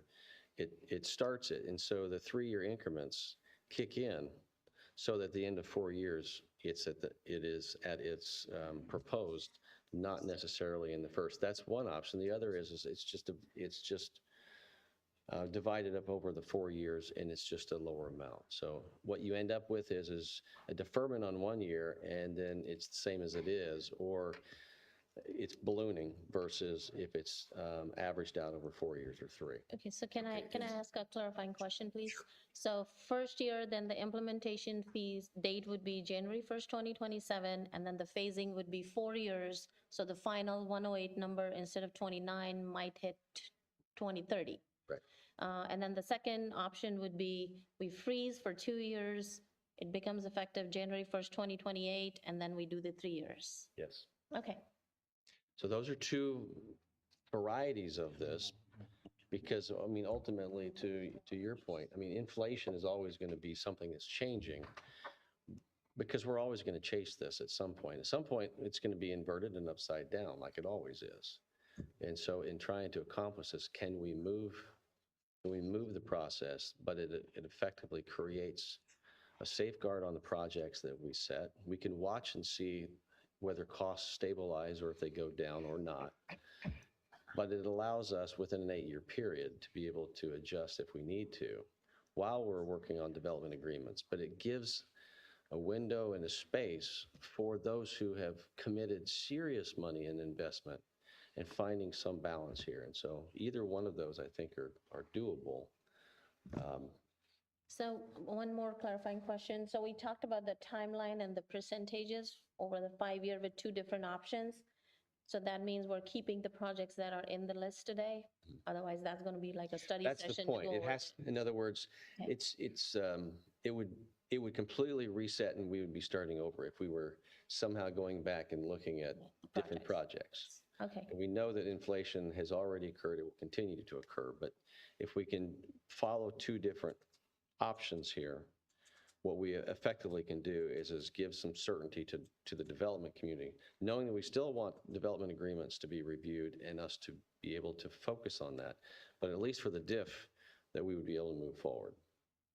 So that would be mine, is that if we could defer it for a few years and then implement it over the rest of those years, for the 3 years after that, that's a 5-year window. But what that does is it effectively allows us to roll this in and provide certainty, but we keep the projects in. So. Thank you. Do I have a second? Yeah, I'll second that. I'm sorry. So we have a motion, a second, roll call? No, can we discuss it? Absolutely. I'm sorry, I had a different button on here, so I wasn't looking at the lights, so I apologize. Councilmember Freeman. I'm just in agreement. I wish we could get this done tonight, though.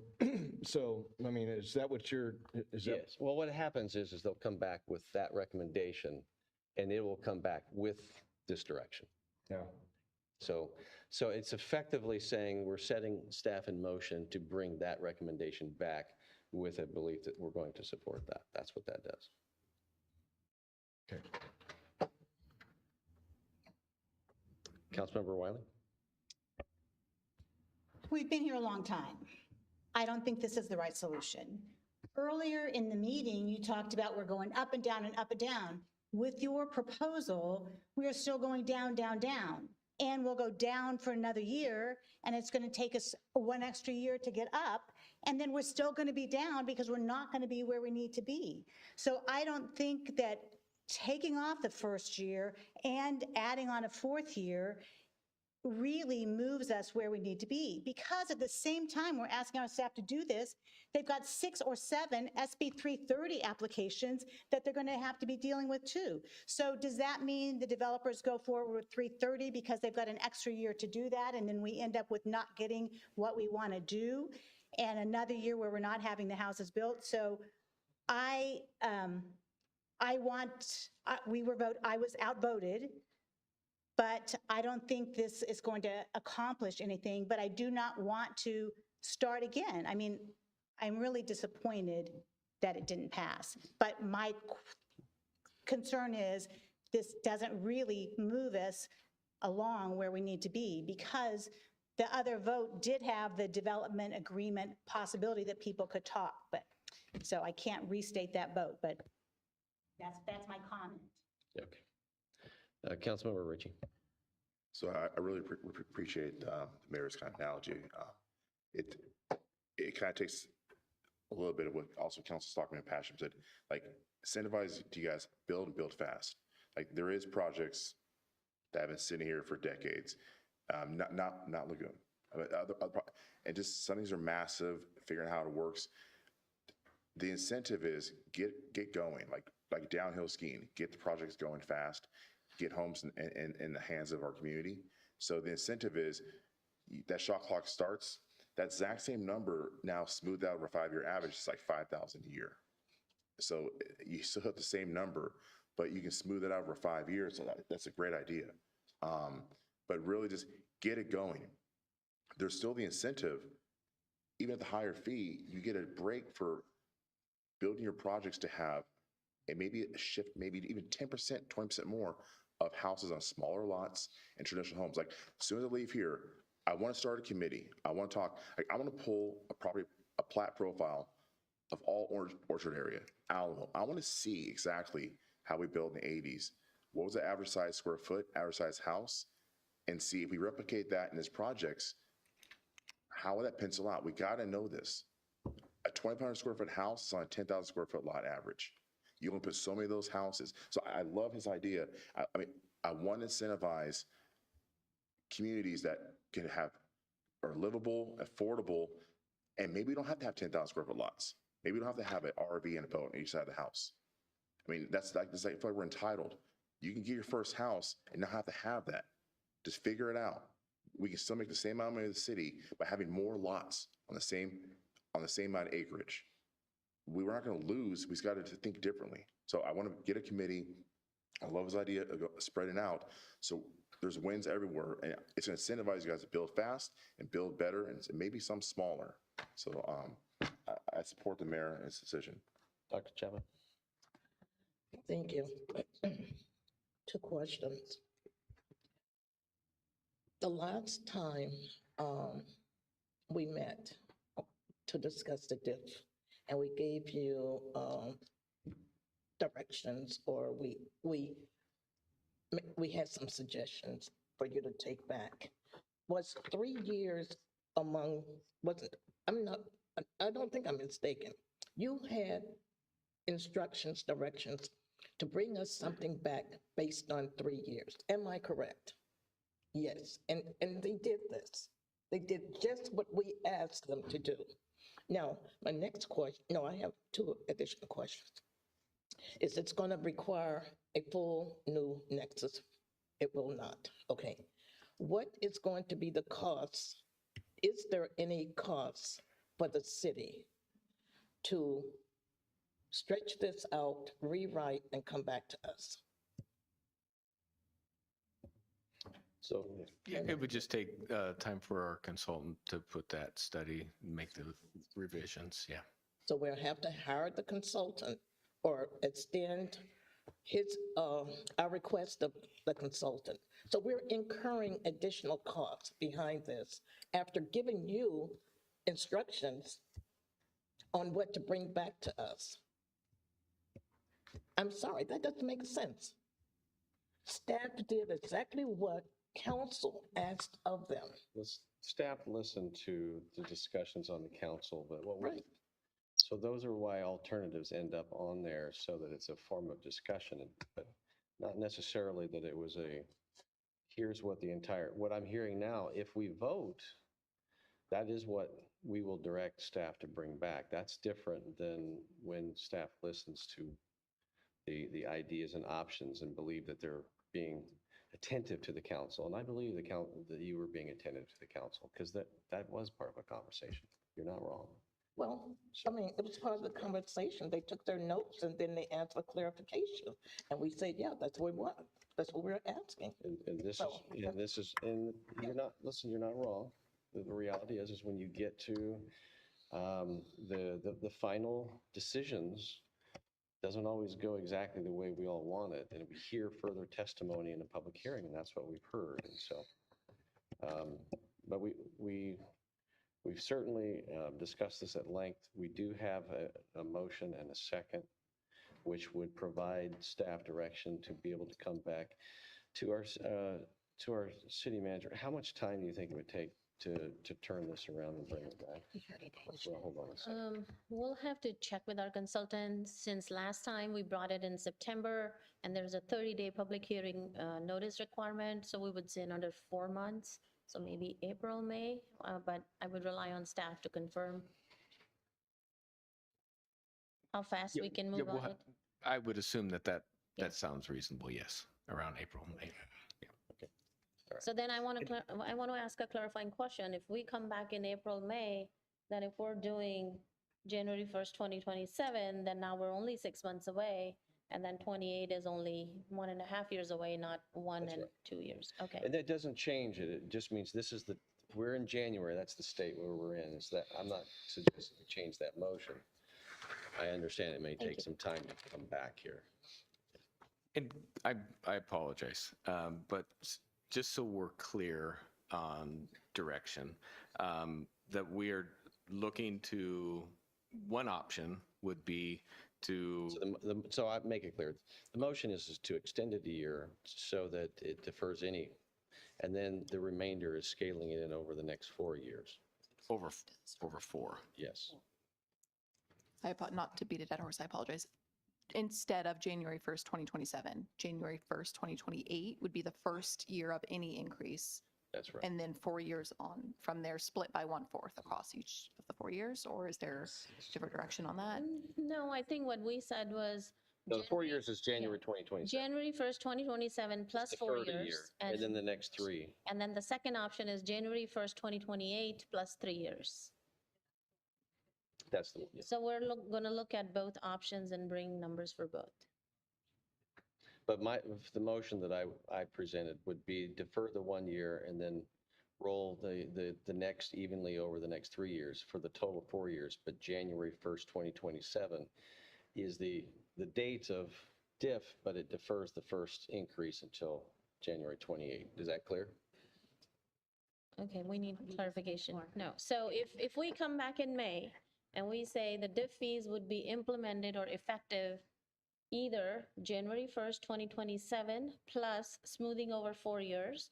The second option would be they would be effective January 1st, 2028. That's right. And smoothing over 3 years. That's right.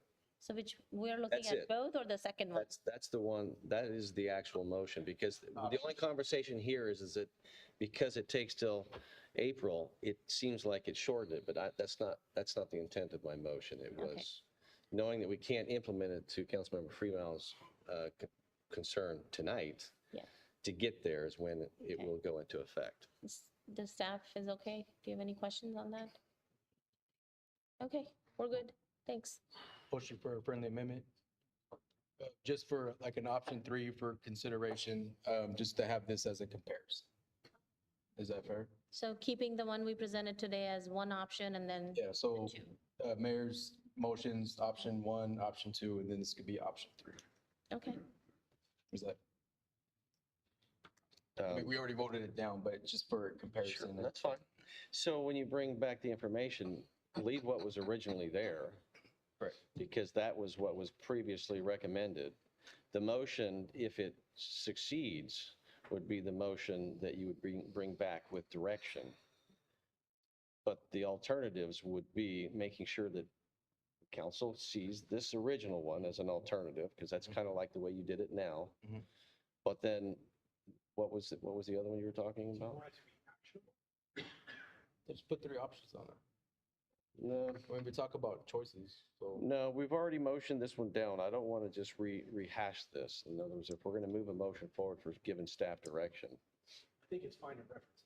you can, I mean, it's all a reference. Everything you're doing is a reference. Mayor, may I make a point of Yes. order? Yes. So I think Vice Mayor Silva motion to amend the council hasn't voted on the motion that was made and seconded. He made an amendment, a friendly amendment. So council needs to make a decision on whether or not they're going to consider that amendment to the original motion. Once that decision's made, then you revert back to the motion. So for clarification, what you're saying, repeat that again. So the friendly amendment is to include option 1 and option 2 that the Mayor Carly recommended in motion. And option 3 would be what the current recommendation is that staff presented. The intention of that is to make sure we cover all our bases, and hopefully we're able to make a decision moving forward that's transparent. So if I understand the friendly motion is there's the original that's tonight. Option 3. Is option 3. And then your 2 options are option 1, option 2. And I see what you're saying. The 2 options that I presented, one is a deferred year, the other is implemented over 4. Spread over 4. Okay. This just stays on for reference, basically. Well, it's an option. It would be a votable. I'll second that. It could still be an actual item. That's right. Even though, despite us clear? voting it down. Yes, I accept that. I second that motion. So we have a roll Look at call. that, collaboration already. We have a roll call. Councilmember Wiley, did you have any final thought for a roll call? I have a question about you, but I'll ask it after we vote on this motion amendment. Okay. Are we voting on the amendment? We're voting on the amendment. Well, it was a friendly amendment, so it was accepted. Okay, fine. So as it, Then my comment is, in your first proposal that you put forward, which now the first year is 27, which is no fee. Is that correct? And then the 3 years are spread out the other. And I thought that you objected to this because it was spread out over 3 years, but we still weren't doing anything in 2026, which was like basically the same thing. So are you happy with it spread out on 3? Because a while ago you weren't happy with it spread out on 3. well, what this, yeah, I appreciate that. What it is what it really does is it spreads it out over 4. So the 2 options are, one is you spread it out evenly over 4. Another option that can come back to the council is you defer the first year, and then the rest of that is spread out over 3 as it is. And the third option that is then simply to bring back the fact that this was proposed as spreading out over 3. So you see all 3. So the way I see it then, the only option is it begins in 2027 instead of beginning in 2026. Because 2026, there was no charge, and then the 3 next years had it. So you're saying start in 27 with no charge, and then the next 3 years. So the only thing one you're option. doing is putting it off 1 year. Well, there's 2. One is you started in 20. Well, I know, you're putting it off this year because already, but then, so that's what it was. Well, I'm doing. just making sure it's clear for the motion because it's going to, I accept the friendly amendment. I appreciate that. So that it is clear. But what it really is the 2 options that I am proposing is it's a 4 years. It's either deferred the first year and then it's spread out over the next 3 years, or it's all 4 years and it's spread out evenly over all 4 years. Right. So that's what the same thing is this, except this one starts in 23, 26, yours starts in 27. So it just gives us that extra year. No, this one's Never started in 26. 27 all the way. This was already going to start in 20. Right. That's right. Right. Yeah. That Okay. is, okay, 3 years is what it is. So it's time for a vote. Roll call.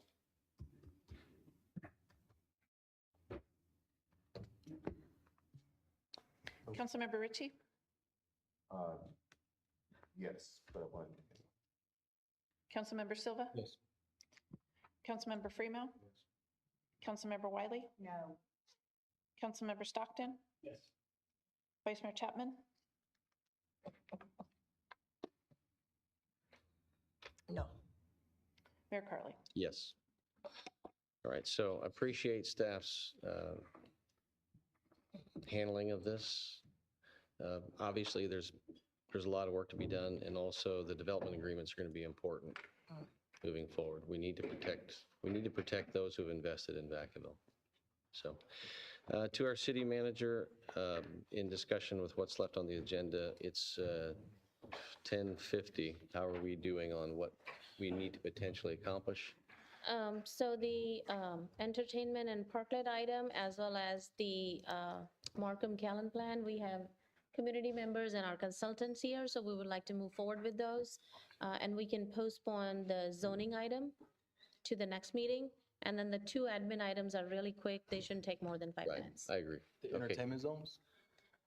We will We'll defer we that. will do entertainment zones because we have Yeah, they're community here. members here. We've been waiting. Yeah. Just want to clear. So the only one we want to postpone is the zoning text amendment. That staff item, we can do it next meeting. Perfect, thank Thank you. you. All right, so next item, to our city clerk. So the next item is 12A, Entertainment Zones and Parklet Program Study Session. And Associate Planner Demir Powell is here to present.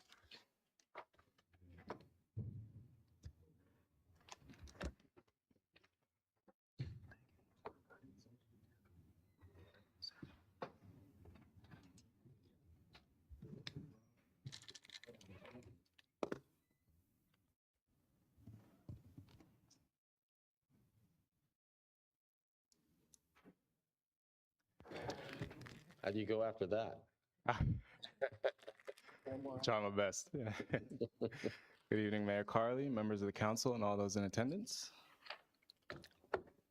So for background on this item, California Senate Bill 969 was enacted in 2024, authorizing jurisdictions to establish entertainment zones, which are zones where alcoholic beverage consumption is allowed outdoors in public spaces within a zone boundary established by the local jurisdiction. Businesses within a zone, such as restaurants or bars, are able to sell alcohol for outdoor consumption in the zone. There are numerous communities that establish entertainment zones, such as Sacramento, Santa Monica, Auburn, San Francisco, and San Jose. Sassoon is also currently considering the adoption of an entertainment zone. Parklet programs allow businesses to develop and utilize parklets for outdoor dining. Parklets are small seating areas or green spaces that serve as a public amenity, enhancing the appearance and the utility of public spaces with enhanced furnishings, landscaping, and other features. They're typically located along sidewalks and within parking spaces. Temporary parklet programs were utilized by many jurisdictions during the COVID-19 pandemic to provide outdoor seating for businesses, and that was due to the restrictions at the time on indoor seating.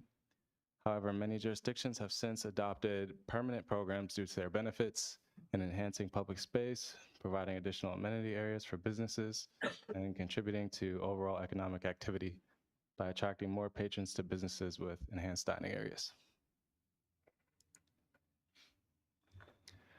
So for entertainment zones, they are established and regulated with the adoption of an entertainment zone ordinance outlining the requirements for administration, permitting, operations, enforcement, and performance review of these zones. Management plans are another component of these zones. SB 969 requires cities to work with local law enforcement to assess potential health and safety impacts that may result from the entertainment zone and strategies to mitigate those, as well as to outline operational requirements and regulations for each zone. It is common practice for jurisdictions to create a management plan for each individual entertainment zone to satisfy this requirement, as well as to provide general information and strategies for programs and the activation of spaces within each zone. So for the ordinance, they have some general common practices. An ordinance covers the higher level administrative framework for entertainment zones. Standard practices and components of an ordinance would be to identify who is responsible for administering the program, identifying any required permits for businesses that would like to participate in the zone or host special events, standard operational requirements, like identifying the zone boundary, the days and hours of operation, when this activity can occur, and requiring liability insurance. Enforcement protocols for those violating requirements, creating health or safety concerns or creating a public nuisance, and by state law to ensure the public remains safe and protected, review the performance of each zone every 2 years and report findings on the health and safety conditions to the state if they request it. Some jurisdictions also require findings to be reported to the City Council. Management plans provide much more specific information and requirements. They include an overview or a vision statement outlining the objectives of the program, which often include increasing economic and social activity in an area, identifying operators or everyone involved with the zone, including city staff contacts, a list of businesses that have been approved to participate in a zone, any organizations or event coordinators involved in zone operations, and a lead contact in the zone, which is a business or organization that oversees all operations of a zone to ensure everything is in order, and all of staff's primary contact for inquiries or issues. Another component is activation and programming.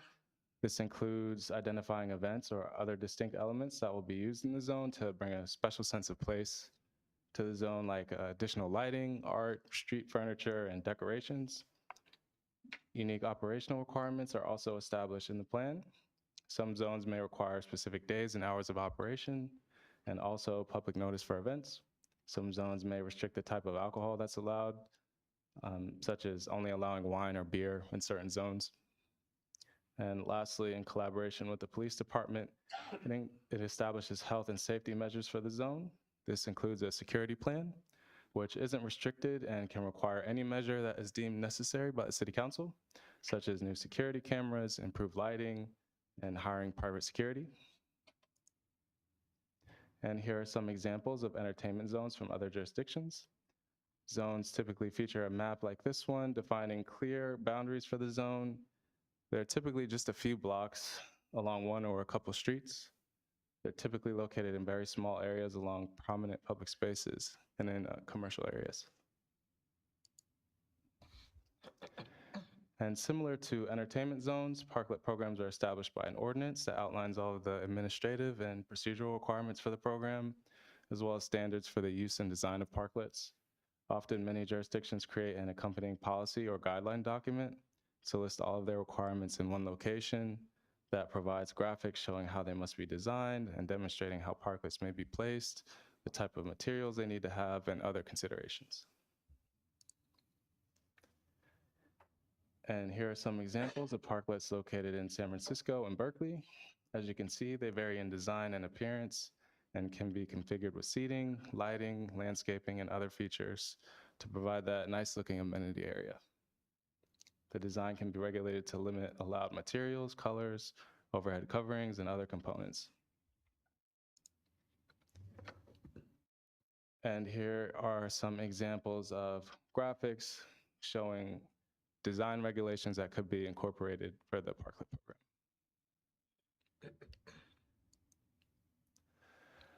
To conclude, staff are seeking direction from the City Council to develop programs for entertainment zones and a permanent parklet program in downtown Vacaville. If directed, staff will proceed with the following next steps. They are to first, conduct community engagement. Second, collaborate with City Council, police, local stakeholders, and organizations. Third, to draft an ordinance for entertainment zones and develop a management plan if the ordinance is adopted. Fourth, draft an ordinance for a parklet program. And fifth, to return to City Council tentatively in May 2026 for adoption of the entertainment zone and parklet program ordinances. Are there any questions or comments? Thank you. Any questions from the council before I open up? Vice Mayor Silva. Just a quick question on, so I know we're gonna go through a whole process to get more feedback from the community. So would that include, I would like to somehow include what is the permitting process to that? My biggest concern is just that it's a very burdensome thing for a particular assuming that we're looking at downtown Vacaville for this, that becomes just a burdensome thing for small businesses to do. So streamline that in any way as possible. So would that include that? Or could that include that? Yeah, so there's several options. If this were to be a special event occurrence, then it would require a permit every time. But if this were a regular occurrence, say every Saturday from 12 p.m. to 11 p.m., then it could be something that's established one time and wouldn't require ongoing permitting. and it's just something that's reviewed. So if they're planning a ongoing. routine thing, it's possible that it's a one-time. All right, thank you. Councilmember Fremont? My comment is I'm interested in anything that we can do to enhance and support our businesses downtown.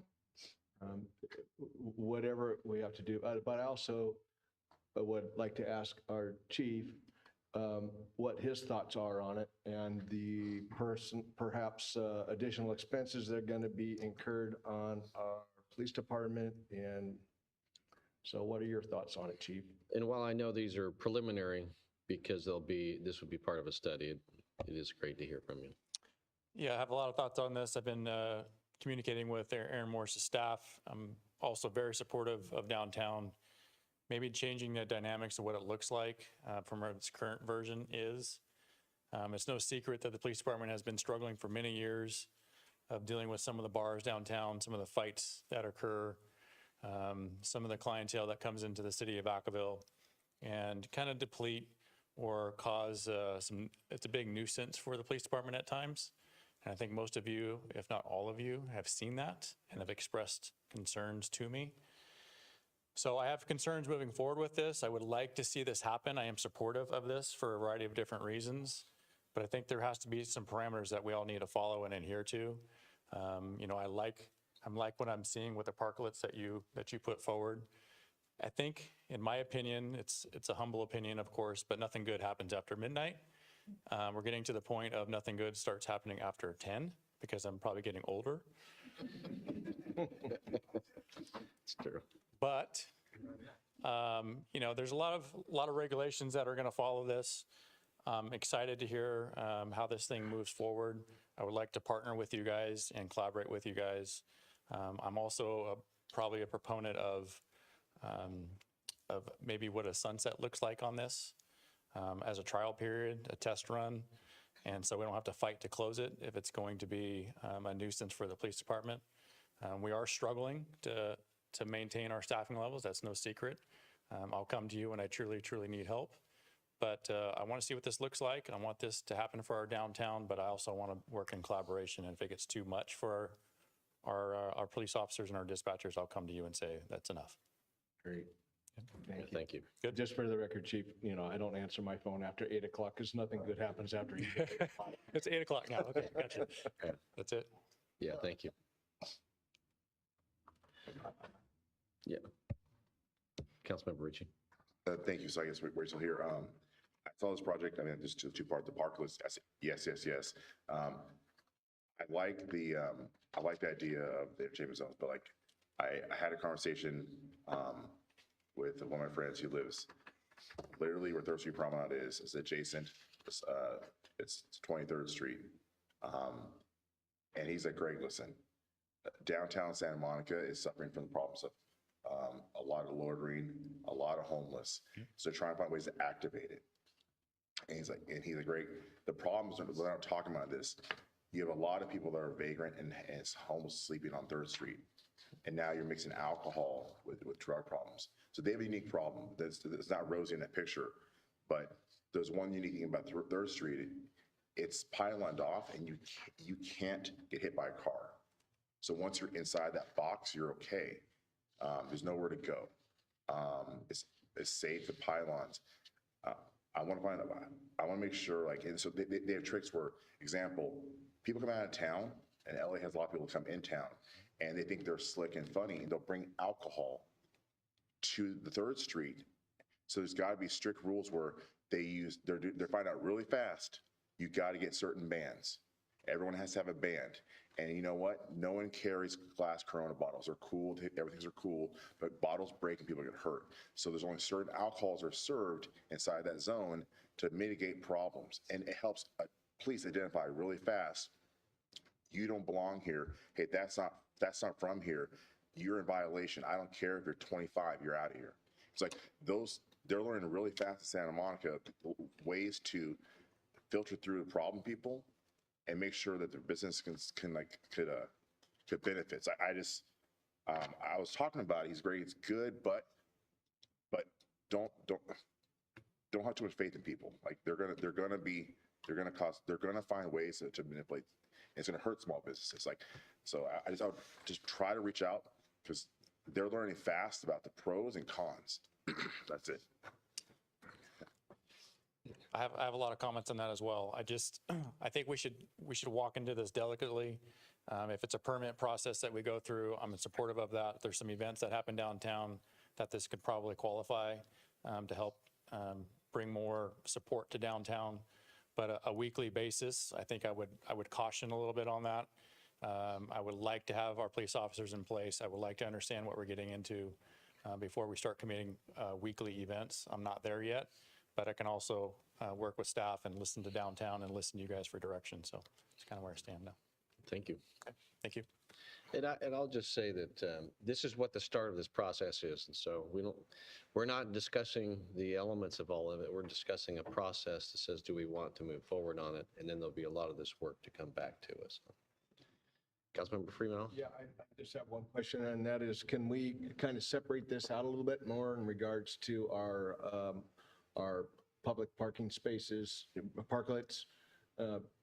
Because that seems like a pretty easy place to get to versus the others. It's going to need more studies, but I mean, the parklets for restaurants that want to have patrons sitting outside. I know there's people that don't like it. I know that as a city, we've gotten complaints on that. But again, I want to do everything we can to enhance our downtown and support our businesses downtown. And if that means they get some extra seating and it takes up a parking space and I got to walk 2 blocks, I'm cool to walk. And I would also just say that from a staff perspective, these two are all about activating downtown. Many of us have been to other cities where we see it and we go like, I like that. And I won't name the cities, but I was just at one this weekend. And they have that. They have entertainment zone in how it's done. And so to your point, I respect it. We need to make sure we do it. If there are recommendations about parklets separate than an entertainment zone, which is alcohol, and it comes to staff, comes through staff to the council, slightly separate so that you can achieve a timeliness before spring, that's fine. Yeah, those would be 2 separate ordinances. And for the entertainment zones, there was a lot of requests from downtown businesses, and that's what triggered us bringing this item. So it would help staff if we have one common engagement process. It would be the same business owners. But two from the ordinances. ordinance perspective, there would be 2 separate ordinances. Great. Any member of the public wishing to comment on this, please come forward.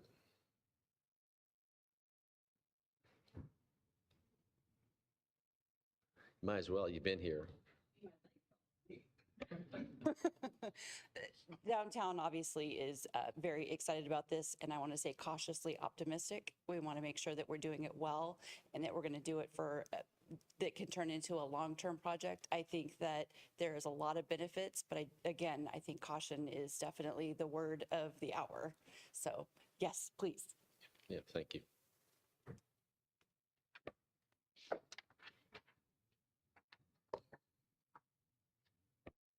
Good evening. Sorry, I had to wake up my legs too. First, I want to be clear that what I'm about to talk about has to do mostly with my experience in doing Thursday night music in the town square. So I'm by no means talking about an entertainment zone along streets all throughout downtown. So that's what I'm referring to. And I'd like to thank Aaron for bringing this to council. You know, as soon as I heard about entertainment zones being tested in San Francisco and then neighboring cities started the process, I emailed Dawn, Aaron, and I also reached out to Vice Mayor Silva. And thank you so much. And thank you for coming to our events on Thursday nights. In 2022, we started doing music because our tenants in the town square said, we haven't had live entertainment here since before COVID. And can we start doing something? Because, you know, they had been struggling like all other businesses had. So we decided to bring in live entertainment. The city has been great with working with me, filling out the permit, letting me know what I needed to do. We provided the proper insurance. We paid for the entertainment ourselves and our tenants. We paid for the promoting of it. And they have been very successful. They're Thursday nights in the spring and in the fall for 3 hours. We have a demographic of all ages, families, children, and to date, we have not had one incident. We had one call for service, and it happened to be a homeless person that had already had issues before he showed up. So other than that, we've had no issues. I would be more than happy to have a seat at any table that comes up with the designs, the parameters, the rules, or anything that needs to accompany having these type of zones in terms of security, porta potties, signage, all of those things that we've experienced over the last 4 years that would be helpful. I'm very excited. I'm very hopeful that we're talking about this. I really want to see this help downtown become a destination for entertainment and for the entire city. The whole area could be used for so many things other than music, movies, dances, performances, craft fairs, you know, all types of things that gather all community. And I really appreciate that you're considering it. And I'd really love to see Vacaville be in front of this instead of behind. So thank you. Yeah, thank you. Sounds like you just volunteered. Seeing no one else, I'll bring it back to the council. Councilmember Vice Mayor Silva. So, it sounds like we're in favor of moving with the process. We'll find out. But I think just something else to put on mind, particularly at Town Square area, like when they have to do the tape off, it makes it very difficult. It can be very frustrating for just patrons. And then it kind of puts staff at a weird spot to kind of correct people's, action. Oh, you can't go there. You can, so it can kind of add it can sometimes in many ways it can disincentivize or have a negative impact when they're trying to do something out and open that, responsible people are trying to just enjoy their evening. So, to me, I think there's other benefits to this, again, if it's done correctly, to where it just really helps activate a very community-centered space for people to do what they got to do. So I'm going to motion to approve. Second. We have a motion and a second. Councilmember Freeman, did you have a comment? No, I was just going to motion to approve. Okay, so we have a motion and a second. I think this is an easy one. All in favor? Aye. Opposed? All right, so thank you, staff, and I think we can look forward to that. And again, you just volunteered.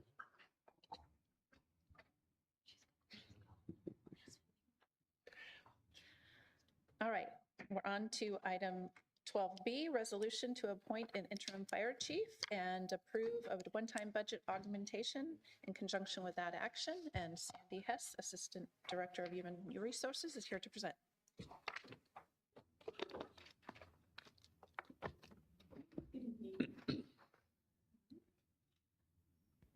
Good evening, Council.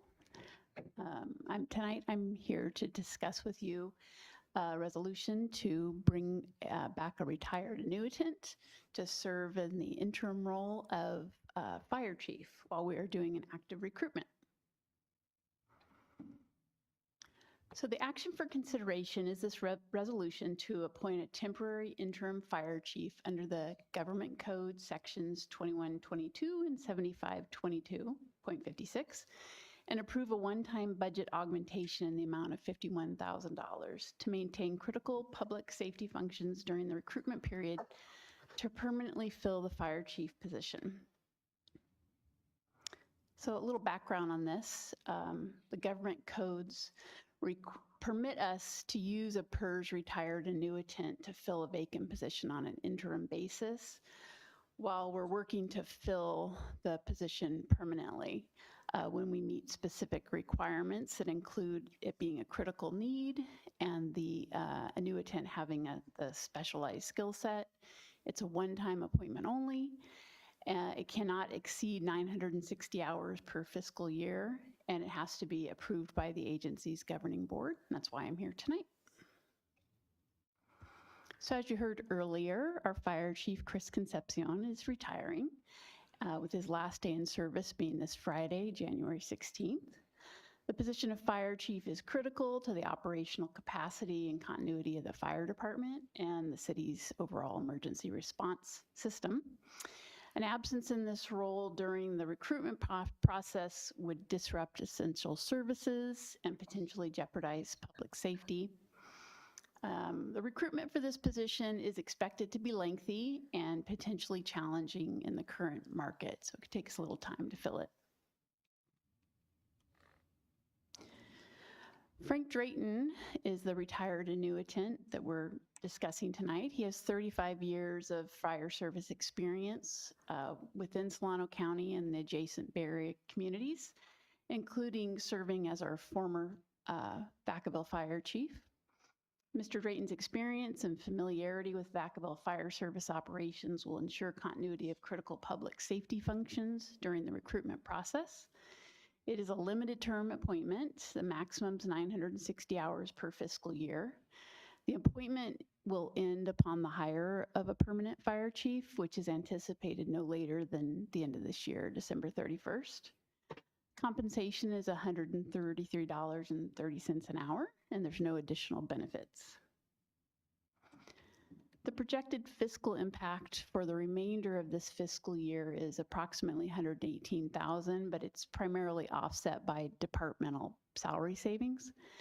The one-time shortfall that's being requested is $51,000. That comes from the fiscal year 26 operating budget for the fire department, which would be amended to include that one-time adjustment.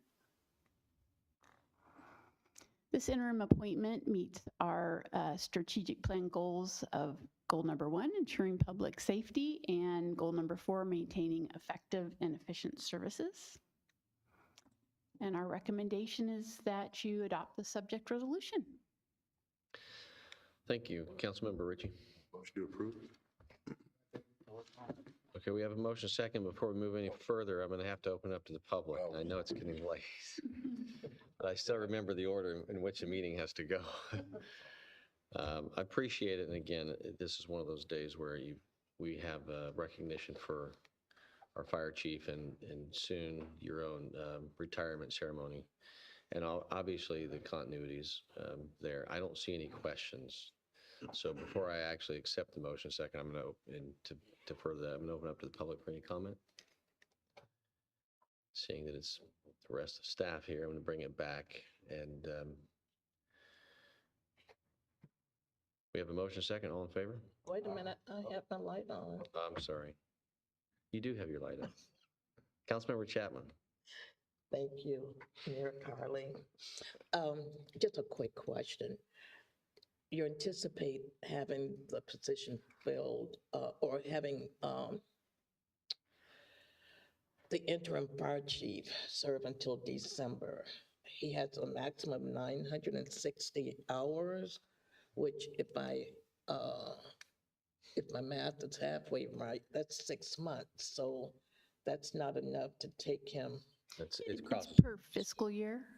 So that 960 till July 1st and then another 960. Oh, July. Oh, yeah, okay. Potentially if we need to go that far. Yeah. And the 51,000 is specifically to augment it for what purpose? That there's some overlap. So that's the augmentation for salary. Overlap with the potential new one coming on board? Our existing fire chief. I can explain that. So our existing fire chief's retirement date is May 1st, May 2nd, and his final day with the city is January 16th. So that coverage from January 16th to May 2nd is what the overlap is. Okay, so the chief is still with us until May-ish. When I retired, I did the same thing. Okay. Thank you. Yeah. So we have a motion, a second. All in favor? Aye. Opposed? Thank you very much. And Chief, thank you for your service. Chapter 2. All right, next item. Our next item is a resolution approving a budget augmentation for the development of a new position of Director of Information Technology, and Assistant City Manager Georgianne Megger-Smith is here to present.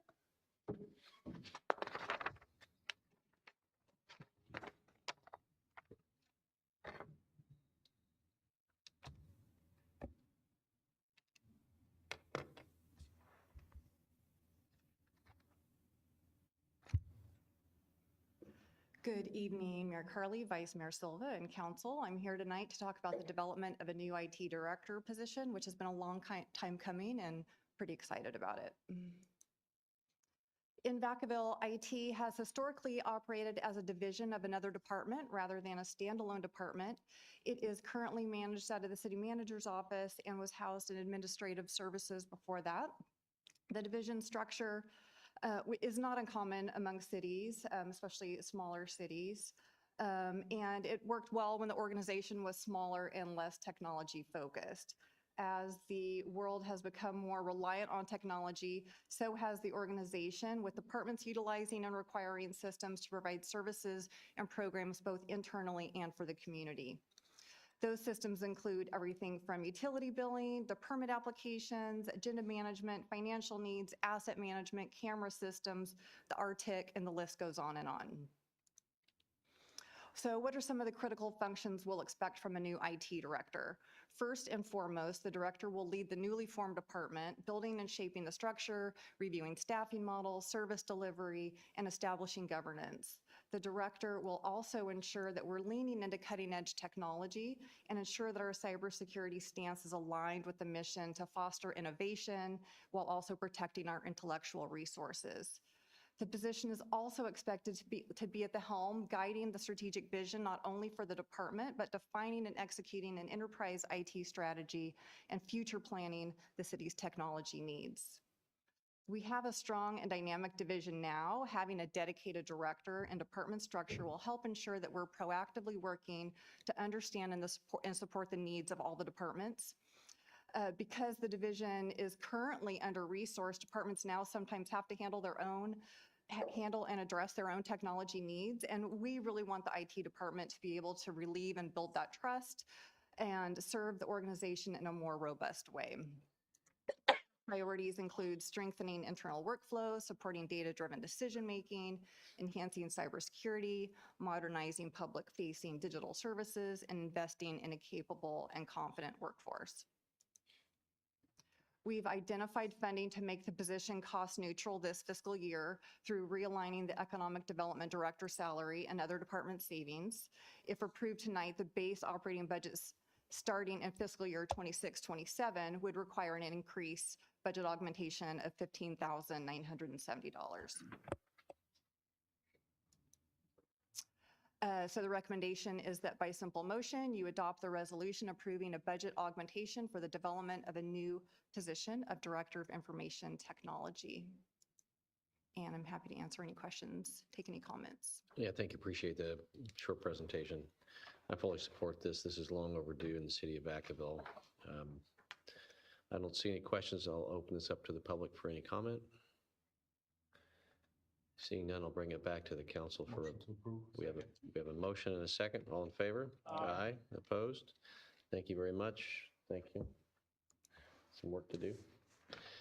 Next item to our city clerk. Our next item is the Markham Callum Neighborhood Plan, and Associate Planner Demir Powell was here to present. And this will be our final item of the night.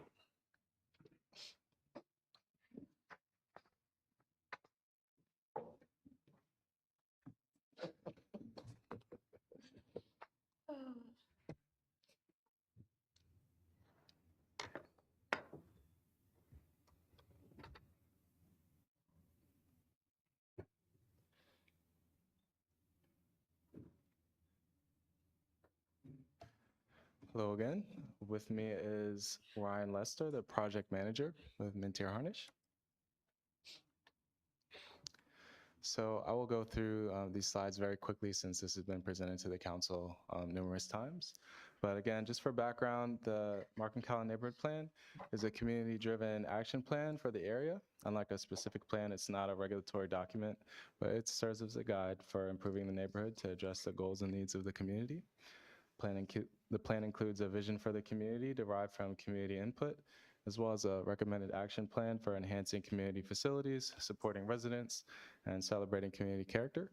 The plan is not recommending amendments to the general plan or zoning code. And here's a map of the area.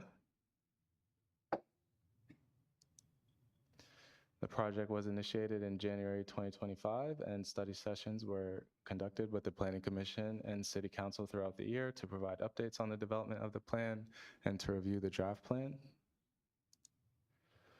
As for the development of the plan, we began with an analysis of existing conditions and identification of issues and opportunities, followed by developing a vision and drafting a recommended action plan. 2 reports are included as attachments to the plan, documenting findings from existing conditions and issues and opportunities.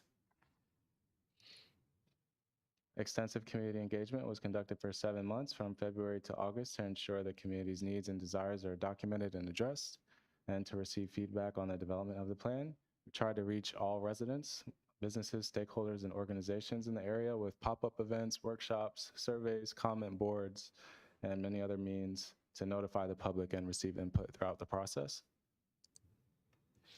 The plan has 3 main components, which are the identification of opportunity sites with the potential for development or enhancement that may complement and benefit the area, a community vision statement that captures the shared aspirations of the community, and goals and recommended actions with policies and programs to achieve the vision and goals of the community. The policies and programs cover topics such as economic development, transportation, community facilities, and community character. And to conclude, the adoption of the Markham Callan Neighborhood Plan would provide neighborhood-level strategies for accomplishing the goals of the community and the vision identified in the plan. Extensive outreach was conducted throughout the process, and feedback was incorporated into the plan. And staff recommend, by simple motion, adopt a subject resolution to adopt the Markham Callan Neighborhood Plan. Yeah, thank you for this and for the patience for waiting so late in the evening.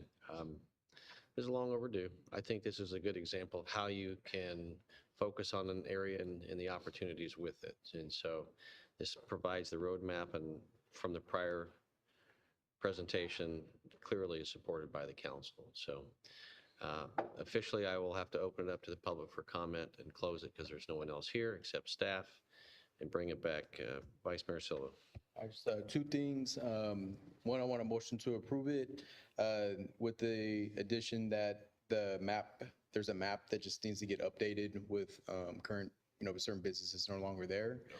So happy to provide, email tomorrow or this week with something more up to date and specific to that, just to help you all out. Number 2, I also request that we send this final version, the amended version, or with the small updates, out to those who you have contacts with, just to show them what they helped contribute to and what that led to, and also as a symbol for them to be good stewards to help improve what somebody invested in. So that's the motion, and just a real quick comment. Really want to thank the city council, staff, people throughout the community, both privately or within their capacity of doing what they can to help improve the life of others. So some of us have known each other for a super long time, and hoping this is a good framework that allows people to continue to take pride in a key part of our town that with time will be a true asset. So thank you. So that's the motion, but I see Councilmember Wiley. Thanks for the information and the whole process. I think it's great to work with all the community members and everything. I just wanted, looking through the information, because we've been focused on housing and things like that, it just struck me again, looking at the chart where in the Markham Callan neighborhood, over 60% of the people there are renters. So every time that Vice Mayor Silva talks about, apartments being concentrated in that area, I mean, it really is, with over 60% of the people renters. So, and that also presents a challenge when you're trying to build a neighborhood because of people coming in and out. So I just wanted to make that comment again, that thanks for your work. And I think that we need to help work with home ownership in that area as well, because there are a lot of renters there. Thanks for all that. And I'll second the motion. And all in favor? Aye. Opposed? Thank you very much. Appreciate the work on that. And with that, we move on. We finished closed session. There was nothing to report out then. But is there anything else from staff that needs to be, are we good? We're good. Thank All you. right. So do we have to call out a date for item D for when you're going to bring it back? Will you just put it on the next agenda? Next agenda. Okay, We don't need to call it out. okay. And with that then, good night, Vacaville. We're standing in adjournment. Okay.